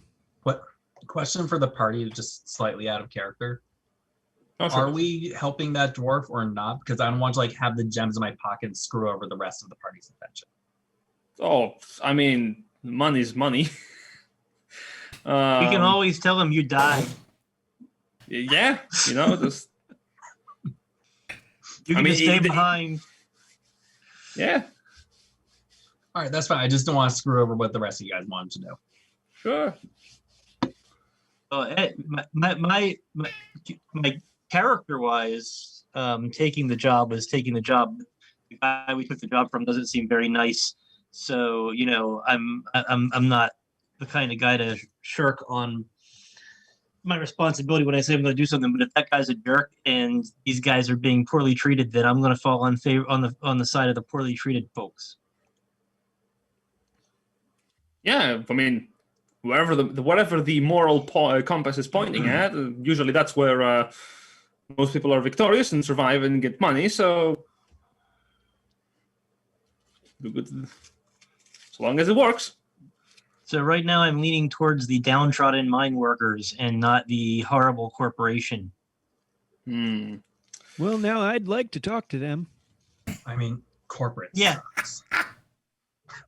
Okay, suggestion then. I don't know where they went though. Suggestion then. We look at what's on the other side of that collapsed cavern, find out what is causing this whole mess, And then we use that knowledge to go after the corporation itself in the near future. First of all, we have to, do our job first. Yeah, first we got to do the job, whatever that job's going to be. But should we bring the foreman up front so we have more dead bodies to parade around in case that's the way we want to go? Oh yeah, definitely drag this thing to a cart. You have fun doing that. Top the lemurs. We got 3 of them. Yep, and you 3 can drag those 3 because I can't. Not a problem. I'll just grab one in each arm and just drag them ankles. behind me. Yep. All right, let's head out up to the collapsed cavern then. Oh, I almost fell into the wall. Let me peek around the corner and make sure there's nothing. There's nothing new that we, because we were in here for like an hour. All right, you That's peek true. around the corner and you don't see anything around the corner. Okay. Well, the dwarves can turn invisible, and hopefully they're going to be happy that we freed them. So I'm going to sneak down to this corner and do the same thing. You peek And around. by sneak, I mean probably make a lot of noise. But let's Yeah. find out. Yeah, let's find out. Oh, that's not bad. You make less noise than normal. Get around the corner and see nothing there. Okay, so far so good.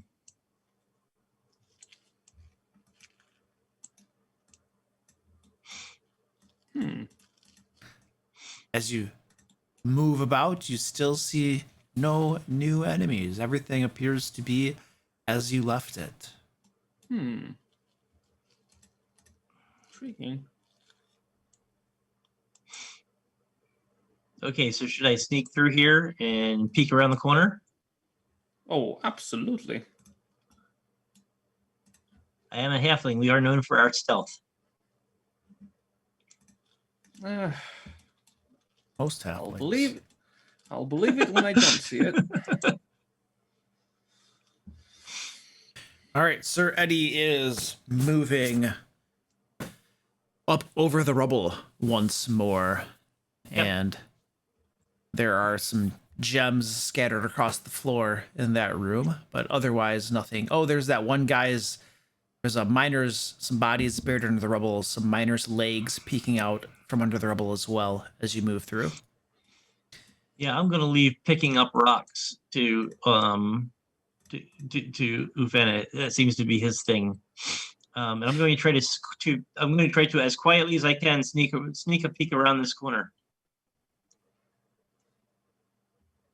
All right, you peek around that corner, and you can see a tunnel that continues to the south. It gets very muddy about halfway down.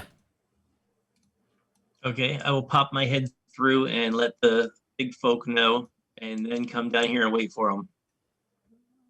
Right. I just start you- crawling through the dirt, getting up. Yep, you go right in first. Aloysius, you want some help? Well, now, sure. Did you say that it was easy for a medium-sized creature? get You through? have to squeeze through, but it's not challenging. Okay. And Ufena, you notice a bunch of bloodstones scattered across the ground. I'll start picking up the rocks. As you bend over and pick up the first rock, the entire chamber trembles. Your greed, no. Do you proceed? Is anything happening over there? Do I draw any correlation between the two? Absolutely. As soon as you Then I touched don't. it, as soon as you touched the That freaks me out. gemstone, the whole room trembled. Nope, that freaks me out. Are you dropping the gemstone? Oh, I am dropping it. I am getting all of the bloodstones out of my pocket, just throwing them on the ground. Just everything. I don't I am like panicking at this point. As you drop the first gemstone, the room stops trembling. And then as you start dumping out gemstones on the ground, the room trembles again. And something begins to emerge from the floor beneath you, Ufena. Stand by. Right next to you. Come on, purple worm. Do it. Just north of you. Time. Oh. The last time I saw a purple worm in a game, Luke banned an entire subclass. That's true. That's true. Was that Ancestral Barbarian or something? Yeah. Yes. Yeah. Oh, yeah. Gone. You see a creature moving up out of the ground, but it's not burrowing out of the ground. It appears to simply be magically moving up through the earth to stand before you. And stand by. It's a method. It looks a little something like that. And I don't know exactly what that is, but right Yeah. next to you, 3 big arms, a mouth in the middle of it, and something comes out of its throat. And it begins scooping up some of these gemstones that you dropped down. One of the hands comes close to you, pats you on the shoulder, and it scoops up some more gems. What is Aloysius? You mind I'm gonna moving keep in? just giving him more gems out of my pocket, like straight into his hands. It's grabbing some more of them. I'm gonna slip over to the rocks and just call through and tell them that Ufena made a friend. What? Well, now that's cool. It's a big, scary friend, but it hasn't tried to kill him yet. Oh, I'm just please. feeding it more gems as he's saying It's just this. eating rocks. Please. It's Wait, scooping, it's eating our profits. it's scooping them up. It tosses a few in its gullet.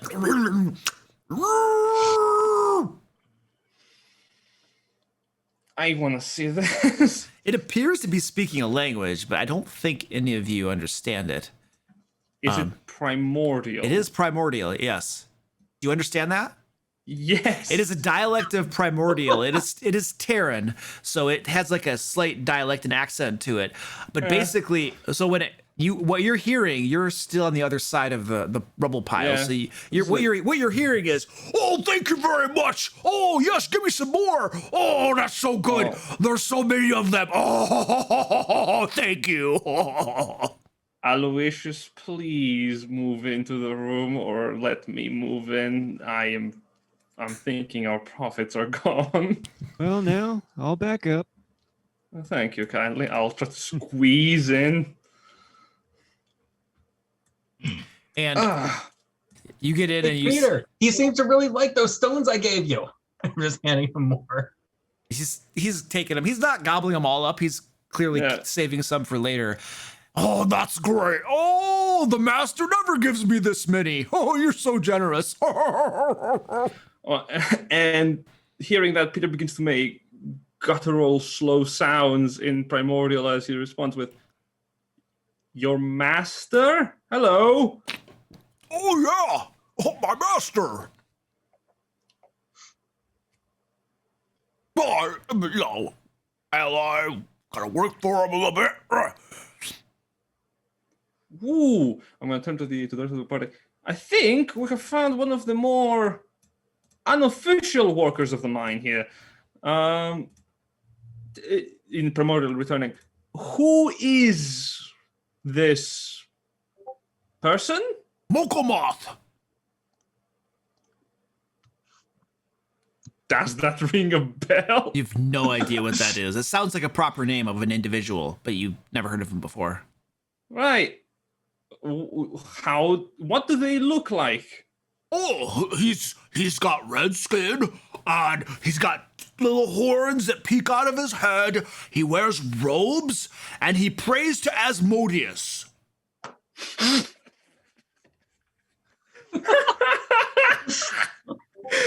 Why is that funny? Peter just goes, "Oh, Peter, what's his name? Peter turns to the rest of the party going, this fellow works for someone who works for a fellow named Asmodeus. Does that ring a bell to anyone else? Nope.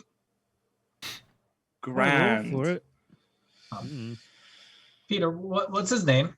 What's my Oh, friend's yeah. name? What is your name? Bardabon. Barbon. No, Bardabon. Oh, Bardabon. Bardabon. Bonbon. Bonbon. Peter, don't make my new friend angry. He's the first friend I've had in a long time. Bardabon. Oh, I'm sorry. Yeah, I'm sorry. I learned Terran last, so it's a little bit of a muddy language for me. Right. Well, glad to meet you. I am Peter. This is Ufena. Ufena gave you the gems. I see you're eating them. They're good. That's what I eat. Hope you like them. They're good. Yeah. Yeah. Are you supposed to be guarding this spot? Nope, this is just where I hang out. I'm not on duty right now. I just took a nap. What is your duty? I sniff them out. Yeah, we're gonna get all the gems in this whole mine. Boss has got plans for them, and I get a portion. And your boss is down this way? I'm putting down to the rest of the... Oh yeah, he's down south there. Yeah. Yep. Got big plans, lots of souls to steal. And you are fine with that? I don't really care. I just want the gems. Oh, fair enough. Likewise. Well. So did we. Peter turns to the rest of the body. This fellow right here works for this other fellow that kind of runs this operation because, from what I understand, they are doing a thing to steal souls, if I caught that right. And this one in particular is paid in what I'm assuming are the gems of this place by eating them. So, right. Let me ask you a question. Hello, Dr. Zorn. If your boss called you in to protect them, would you to protect them by fighting people that are annoying them? Would you do so? Only if they tried to take my gems. Well, we gave you gems. He points one of his claws at Ufena. That one there was gonna take one of my gems. I was about ready to bite his legs off, but he put it back, and I think we're good now. And now he was so kind to give me lots more of them. I think he's my friend now. And I think your boss is not giving you as many gems as you deserve, but... What? What'd you say? Obviously. Yeah, obviously. There was only one down here, right? There was 5 or so. Well, that's still way less than what we found Fewer, in that other room. Fewer. It's a count verb. Or it's a count noun. It's fewer, not less. Sorry. Oh, that's all right. I don't judge. Your primordial is not that great. Yeah, as I said, Terran, 4th language. Oh. I know. Well, yeah, as I said, there was an entire room back where we came from with 3 of the foremen who had an entire crate full of them. Oh. Well, that sounds delicious. Yeah. They kept it for themselves, though. I don't think they would share it with you. I don't know why. That's not very nice. Well, I've been hungry. Well, from what I understand, I don't think your boss really cares if you're hungry or not. Ufena cares. Oh. Yeah, he looks a little weird, though. What is he? You know what? Sometimes I don't really know myself. I think he's a furbolg. Nature What? folk. No. I've seen furbolg before. They're big men with red hair. That's not a furbolg. Don't even try to tell me that. You're lying to me. I should eat your legs. Whoa, whoa, whoa. Not my legs. I use them to walk. Don't lie to me about furbolg. I know furbolg. They're from I the believe Sunset you. Isles. See? I've been there before, you know. Oh, I'm gonna take out my book and start writing that down. Oh, thank you. You see, I'm What is learning this? something Is new. this some of this tomfoolery where you like take historical facts and you change them to fit your narrative? No, I don't think so. I don't do that. I leave other people to do that, but I myself am more interested with other things like knowledge, and I'm learning something new every day. And I'm gonna write that down. Well, very good then. Your legs don't look very tasty anyway. I just want gems. Yeah, there you go. You have your own. Actually, Is he going to help us kill the red skin guy? good question. Would you help us kill your boss? What? You're my boss, but he gives me gems. We Well, give you more gems. Yeah, we'll find out. We'll give you more gems. Oh, More. Yeah. He doesn't have any more gems. Oh well. So here's the thing about these gems we found. Huh? They were mining them out of the wall. Yeah. Yeah. And I think there are still way more left in the walls around here for you to eat. So, So here's my line of thinking. If your boss is not giving you enough, because there are obviously a lot here for you to eat and you're Yep. hungry, yep. that is not a good boss. No, he's a bad boss.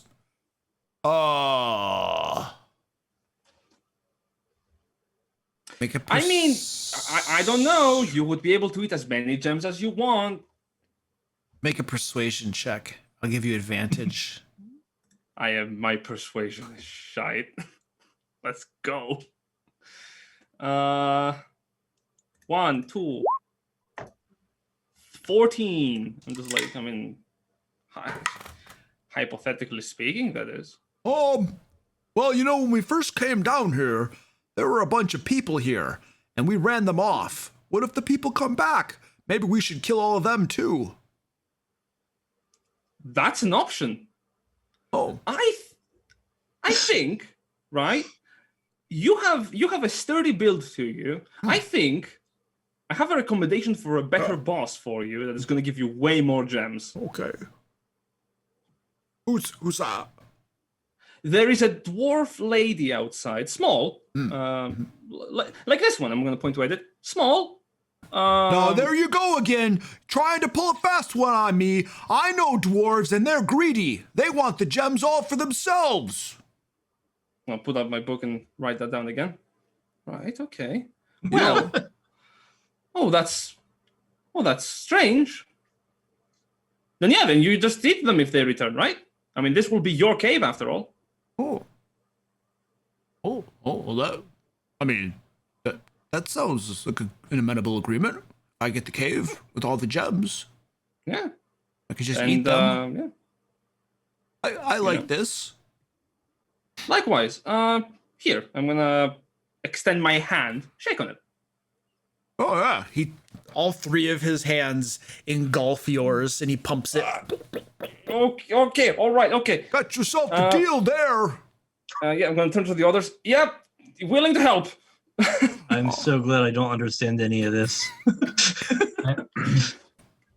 I'm just sitting here in awe that I made a new friend. Yeah. So Ufena right here is also Ufena likes gems, but he doesn't like to eat them. He likes to just collect them and give them to other people. So I think you two will make great friends. All right, that sounds great. Tell him he's gonna be my new pack mule. Well, excuse me, I might have misheard that a bit. I don't have any pockets. I have all these gems. I need someone to carry them. Well, Ufena right here has all the pockets. All right. And he comes over to you, Fenna, and he holds out some gems. If you steal these, I bite your head off. If you steal these, he'll bite your head off. Well, it's no worse than our original employer. I take them.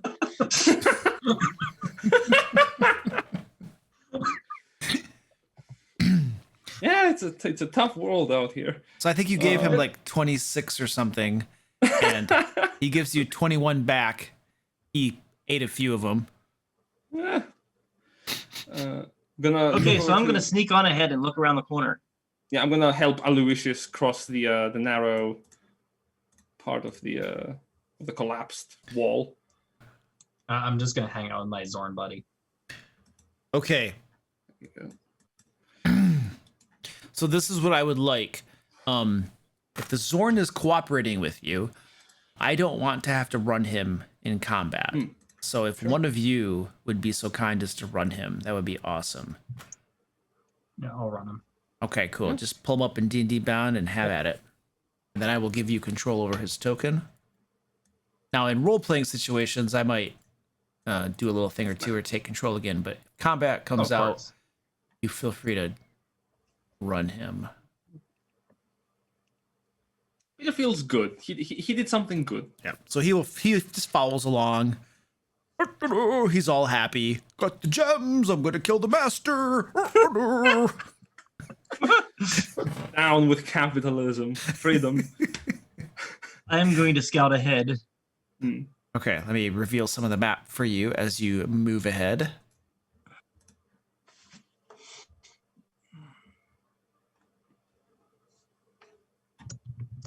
Very muddy chamber here. Ooh. And it's just the standard Zorn, right? Yeah, yep, just a standard one. Not like anything special about him. I think we got a dead end, guys. Unless What? What do you see down there? Water and mud.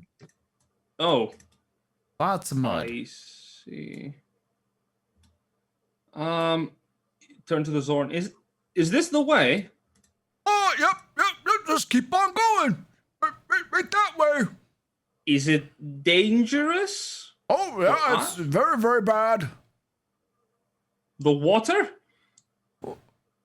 Well, the boss. He's not going to be happy. Oh, so we can, well, I understand that the boss is not going to be happy, of course. I'm guessing the water is then harmless. Hey, Pete, could you please tell him that we can't walk through walls like he can? Oh, absolutely.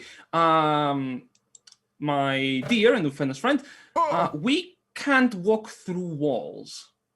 We don't got to walk through walls. You can swim. It's an underwater tunnel. Oh, there's an underwater tunnel down there. Oh, yeah, it's really... You can't see that? Did you look?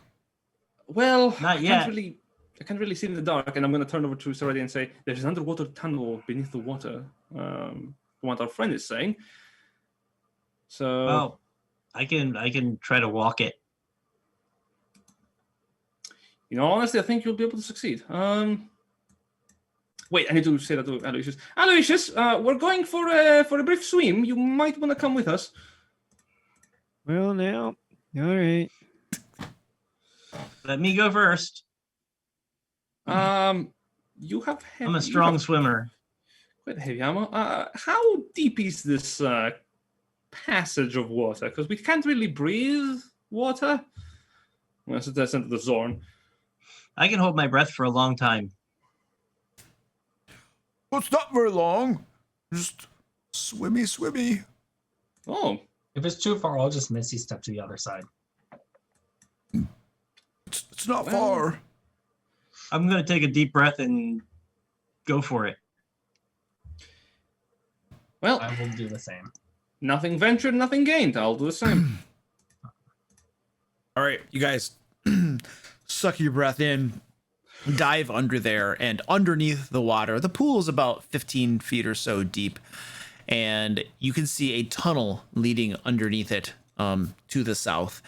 And as you guys swim down through that tunnel, you can see a large sack at the bottom of the tunnel on the ground as you swim through there. I'm going to Yeah. go past it because I really want to see what's on the other. I'm more concerned with what's on the other side. but I expect that Ufen is going to like Keep an eye on the probably finances. drown out of curiosity. It's not. There could be treasure in there. I'm gonna open the sack. All right, so you proceed forward, Sir Eddie, through the tunnel of water, and Ufena, you're like halfway under the tunnel, probably about right there, as you grab this sack and open it up, and inside the sack you can see crap tons of coins. Lots of copper and silver pieces, mostly copper and silver pieces, but lots of coins. Is it too heavy for me to swim with? It's a big sack. You could probably slowly drag it, but it's going to take more time than just swimming freely. Oh, Go. I'm taking it. All right. It's shiny. Drag it along with you. Weighs less now than it will once you get it out of the water. And That's how that works. Sir Eddie, on the other side, you can see above you the tunnel opens up, so you could surface if you wanted to. I'm going to try to do so stealthily. All right, roll stealthily. As everybody else, as you swim through, can move your tokens wherever you are swimming to. And Sir Eddie, you pop up quite quietly. I'm amazingly good at stealth for somebody who is amazingly bad at stealth. Yeah, you are. And I will reveal some of this map to you. That halfling, just agility, is really kicking in.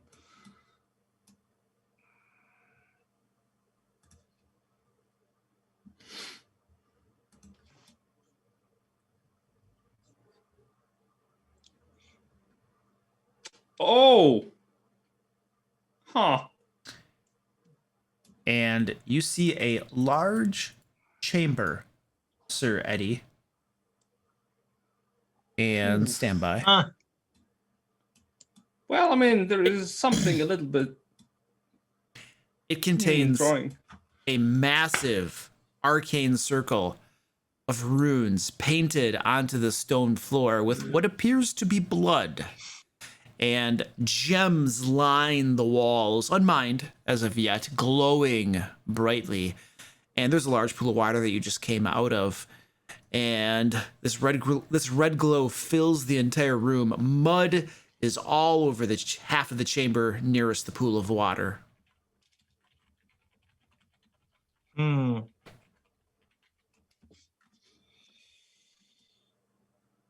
I'm going to, once they come up, signal, tell them what's up here. And I don't see anyone, but I don't trust the big black part I can't see. So, yeah, just be careful. Okay, I'm gonna also then sneak up. I'm just Fine, dragging so- this sack full of coins through the water. Yeah. Let's see what the. We're What? missing Aloysius. No. Aloysius, are you swimming with your buddies? Yeah, after a beat. Okay. I let Peter know, hey, we're getting paid, as I show him the giant sack of gold. Oh. Oh. Finally, Uh, some good news. not all. You didn't notice a bunch of gold in there, but coins for sure. Or coins. Hey, I'm Pete, sorry. can you read I just this? assumed gold. Hmm. Can you read this blood? It's smeared all over the floor. Ah. Can I now? Is this infernal?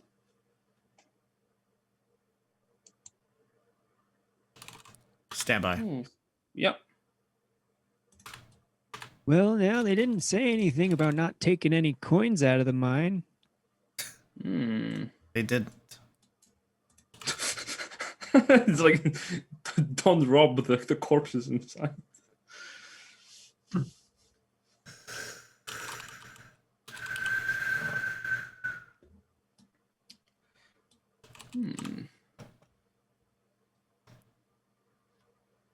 This is one big circle.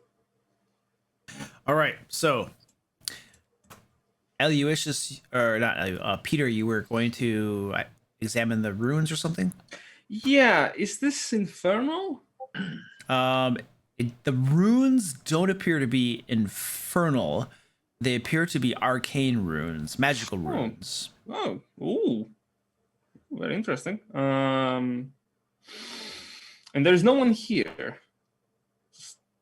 You don't see anybody. Okay, all right. I'm gonna just take a move down and just get a better look at these magical runes then, yeah. Try to discern their purpose. Give me an Arcana check as you examine them. Let's see. Ooh. Nice. This appears to be a teleportation circle of sorts. You're pretty sure that if you, with enough time, probably an hour or more of concentrated study, you can probably figure out where it goes to, maybe even the magical words that would key it to certain locations and stuff like that.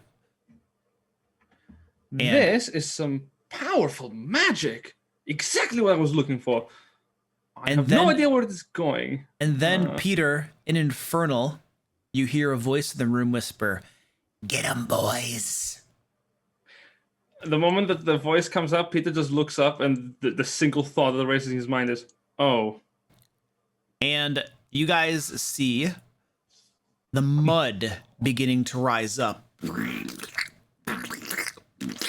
forming roughly humanoid creatures, oozing and dripping with mud, and standby.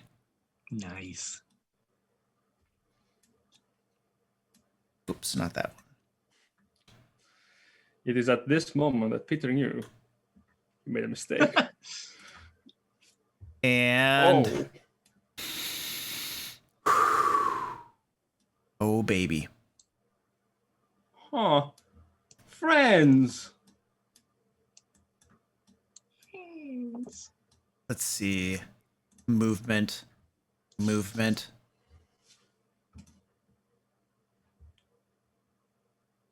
This mud oozes over towards Sir Eddie, as does this one here.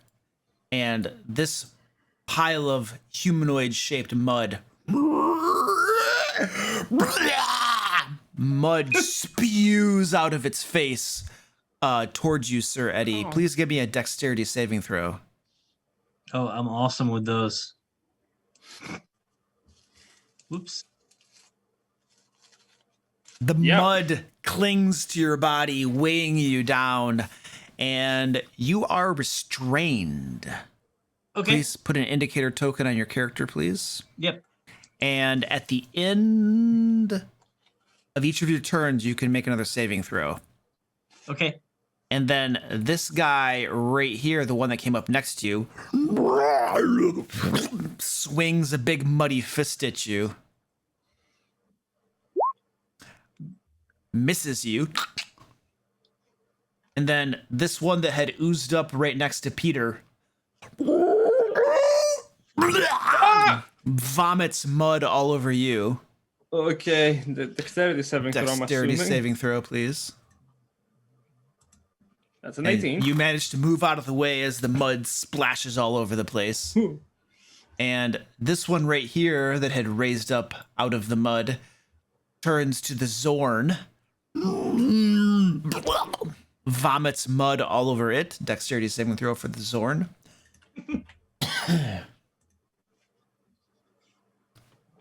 That's a failure. That indeed is. The Zorn is restrained. What are we using for a strain in that? God. Yep, that looks good. And this one right here, it's going to look to Aloysius, and spews mud at you. Dexterity saving throw. Oof, you dodge aside without a problem.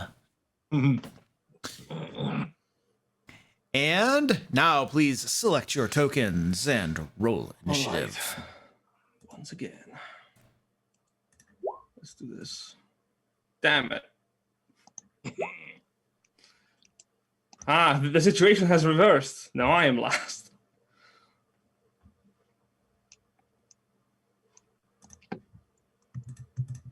It's all a matter of just the balance of the scales. Actually,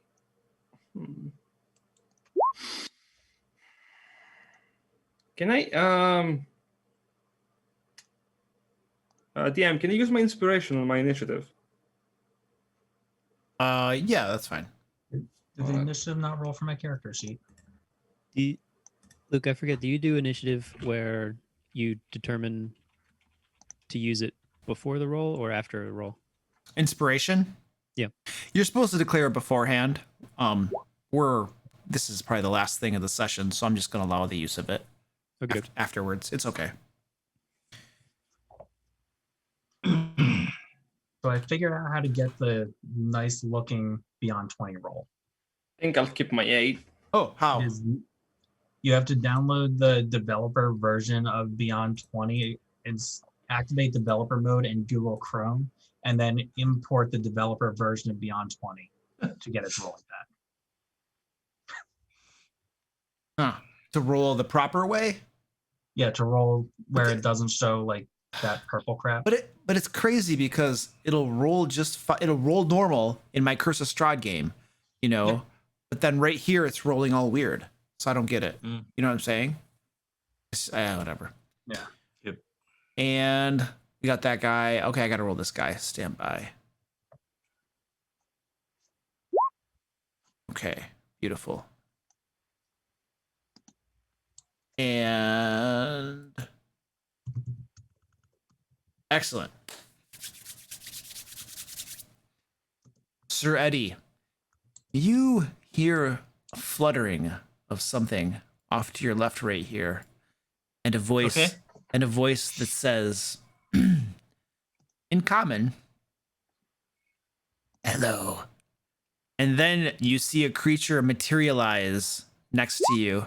Looks a little something like that. Hey, Oh, a friend. And a barbed tail whips at your face. There's a nice stinger at the end of it, too.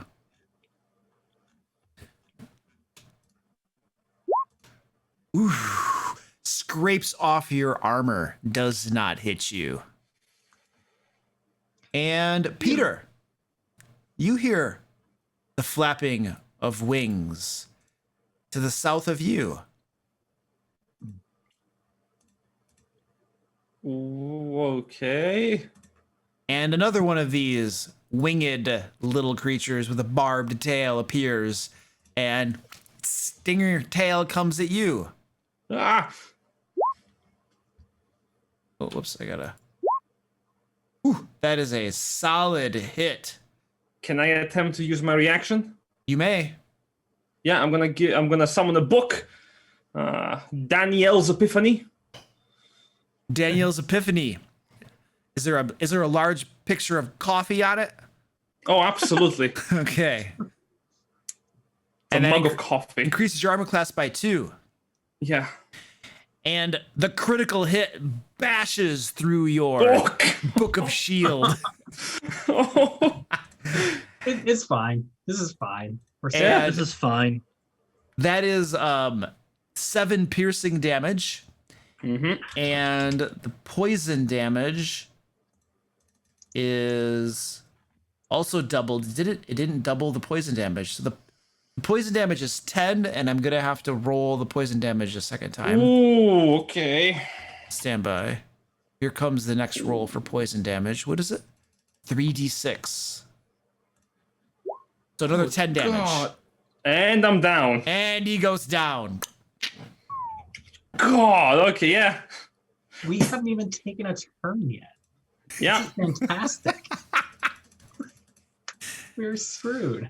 And that guy has, so hold on a second. 5, 10, 15, 20, 25, 30, 35, 40. Then he flies back away. And then this one that flies away says, "Welcome, Master is on his way." And Aloysius, it is your turn. Well, now I'd like to Good say a bunch of God. expletives, but I'm really friendly, remember? I won't. Let's see. You can completely see Alois just saying that in character too. Yep. Yep. He's all Ah. courteous and stuff. Yeah. Oh, that stung. My buddy fell, so. Ooh. Disengage is an action. Let's see.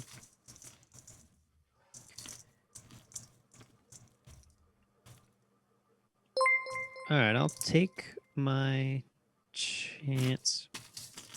Look up my actions real quick. Yeah, I could only do one of them. I'll take a chance of getting hit by the guy that tried to spew on me. Go to Peter, try to grab or grapple him, and then begin to pull him back through the water. The mud creature will take a swing at you. Yep. As you move away, and that will be a miss. I think we overstayed our welcome. Come on, buddy. And I'm just gonna start pulling him back. Where are you pulling him back to? The water. I'm going in the water and Okay, getting him out of the room. move your tokens Oh. if you'd be so kind. Another one takes a swing at you as well. I think probably as you disengage from him as well. Yeah. This one right here. Yeah. So where am I going? Well, end the guy on up top. Oh, you're gonna. I exited. Every his, attack of opportunity. I gonna- exited his range too. He was Yeah, diagonal. there's two of them. They me both see miss you. Let me see how far I get. So 10, and then another 10, 20. Guess I just start pulling them through the. I think that's as far as I can go. Let me double check. Here. Yep, that's as far as I can go. Begins pulling his buddy away. Swimming is difficult terrain, just for awareness. You'll be at half speed as you start swimming through here. Okay, that's cool. And who was that? Aloysius? Sir Eddie, you're up. You are restrained, sir. Yep. You said that I do I have to take an action to try to escape from the restraint, or is that something that I do on the end of my turn? It says here you can repeat the saving throw at the end of each of your turns. If you want to Okay. try to use an action to escape, I would allow that too. No, I don't. Okay. I was going to if I didn't repeat the save. But I am going to the one that spewed on me. This guy up here, I think. Mhm. I am going to take a swing at him. It'll be disadvantaged due to being restrained. Yep. I am going to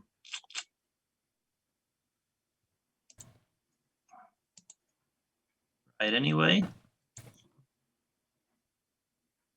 That's going to be a 9, which is probably not going to hit. That does not hit. No. Okay.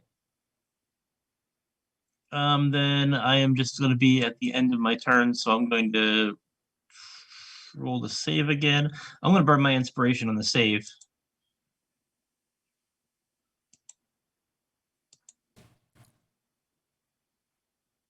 Is it still Dex? Yes, dexterity save. Jesus. Nope. Unfortunately, you are still restrained by the mud. Eddie, Not a it problem. was nice knowing you. Yep. Hey, I'm the tank. It's my job to keep you guys alive. But you're And- restrained. How do you do that?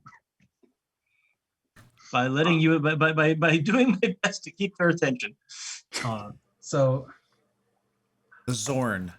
correct me if you feel like you disagree with this, Luke, but I feel like the Zorn just watched one of our party members go down, another one flee, another one be entirely ineffective.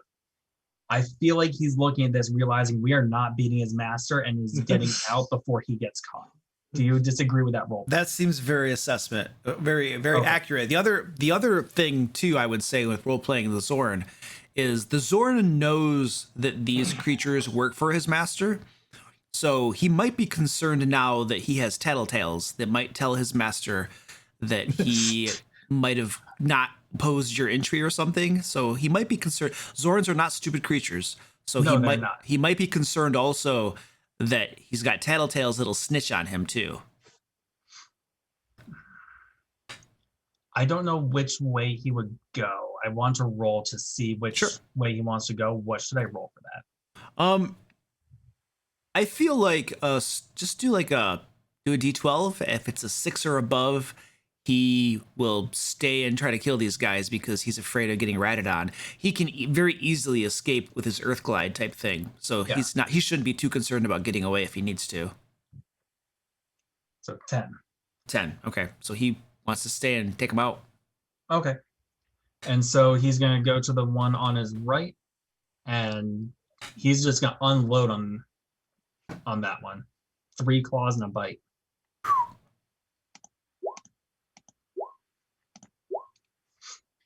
Well, the middle one hit for a little bit of damage. And then what is it to try and escape, or does he pretty much automatically escape with his Earth Glide? Because he was restrained, you said. Yeah, if he uses his Earth Glide, he can burrow through non-magical worked earth and stone. Unworked. Would this be considered worked or magical in some way? This cavern isn't really. Oh, he's restrained in like actual cavern, not from the creature. No. Sorry. The creature's mud is not. It's earth, Okay. but it's not worked in that sense. So I would say that he can just flow out of the mud. I think that's fair. Yeah. Okay, and so I'm thinking he's probably gonna just burrow like 10 feet down Okay. and then 10 feet over to like here, Okay. or maybe like here. Oh, the kitty.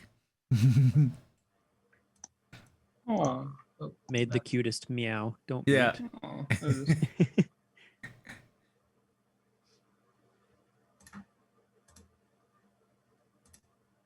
All right.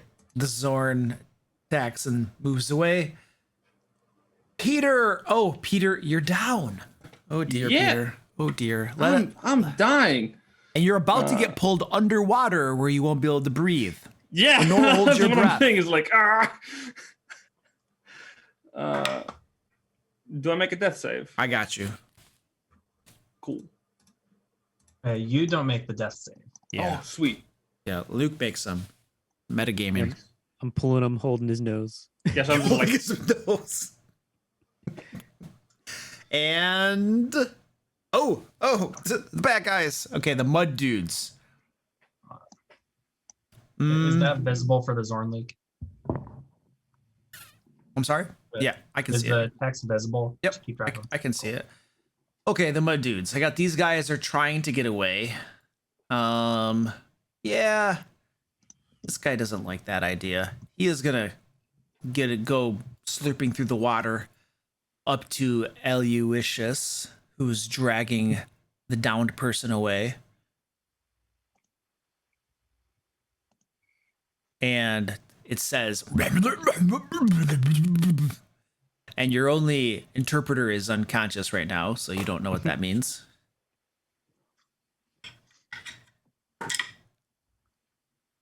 Takes a swing at Aloysius. Oh, there's a roll over 20 for you. Oh, that was a critical hit too. Look at that. 9 points of damage as its muddy fist smacks you on the head.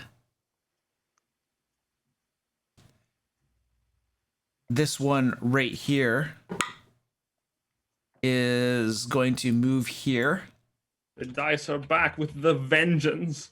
and attack Ufena. I would like to point out that the first character Luke took down was not a furball. Yeah, that's true. I'm sorry. Misses you horribly.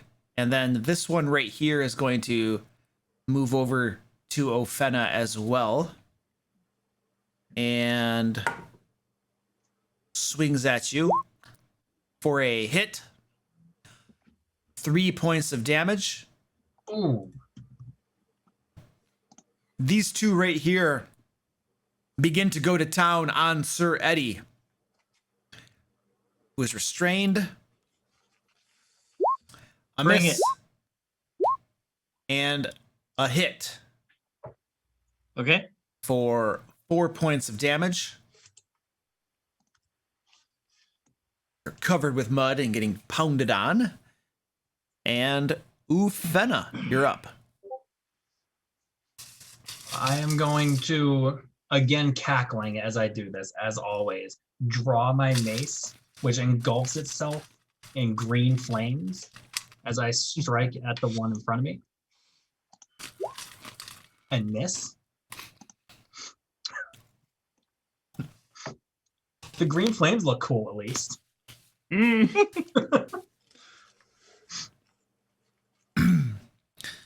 And top of the order. Discuss.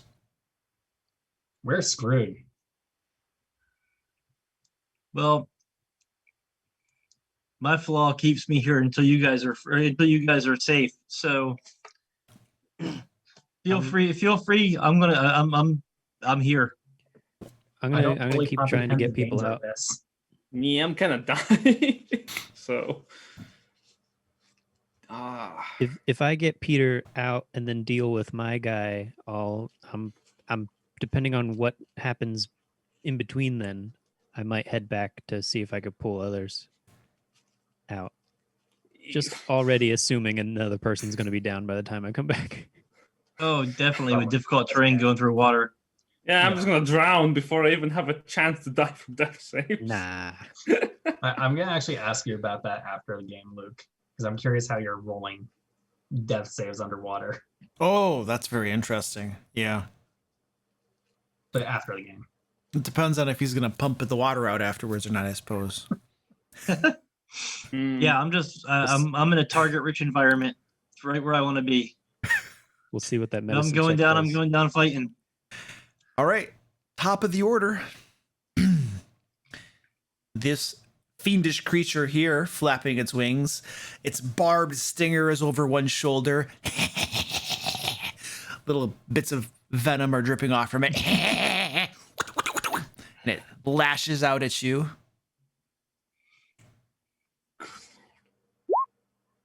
There's a 20 for you. Okay. Oh, I didn't even roll with advantage. I might get a critical hit. Hold on a second. Let me just do that again. Oh, nope. All right, sorry. And that's going to be a total of 18 points of damage. Some of it's poison. I don't know if that matters. Isn't there a save against the poison for imps? Oh, dear. There is. Crap. Oh, wait. Yeah. It was? Yeah. Oh. Oh, Whoops. then that poison damage wouldn't have been doubled either if it was a save.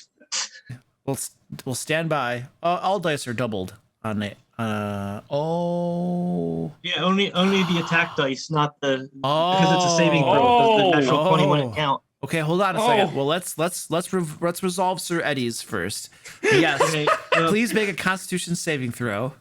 I have advantage against poison because I'm a halfling. Okay. All right. And so you'll take half damage then of the poison. So it'll just be 5. I'm also resistant, Oh, so I take quarter damage from the poison. so 5 piercing and 2 poison. Okay. And now let's go back in time a little bit. Here we go. Yeah, Peter's just like in the water dying and suddenly, oh! Peter, please make a Constitution saving throw, Peter. Sure. I will.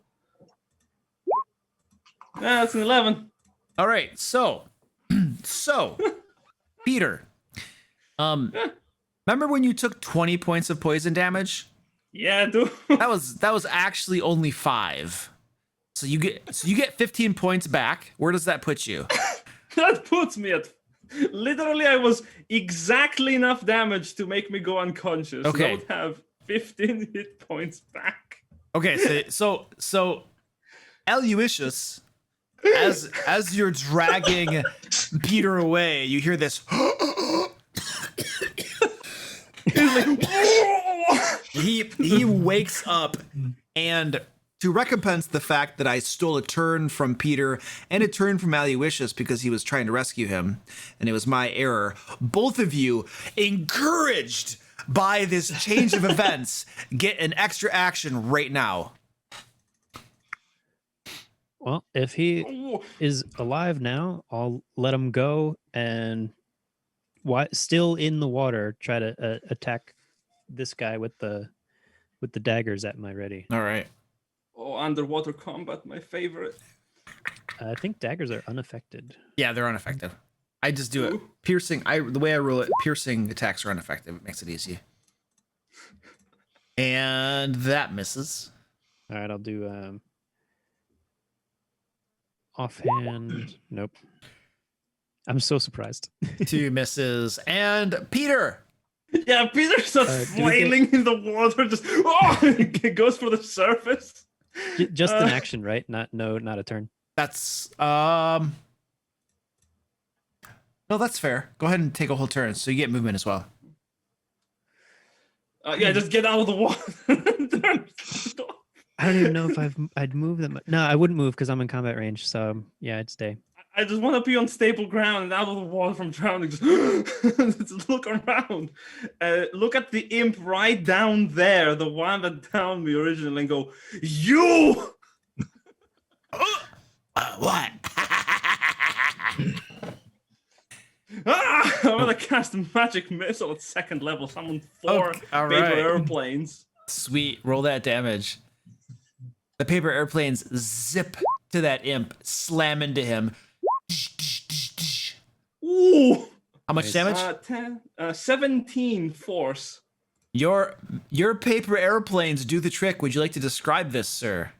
In a moment of fury, Peter is pointing at the imp, and a menagerie of paper airplanes flow from his arm as they slam against the imp multiple times. And with the turn of events inspired by the recognition of the Dungeon Master's error, the tides have shifted just a little bit. The remainder of the time is just like...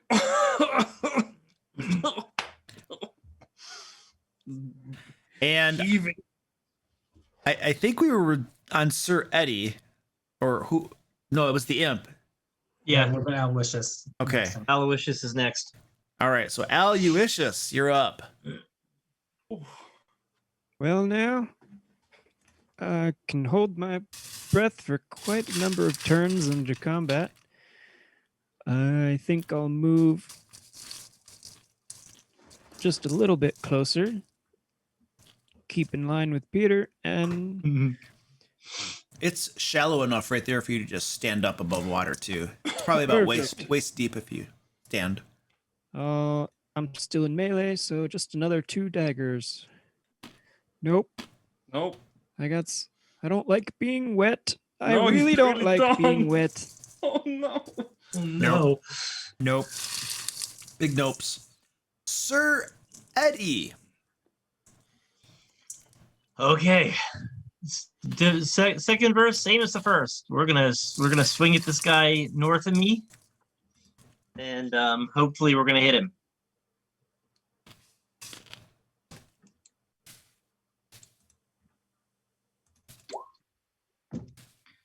That's a 16 with disadvantage. That hits. That is 12 points of slashing damage. Ooh. And I am going to invoke my fire rune. So he is going to take an extra 2d6 fire damage. Uh-oh. So that's 6 points of fire damage. And if he's still alive, he needs to make a strength saving throw. Oh. He is alive. DC, 13. I passed. Okay. And he is not restrained by the rings of fire. All right. Because I think it's a 13. Yep, 13. All right. And is that all, sir? I don't think action surge comes back on a short rest. Yeah, it's a long rest. Okay, so in that case, no, it comes back on a short rest. Really? Yeah, it does. Yep. You finish. I haven't played a fighter in this edition. So I am going to try to hit him again All right. because I can. Still at disadvantage. That's a 9. That one's not going to hit. No. And then I'm going to try to make a dexterity saving throw to get out of this.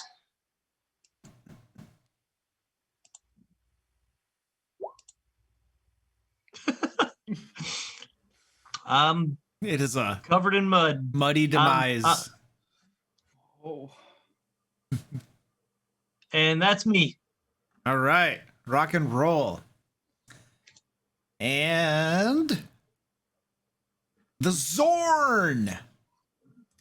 Zorn's gonna rise up out of the ground and he's gonna just unload on the one that's right next to him. Oh, yeah. Oh, look at that. The 10 missed. How much total damage? For 23. Yeah. Zorn rips it apart. Would you like to describe that? Oh, it's just claws and mud or whatever this thing's made out of thrown everywhere. A little bit gets on Fenna, a little bit gets on Peter. I don't think it gets quite far enough to get on Eddie. And then the Zorn burrows 10 feet back underground. Oh, Well, nice. And Peter, you're up. oh, I met Mistra there for a few moments. That was delightful. I'm gonna. I don't want to check out how Shocking Grasps works with water, so I'm just gonna really quickly.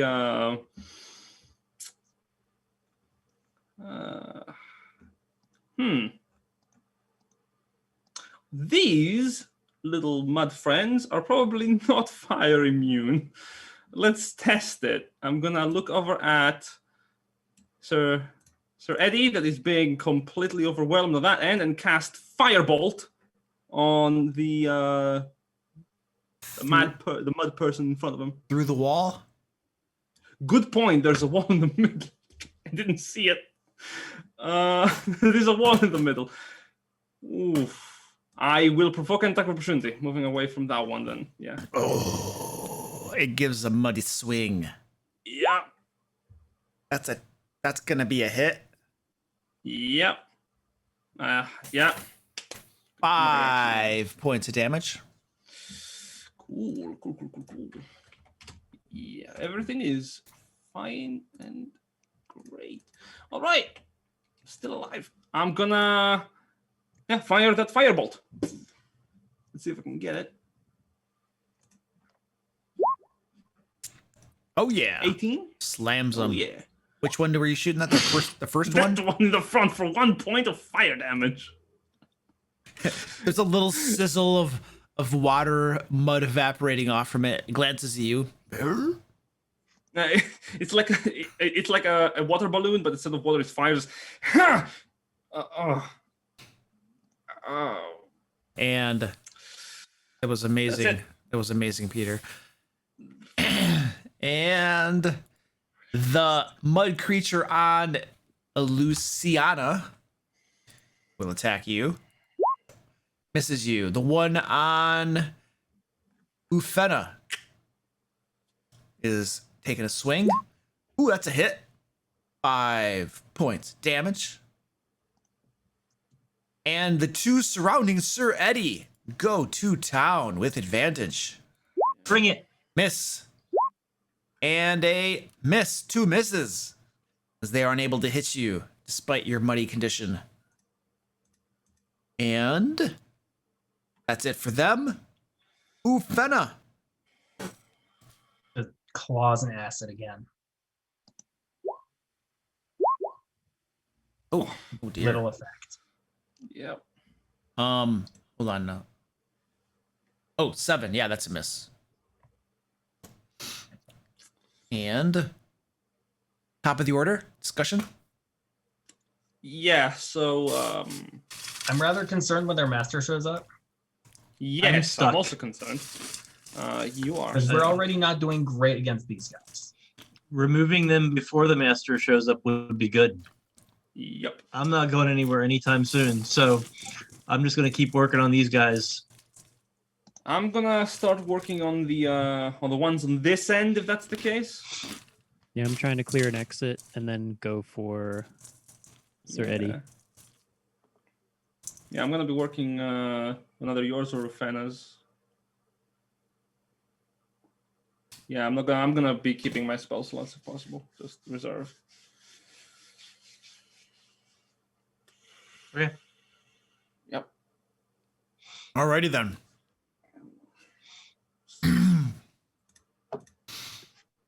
So this fiendish creature here.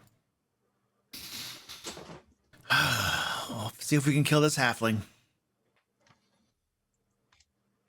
It's gonna try to sting you. Oh, holy crap. That's a crit. Sorry. Save some of those for us. I did. That's okay. I still have advantage. I still have advantage against poison. I'm not too worried. So the piercing damage is And piercing is the important part. 9 points of damage. That. Okay. And then make a Constitution saving throw, please. Come on. Yeah. So you'll take half That's a damage. 25. Half damage to 5, but then you also have resistance, so it goes to 2. Okay. And Oh. Lucius. Well, now that's it. I've missed 4 times. Let's go for 6. Their armor class isn't even that high. Yeah, that's the thing. Hey, Hey, there's a hit. These things are made out of mud. and let's do the offhand on that. Oh, I did want to move just another square. Do I? No, I'll stay. Hit. Here we go. All right. Couple stabbies to that guy. And Sir Eddie. I'm stuck in one place, so I'm gonna keep doing what I'm doing. Stay alive. Imp We're is getting to you. Really annoying me, but I have to get rid of at least one of these mud guys. So I'm gonna focus on the same mud guy I've been hitting. The one at the top of you. Yep. All right. That's an 11. Misses. Okay, then here's my failed dexterity saving throw for the turn. Come on, you can do this. Hey, there we go. So you're still stuck in place. Yep. And Zorn. So the Zorn is going to shift 5 feet over, rise 10 feet up, and start swinging on this guy. Oh, and Luke, I forgot. Can I second wind? Yeah, that's fine. Go ahead. And See I'm that. gonna assume that comes out to 20 damage on that one. How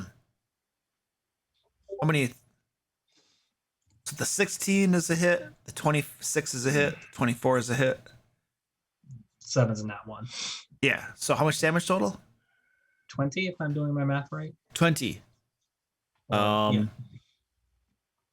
Oh yeah, you tear it apart. Any descriptive? The exact same as last time, just bits of mud and chunks flying everywhere. And then he'll at 5 feet underground. I am so happy that we have you on our side. Oh, yeah. I never liked these sticky ones. Likewise. And is that it for the Zorn? Yes, he's now 5 feet underground. Peter, you're up. Finishing that, turn around to the one that Aloysius is being tormented by. Cast Firebolt. 9 to hit. No. Yep. Starting to feel like that near-death experience was really knocking the wind out of me, and I'm gonna move back here. I need a better vantage point of everything. And the mud guys. So this one's gonna go after Aloysius. Hits you for 7 points of damage. And the two around Sir Eddie go to town. Miss. I'm got advantage too. Oh, there's a hit. There's a hit. 6 points. I'll take it. 6 points of damage. All right. And Ufena.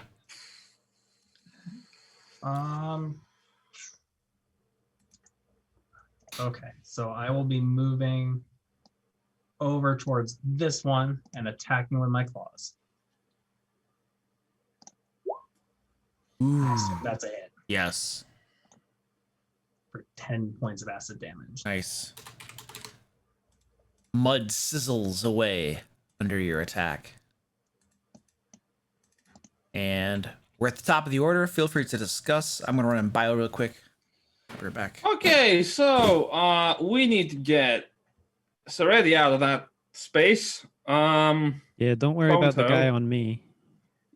I mean, I'm I not got- gonna lie. I- I mean, worst case scenario, our cleric will bring you back. I'm back over half hit points after that second wind, even after taking that hit. So, I mean that's a plus. I got something I'm going to try on this imp because he's just bugging me.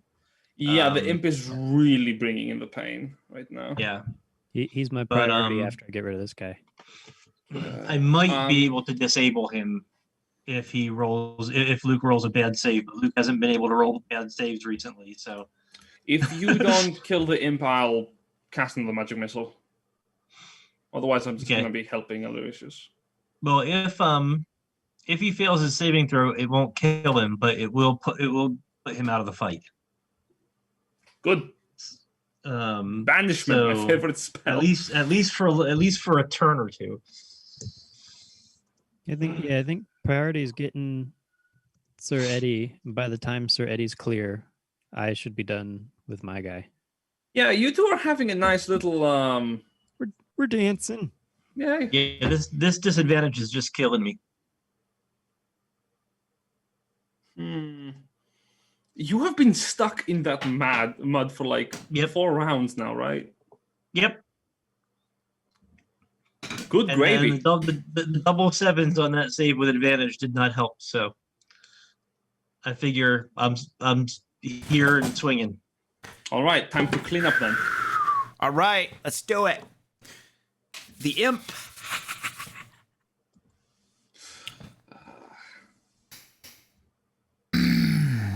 It is gonna whack at Sir Eddie. Yep. With advantage.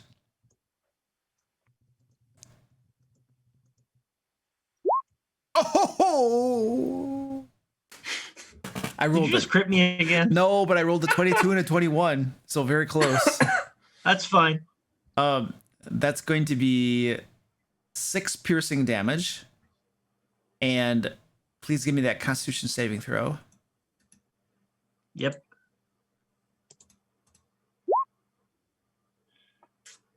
12. So you'll take 2 damage. Okay. No, 3. No, I'm sorry, just 1. Just 1 damage from poison. Okay. And the imp just snickers at you. He doesn't like the fact that Ufena is closing in, though.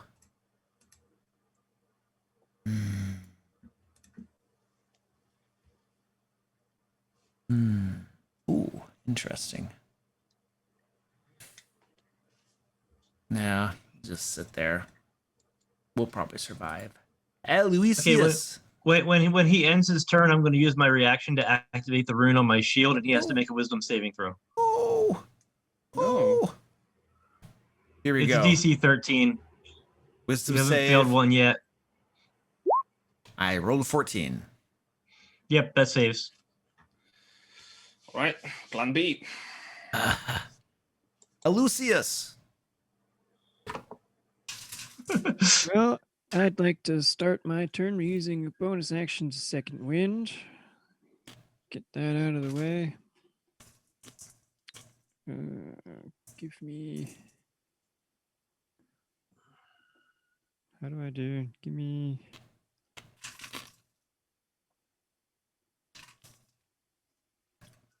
Is this going to roll correctly? Yes.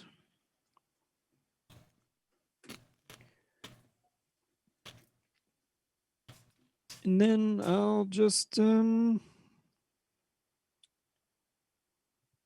stab it.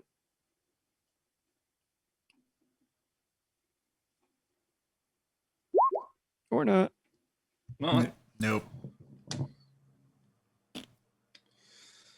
That's it. Can't do two. yep. Sir Eddie. Okay.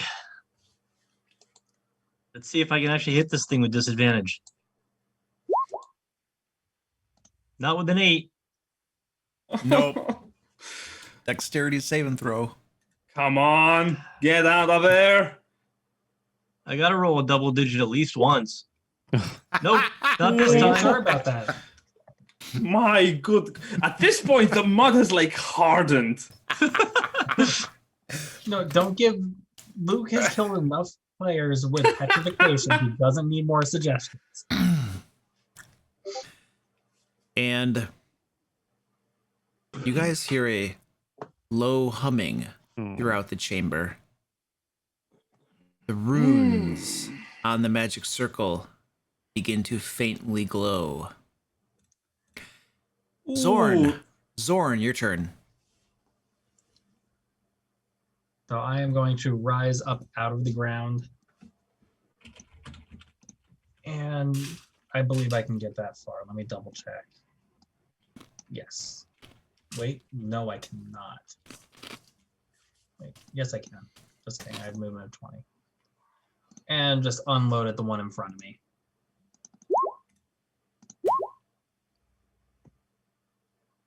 Does the 10 hit? No. So 26 damage.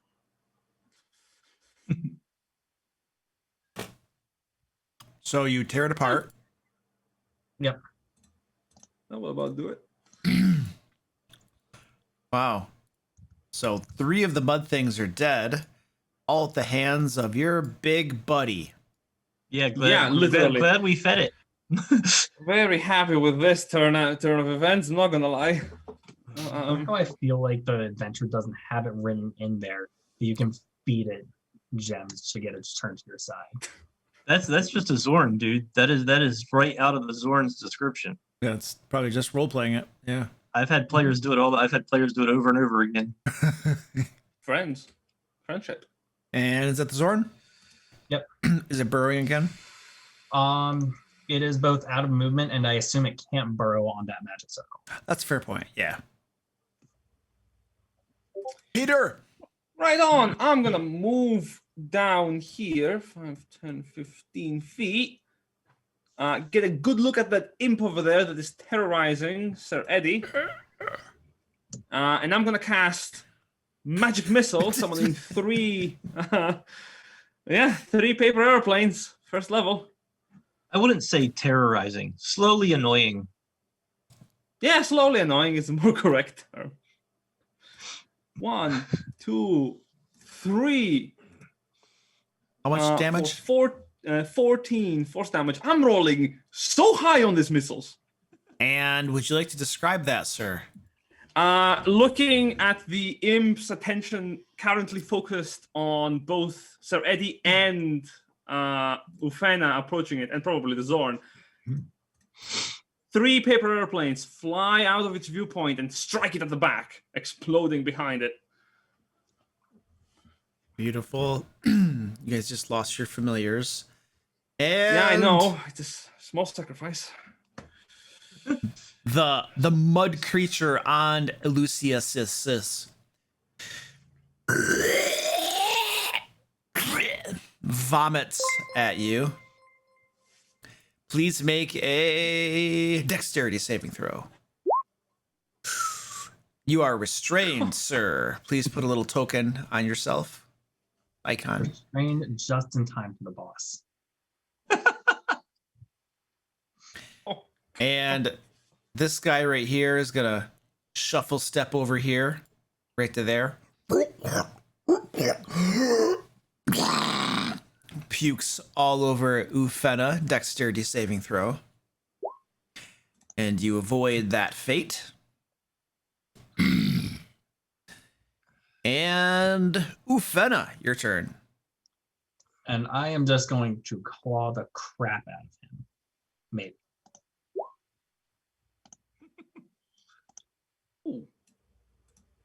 That hits. 6 damage. Ooh.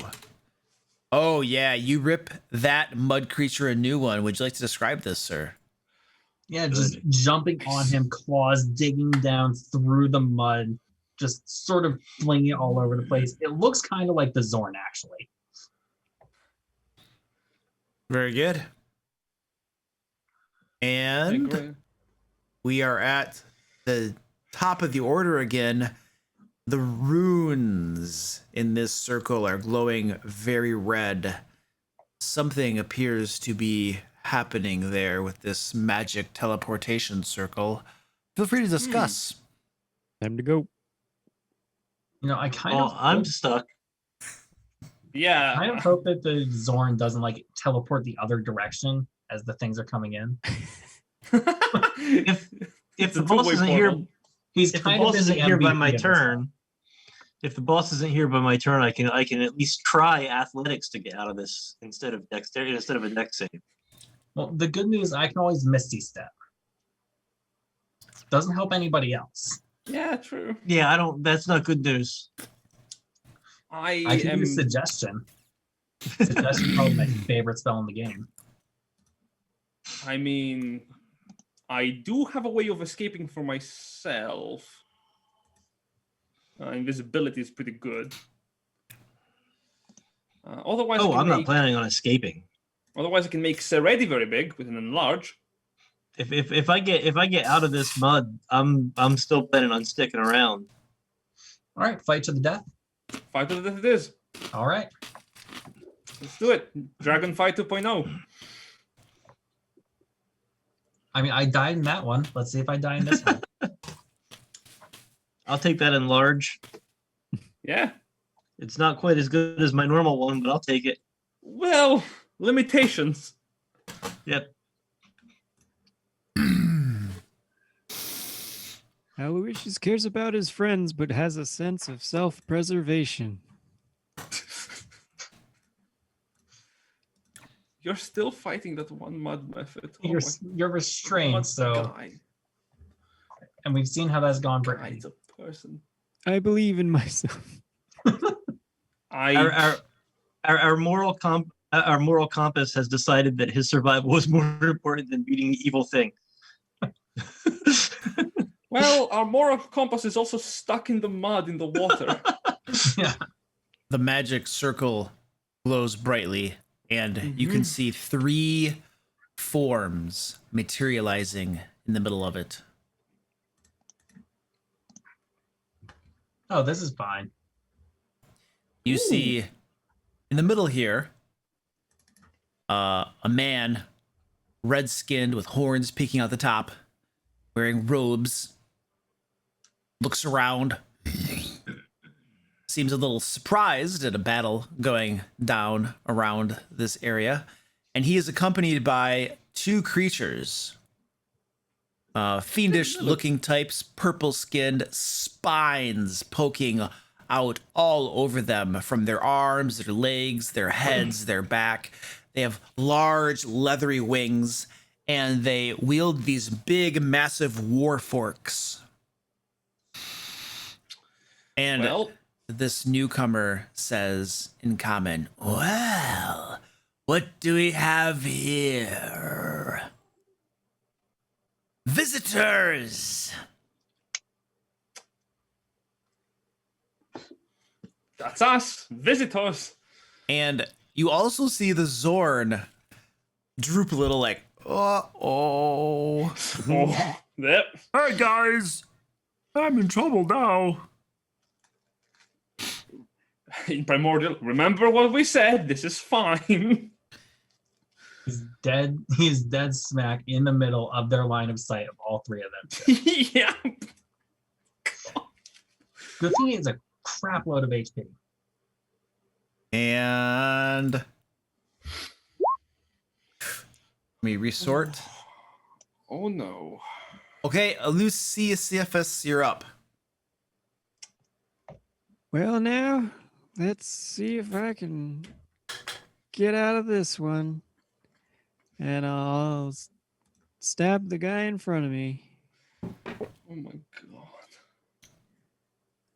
god. Because it's the save at the end of the turn, right? Correct. Yes. Okay. And what's my condition? Restrained? You're restrained, so you have disadvantage on your attacks. Disadvantage on the attacks and And Would I- dexterity saving throws, actually.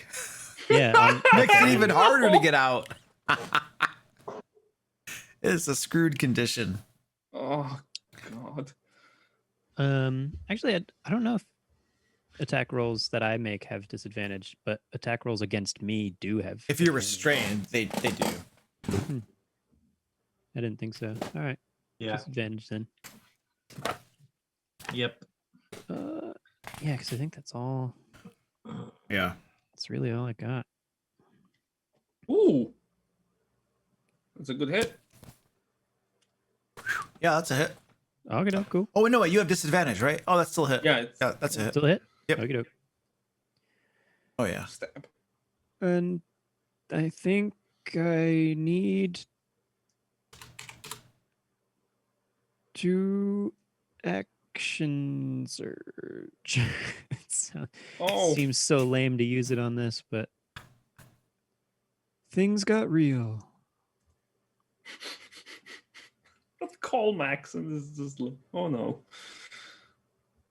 Better So to use it than die without using it. another. Nice. That's a hit.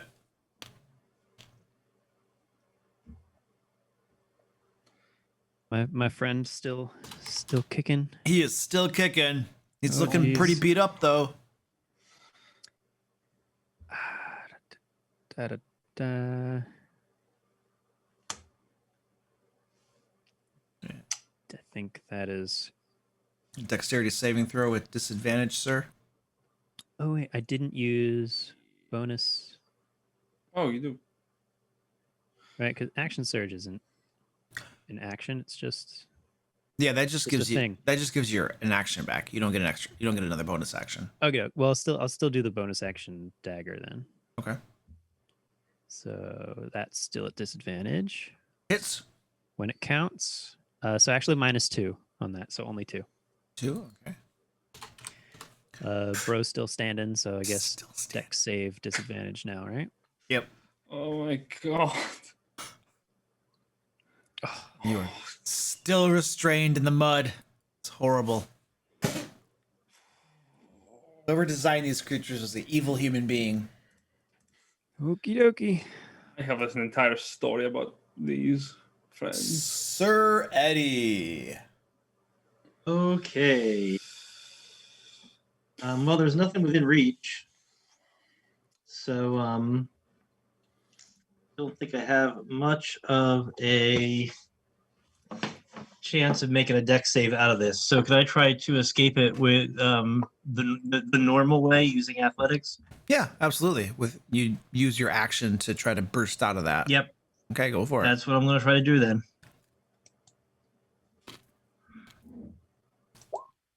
Yay! All right, you are no longer restrained. And I am going to move. Nice.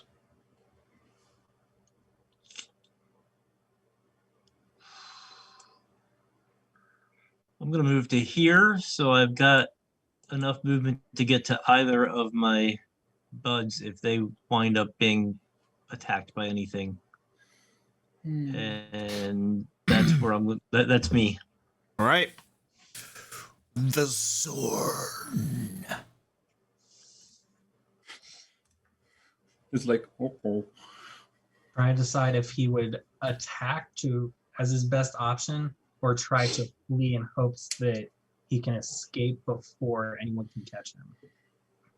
Well, it had agreed to attack its master with true. you. That was his original agreement. And you guys have just defeated all these mud boys and stuff.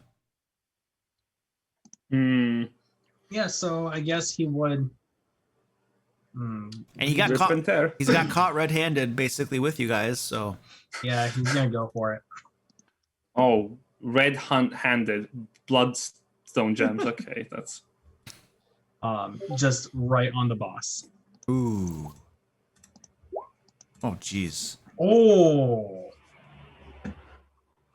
that crit though. there's a crit. Oh, I'm gonna guess that's dealing 37 points of damage to it. 37 points of total damage. I'm assuming it's 19 hits. 19 hits, yeah. Yeah, so that's 37 total points of damage to the boss. Oh, yeah. He goes right up to this red-skinned tiefling, unloads on him. Is that lethal or non-lethal? Yeah, Zorn. Holy crap! That is Holy 100% crap! lethal. This is the Zorn trying to free himself and attack him as he agreed. Oh my He basically God. grabbed him, bit his head clean off. The Zorn did not agree to try to bring him back alive for extra money. Yeah. No, he did not. Yeah, oh, that's... Yeah, Peter's looking at the Zorn eating the tiefling, and immediately he remembers, oh, don't! Yeah, the tiefling was probably wearing some earrings, you know, some jewelry, some gems. Could have been.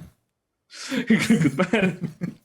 Well, the Zorn might pass them in a few days. It's like when a cat eats something, you just gotta wait a couple days. I'll go get I'm that pretty bucket. sure the earrings are made of metal and gems, so I'm gonna say no. And is that all for the Zorn? Yeah, there's no way he can burrow in the middle of a magic circle. All right. And that was a short boss. That bite critting for 27 damage by itself, though. The two winged fiends to either side of the Zorn watch that guy go down, look at the Zorn. Oh. And they're going to go to school, go to town on that Zorn. So I have... Okay. Gonna stab you with the military fork first. Miss. Bite. Come on, roll 20. Oh, piece of junk. What's the armor class for the Zorn? 19. Oh, what? 19? What the heck? 19 natural armor. Good gravy. You by giving us this thing, you broke the The rest Zorn of it. this entire fight has been going up to every enemy.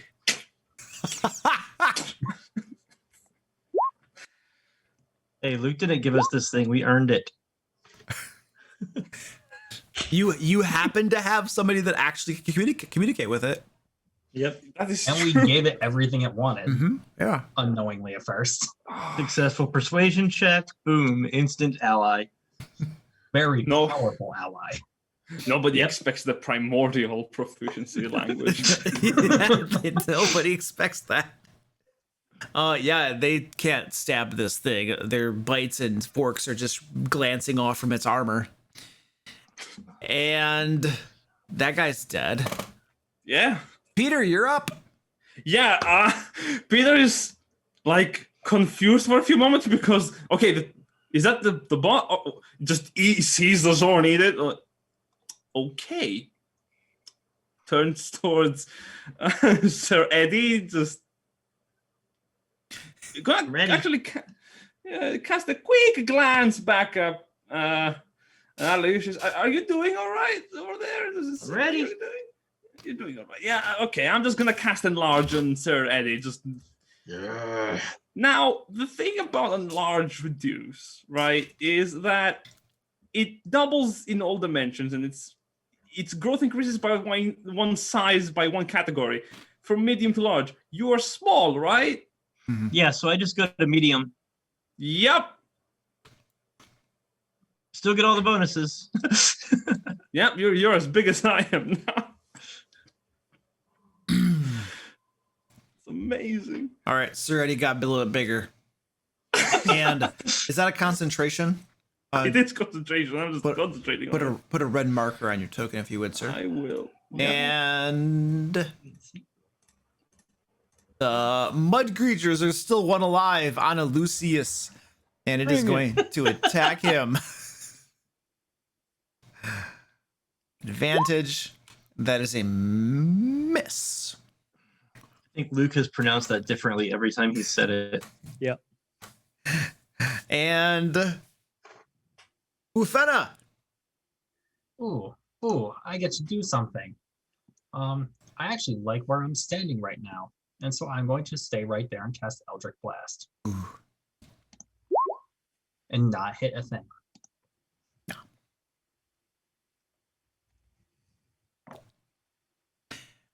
Wonderful. Top of the order. Discussion? Any day now, I'll be done with this guy. Any day. Don't worry. about me. I was like thinking in that moment, do I just fire a couple of magic missiles your way just so that you can, be free? Bigger priorities in the room. Yeah.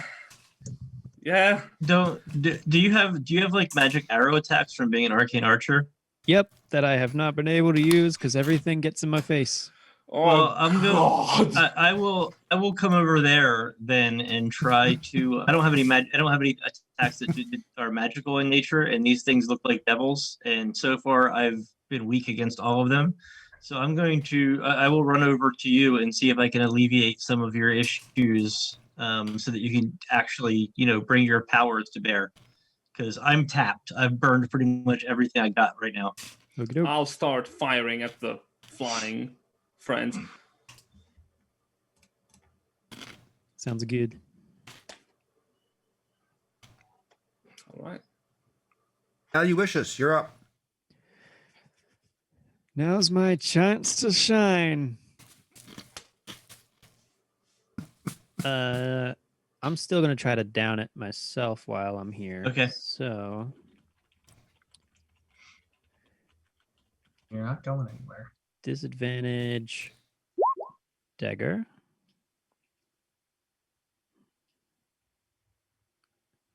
Eight doesn't. Oh, I'm No. sorry. Nope, that's a miss. And offhand. Nope. My God. Nope. Ooh, deck save. Deck save time. Disadvantage. Yeah. Hey! Nice. You got out of it. You're free. Nice. Cool.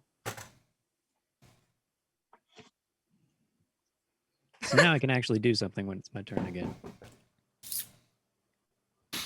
All right. Sir Eddie. Yeah, I'll move one up. Okay. I'm coming over here, and I'm going to try to get this guy off of Aloysius so that Aloysius can get his arrows in those flying things.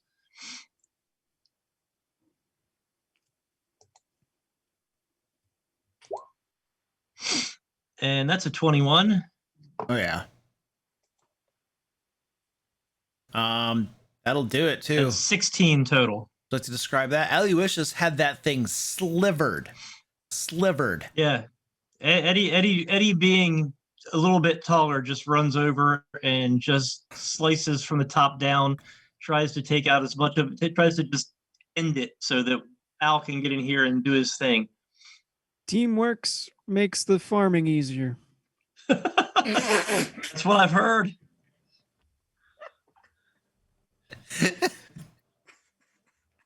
It does. That's what it does. Is that all, Sir Eddie? And I'm just gonna take my last movement and just step back out. Zorn, you're up. We'll go against this one.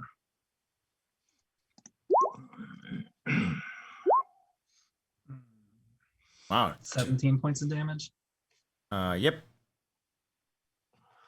Does it say that Zorn attacks are magical at all? No, they are not. They are not. Okay. Beautiful. Beautiful.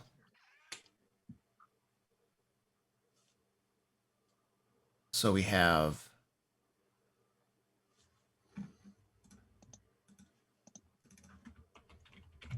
which one did you attack? I'm sorry. The one on the left. This one. All right, Zorn attacks that guy a little bit. And is that all, sir? Yeah, he's smart enough not to try and run away from two creatures. I'll take opportunity attacks. Okay.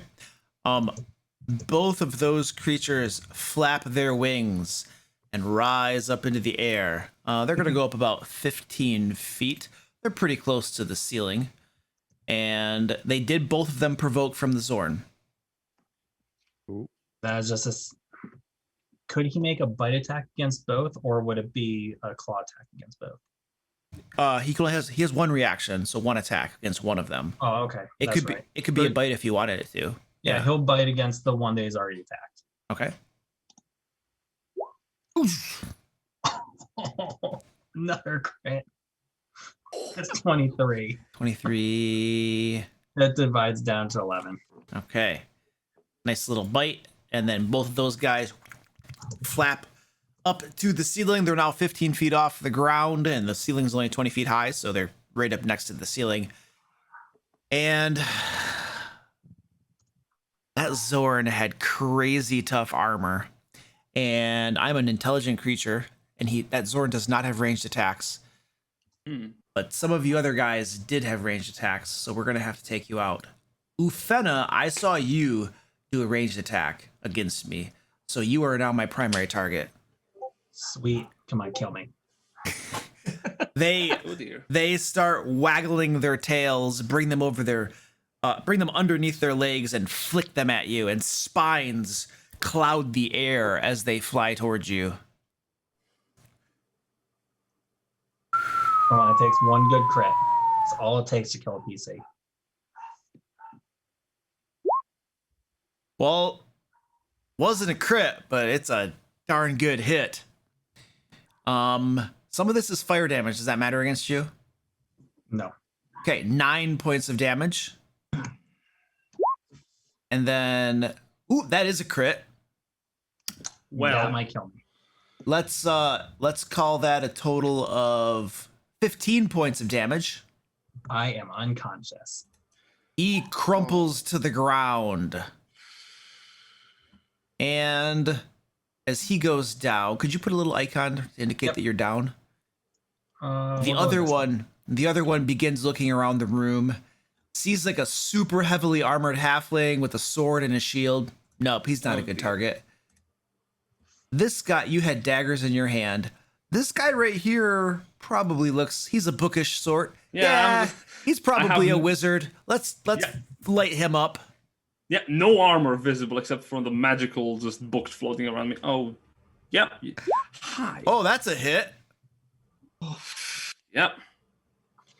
7 points of damage. And Cool. more Concentration check. Oh, yes. What do you Let's see. On enlarge. Oh, yes. Yep. What are their attacks looking like? They're flicking their tails, and spines are flying off from their tails at you. Concentration is maintained.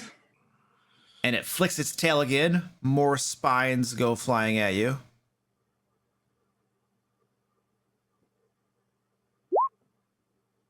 That is a miss. Some of your books deflect them. Yeah. However, there is a very large spine stuck in butt on the author's title. No, that was a collector's edition. And those are my dudes. Peter, you're up.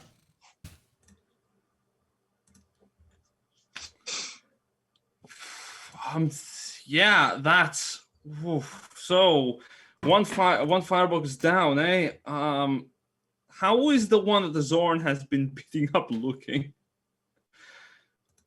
The one he's been beating up on, Yeah, which is that one right there. Oh, he Yeah. looks pretty heavily wounded. yeah. I'm not gonna. Oh God, I have only one spell slot remaining. And that's a first level one. I have to make this one count. Just do a firebolt. I could. Yes. Don't do I a could. firebolt. Can you make them Good. land somehow? I don't have Earthbind prepared. No other spell slot for it. I'm gonna point at the one looking to be limping in the air. I cast Magic Missile, fire 2 flying paper airplanes at it, and 1 at the other one. So the first 2 are going at the weak one.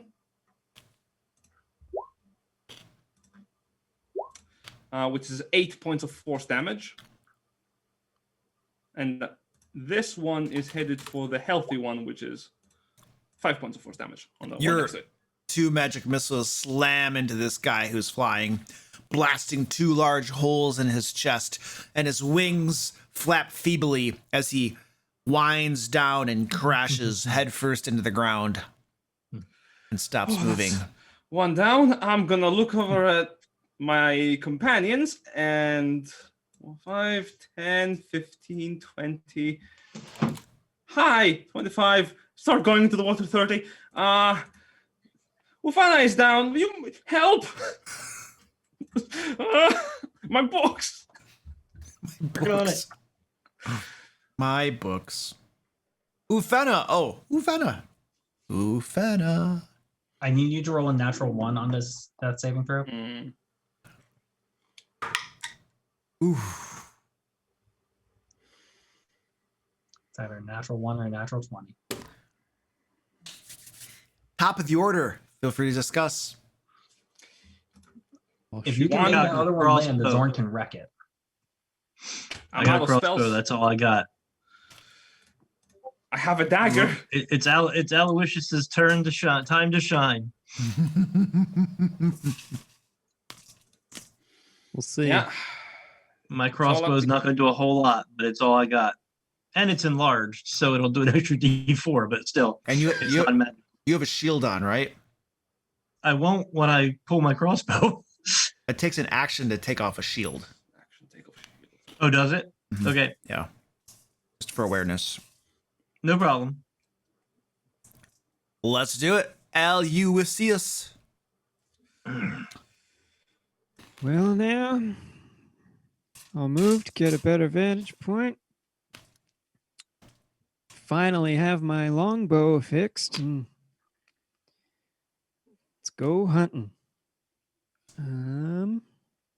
Let's see. Arcane shot I choose after it hits a creature, so I'll first roll, and it would just be normal.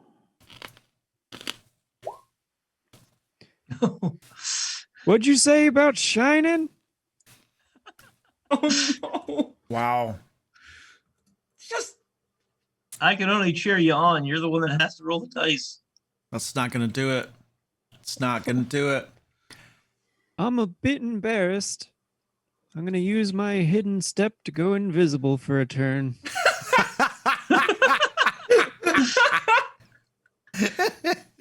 did he? Oh.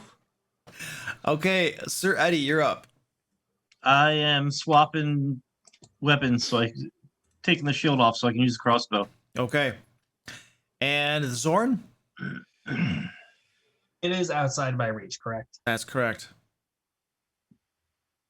Then Zorn is going to come over here and go 5 feet down. All right.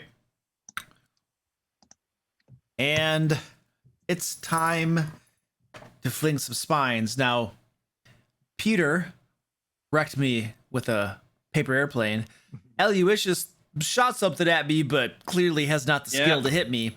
Therefore, we're going to do some flicky at Peter. Yep, thought so. Cloud of spines fill the air. Several of them miss you. Oh! But more hit you for a total of... Can I use my reaction to add a +2 to my armor class? You absolutely may. And the barrage of books that you put up to block these spines, block all of them except for one that flies into your jugular, dealing 6 points of damage and dropping you. And I fall down to the floor. And you fall down to the floor. And you are no longer big. Yep. Sir Eddie got small again. Oh. Whoop. You hear somewhere in the room, "Oh no, not again." Peter, could you put a little token on you representing that you were down, please? Yep, can do. And those are my 2 attacks. Oh, this is good. This is very good. This one is just gonna kill all of us. Oh, Peter is your turn. So here we go. Well, It was not a good face. And Ufena. Dude, if I TPK you with this one guy, oh yeah, that'd be great. That'd be great. You can do it. The rest of the party has very little that can deal with him. Ufena. You're down. Okay, here we go. Yeah. Here we go. Well, I mean, if you wanted to guarantee some deaths, you have another turn. good lord. And we are at the top of the order. Discuss. Gargle, gargle, gargle. Aloysius, kill that thing. I mean, that's the idea, isn't it? I'll do my best. That's the idea.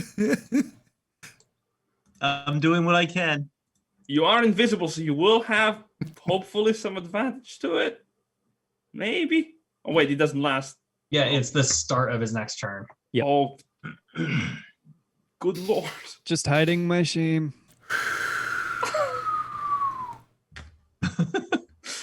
Oh, All right. Here we go. Aloysius, you're up. I pop be back great. into existence.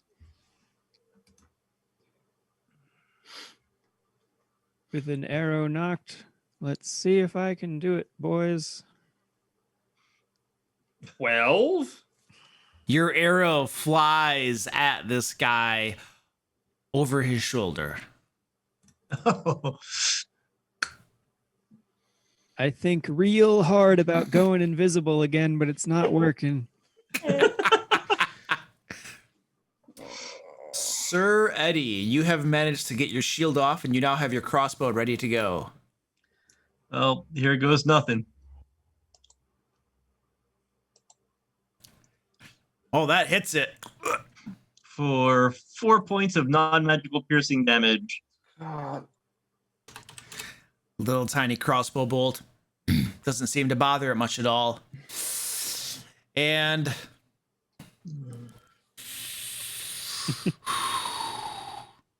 He hears a whisper, "I'm sorry."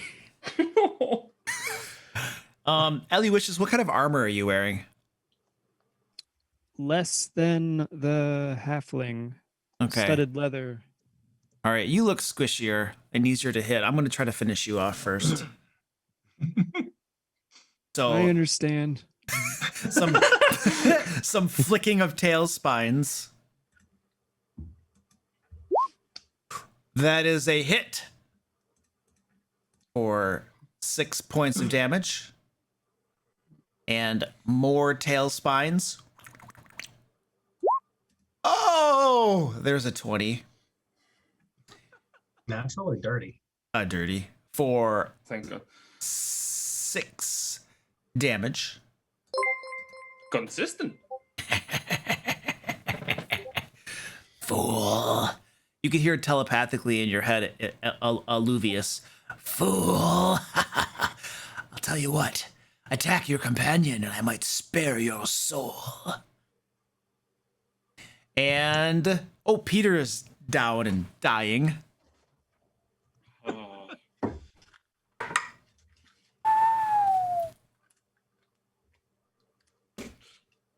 And Ufena down and dying. Yep. Once again. And top of the order, Lusuvius, you're up.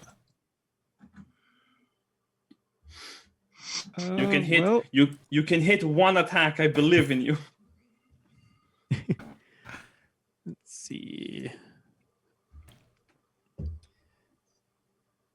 How high is this thing flying? Like where is its like feet, or what's the lowest part of it? 15 feet off the ground. Okay, so like at its lowest is 15 feet. And its Correct. body's above. Okay. Correct.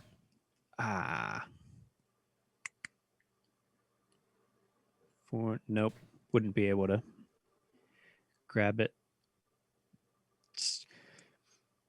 I've heard of The Last Stand. I've never thought I'd see it. Oh my god. Good lord. Wow. It whacks your arrow out of the air with its war fork. This one flying creature is gonna kill all of us. I don't think so. Sir Eddie. It can't fly through water. If I have to, I'll fight it underwater. I'm gonna pull back to where I can get some cover and continue to fire at it. Okay.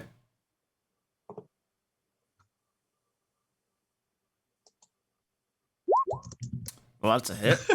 Nice. For 8 points of non-magical piercing damage. Good. Wow. Good. Oh, yeah. It's starting to look mildly wounded. Oh, God. We only have non-magical attacks left. Well, No, Aloysius has his arcane archery stuff. If Aloysius hits an arrow, assuming the Zorn's still not doing anything. The Zorn, he's underground. If his tremor sense detects something new on the ground, he'll do something then. Okay. Just for now, assume he's not doing anything. Understood. The flying fiend flicks its tail again at Aloysius and says telepathically to you, I can hit better than you can. I deserve it. And Oh, you no. take it. You take it big time. 9 points of damage. And then he Sir Eddie, I'm not feeling too good. I'm still up, but oh no! Second win, buddy. he flicks some I already more used it. more tail no. more tail spines your way. Oh, that's another hit for 8 points of damage. Down I go. And he goes down. Oh my god! Oh my God! You might do a live TPK, Luke. Oh my god! You were yes! so close. Come on, do this. Eddie, it's all up to I you. gotta take care of Eddie. I just gotta get Eddie. That's it. It's the immovable object versus the unbreakable spear. All right. And So now we are at that's its turn, and it is going to fly right directly above you, circling around. You're next. yeah, you want to play? And so Peter, yeah. Peter's turn. Ooh.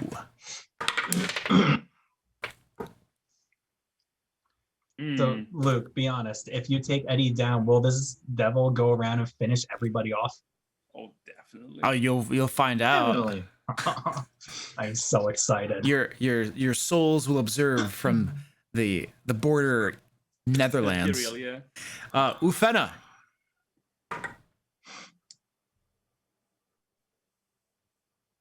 Good gravy. Top of the order. Ooh, a Lucivio. Yeah, we have 3 people now. Oh. All right. And Sir Eddie, this creature is circling above you, cackling and smiling at you. Okay, shield going back on. Okay, what does it take to put a shield That's an on? action, I think. It would be Funnily, donning armor in the PHB. Yeah. are you taking off your armor? No. A shield takes an action to put back on too. Yep, that's fine. Okay. And once I got once I'm back shielded, taking a deep breath and going backwards. Under the water. Oh, Yep. You're just taunting it. You wanted to come down. To the And I'm water with walking you. along the bottom because I'm heavy. Oh, you're gonna make me go in after you. Come on, Luke. Dang. If you want, can do if it. you want me, you gotta come and get me. This is the time for the devil to decide: is it greed time? Go after the one escaping. Oh, Come on, this is Luke. You are so beautiful. close to a TPK. You can do it. So The close. devil. Come on. The devil flies forward, pulls its wings back, and goes into a dive. Yeah. I'm so Yeah. proud of you. Warfork extended out before it. And Bring a it. Warfork, being a piercing Yep. attack, he plummets down. That Warfork comes straight at you. And here we go. Ooh, he misses. Coming up next to you, comes in for a bite attack.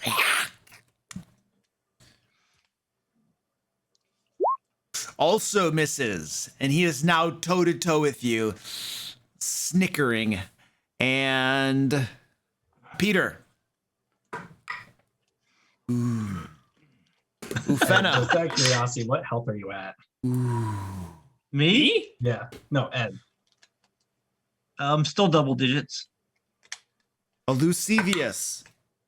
Ooh. Sir Eddie. Okay, it's a disadvantage because this is not a piercing weapon. Disadvantage. But I suppose I could switch to a dagger. I could. don't even know if I put. Do you have a dagger? I don't know. Halfling fighter without a dagger. I did have No, a dagger I- on my body. I do not. Unless there's one floating in the water, it's gonna be it's longsword time. No. There's no dagger floating in the water, no. All right. Nobody so this is who a was- disadvantage. Yeah, nobody who was think. wielding a dagger died in the water or anything. Yeah. So it's disadvantage on the attack rolls, right? That's correct, yes. I have faith in you.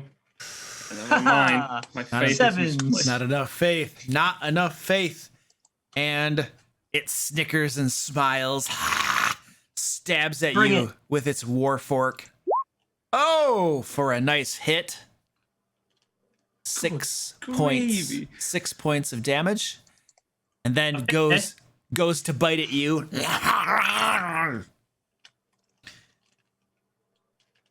18 AC's back, baby. Its teeth scrape across the front of your shield, and you manage to hold it at bay. Okay. Peter, Yeah. Ufena, and Lucivius. Me and Feda have been dead for like 10 rounds, and Lucas as Yeah, well. I'm for the pretty hill. sure I've been long dead. And Sir Eddie, you're up again. Is Okay. Same thing. I'm fighting till I'm dead. Which might be that disadvantage? That is a hit. Yeah. Hit. 13. Okay, then that's 13 points of slashing damage. Nice. You cut it up. It's looking pretty heavily wounded. Blood Come on, fills come the on. water. Come on, Luke. And You are so close. it stabs at you with the war fork. I'm pretty sure I'm pretty sure it's got more hit points than I do. Misses with the war fork. Comes in Come on, Luke. close. One more for crit tonight. So a big close. toothy bite. Misses again. Cannot get past your armor class. What is And happening? Peter, Ufena, Alessandro, and Sir Eddie. Can Here we you go. do it?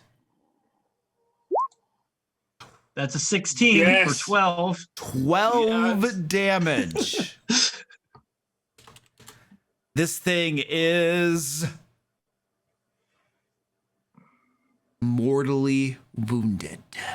What? Come on. Luke, just finish this. And it Unbelievable. pulls back its war fork, stabs at you with the last bit of its strength. Bring it. Come on, Luke. It can't get past your breastplate, scratches off, and it comes in with its teeth. Can't get through the armor. The halfling is standing its ground. And Sir Eddie. Okay, this Here is we the go. okay. This is it. Come on. Seven's not gonna hit. Misses. The One more turn. war fork comes in at you. Bring it. Oh, that's a crit. Yes. Okay. That's This it. is the TPK right here. This is it. 7 points of damage. Still up. And his teeth come in at you. Misses you. Mm. What is Okay. happening? Come on. Sir Eddie. Here goes nothing. For a hit. That's 9 points of damage. How do you want to do this? Oh my! Oh my God! I want to when he criticals on me with the war pick. I just want to grab the pick right behind the tines and just bring the sword right up into his gut. And he goes down, gurgling in the water. And he says, and you hear telepathically in your head, "But I got your friends." As I'm just going to twist the sword, and in my head he just hears, "Bigger chair for me," and pull the blade out. All right. And he has been vanquished. I'm gonna swim out and see if anybody is still alive. You go around and check your companions, and Let's see. Come on, all of us dead. see all the smiley faces? Those are all the successes. So you guys are all stable. Oh my Oh, God! come on. What? You're joking. What is happening? I rolled like very high for your guys' Wait. saves. Well, it's good. Now we have to turn the cave over to the Zorn, don't we? I'd have Okay. to drown them. I'd have to drown them to get them out of here because I'm not that big and can't swim that fast. So we're just going to have to rest this one out. Yeah. So I want to say something that just happened to cross my mind. While it is underwater, right? The Zorn is just casually looking at this encounter to see who comes out on top. Now the I'm Zord. debating whether is the Zorn going to go and kill Eddie just to take the cave, Ooh. because Eddie promised him the cannot cave. communicate with him. We told him he could have the gems though. True, and Right, there's a lot but of Eddie gems cannot here. communicate with the Zorn. Yeah, The Peter only is one that sleeping. can just- is Peter, who's unconscious. I'm not going back on the deal. We made a deal with him. If he goes back on the deal, that's his business. This is Oh my God, that was so close to the TPK. So oh my. you guys have defeated that big bad evil guy. And the Zorn now is satisfied with his new home. And the rest of you recover after a little bit. Eddie does a little bit. Can I just like break a gem out of the wall and just toss it to him? Yeah, you toss it to him. He's very happy. He gives you a big toothy smile. The rest of you recover after some time and come to and realize that you have won. And you can now go back and report success, though the Zorn does tell you, Peter, in no uncertain terms, that this is his cave complex now, and that none should bother coming in because he's just going to sit here for a while. It's going to take his time. He's going to get big and fat. So you guys all, as you guys march out after having made this deal, you realize that the cave complex probably isn't totally safe for the miners to return to. Yeah, so Peter is going to look at the rest of his traveling companions and say, well, the job failed successfully. Maybe we just go to a different city? Yeah, and please, I am begging you, let's find a priest. Anyone. We take these bodies back to the guy who hired us, show him that they're No, all dead, we do not go collect their back. money, No, and go to a different city. we do not go back. No. New city, just a big red X on the map over this place. We're gone. I'm just gonna say, as the guy who was still standing at the end, the guy who personally saved all of your lives, I at least am going to take these bodies back and say, hey, dude, we cleared out your cave. I don't care if he doesn't know about the Zorn. He's not going to know about the Zorn until he comes back in here. You know what? I'm getting paid. Yeah, we can bring the bodies back. We can tell the truth and probably not get paid. Just we have some coin from this. Yeah, We don't have to tell him about the Zorn. We tell him these are the things that were killing your miners. We take our money and then we go to a different city and hire a cleric. You know what, Eddie? You're absolutely right. Because I don't know about you guys, but I'm getting paid. All right, so you follow through with the plan. You parade these dead devil bodies in front of the miners.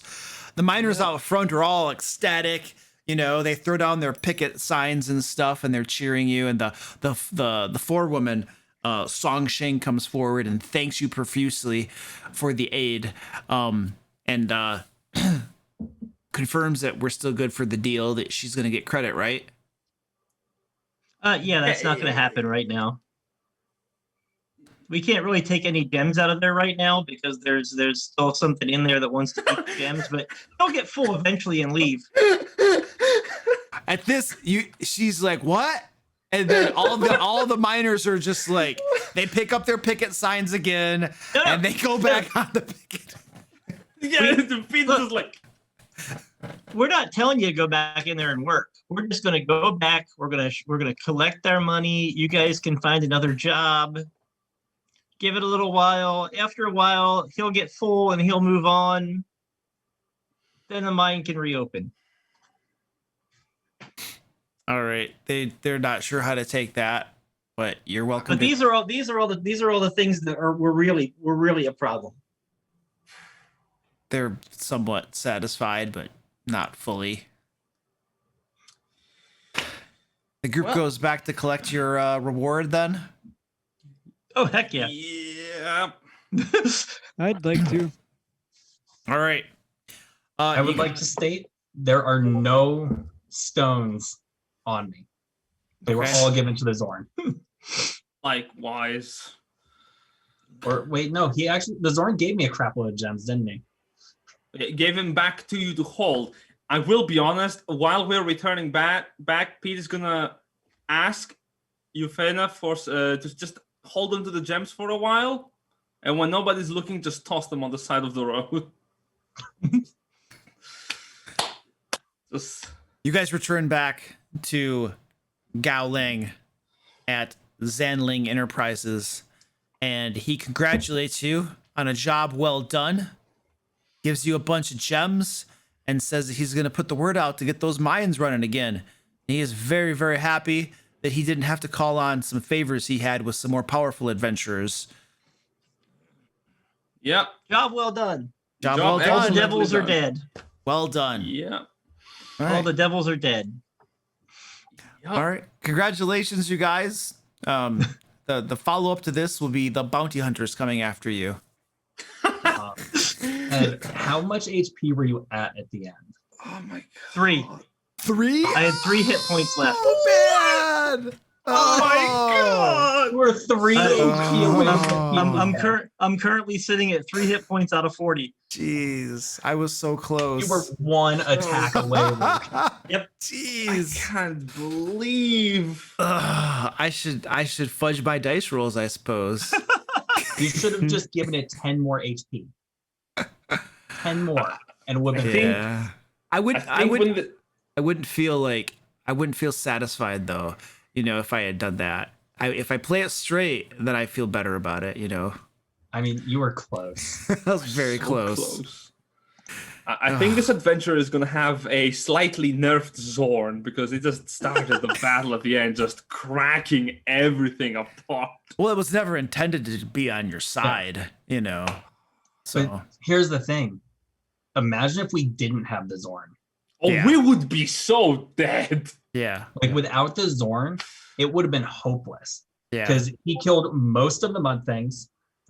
He killed the boss in 1 hit, or 1 round. And he did most of the damage to one of the barb devils. Yeah. So when this adventure comes out this week, you guys can read it over and then see, what the adventure actually says. Because you know how DMing goes. You tweak some things Yeah. as you go. I wanna Yeah. see what the tiefling has. In all honesty, that's what I'm interested in. I took a screenshot of my sheet and put it in the mod chat so you guys could see. Okay, sweet. All right, cool guys. This has been awesome. I'm gonna wrap this bad boy up then. So Yeah, and thanks. check out the maps. Yes, thanks for playing. Yeah. Had fun. I was very excited there, and then you dashed my hopes and dreams. So You almost TPK'd your mods. I almost killed them all. Almost. Almost. 3 Yeah. HP. 3 hit points, baby. All right. Okay, so back over at the stream, we're gonna do a raid here. I've got to find some folks to raid. Stand by. I missed 16 attacks. God. Oh my gosh. All I right. feel like the dice rolls added an hour onto the game. Oh, this is because of the bad dice rolls. Yeah. All right, let me see. Let's find somebody to raid. All my stuff's backwards. And nobody I know. Is there a command for the store? What store? Your PDF store? There's a link to it. Oh, there isn't. No, that's a good. I need to get that in there. There's a link to it on my Patreon page, but dang, I don't think anybody else can see that. I'll have to fix that. It's really Yeah, just like shopify.com /store. shopify.com/the DM layer. Or no, it's something like that. I don't know. I'm gonna do a raid here. Someone right? Somebody that's a patron can find it and maybe post it.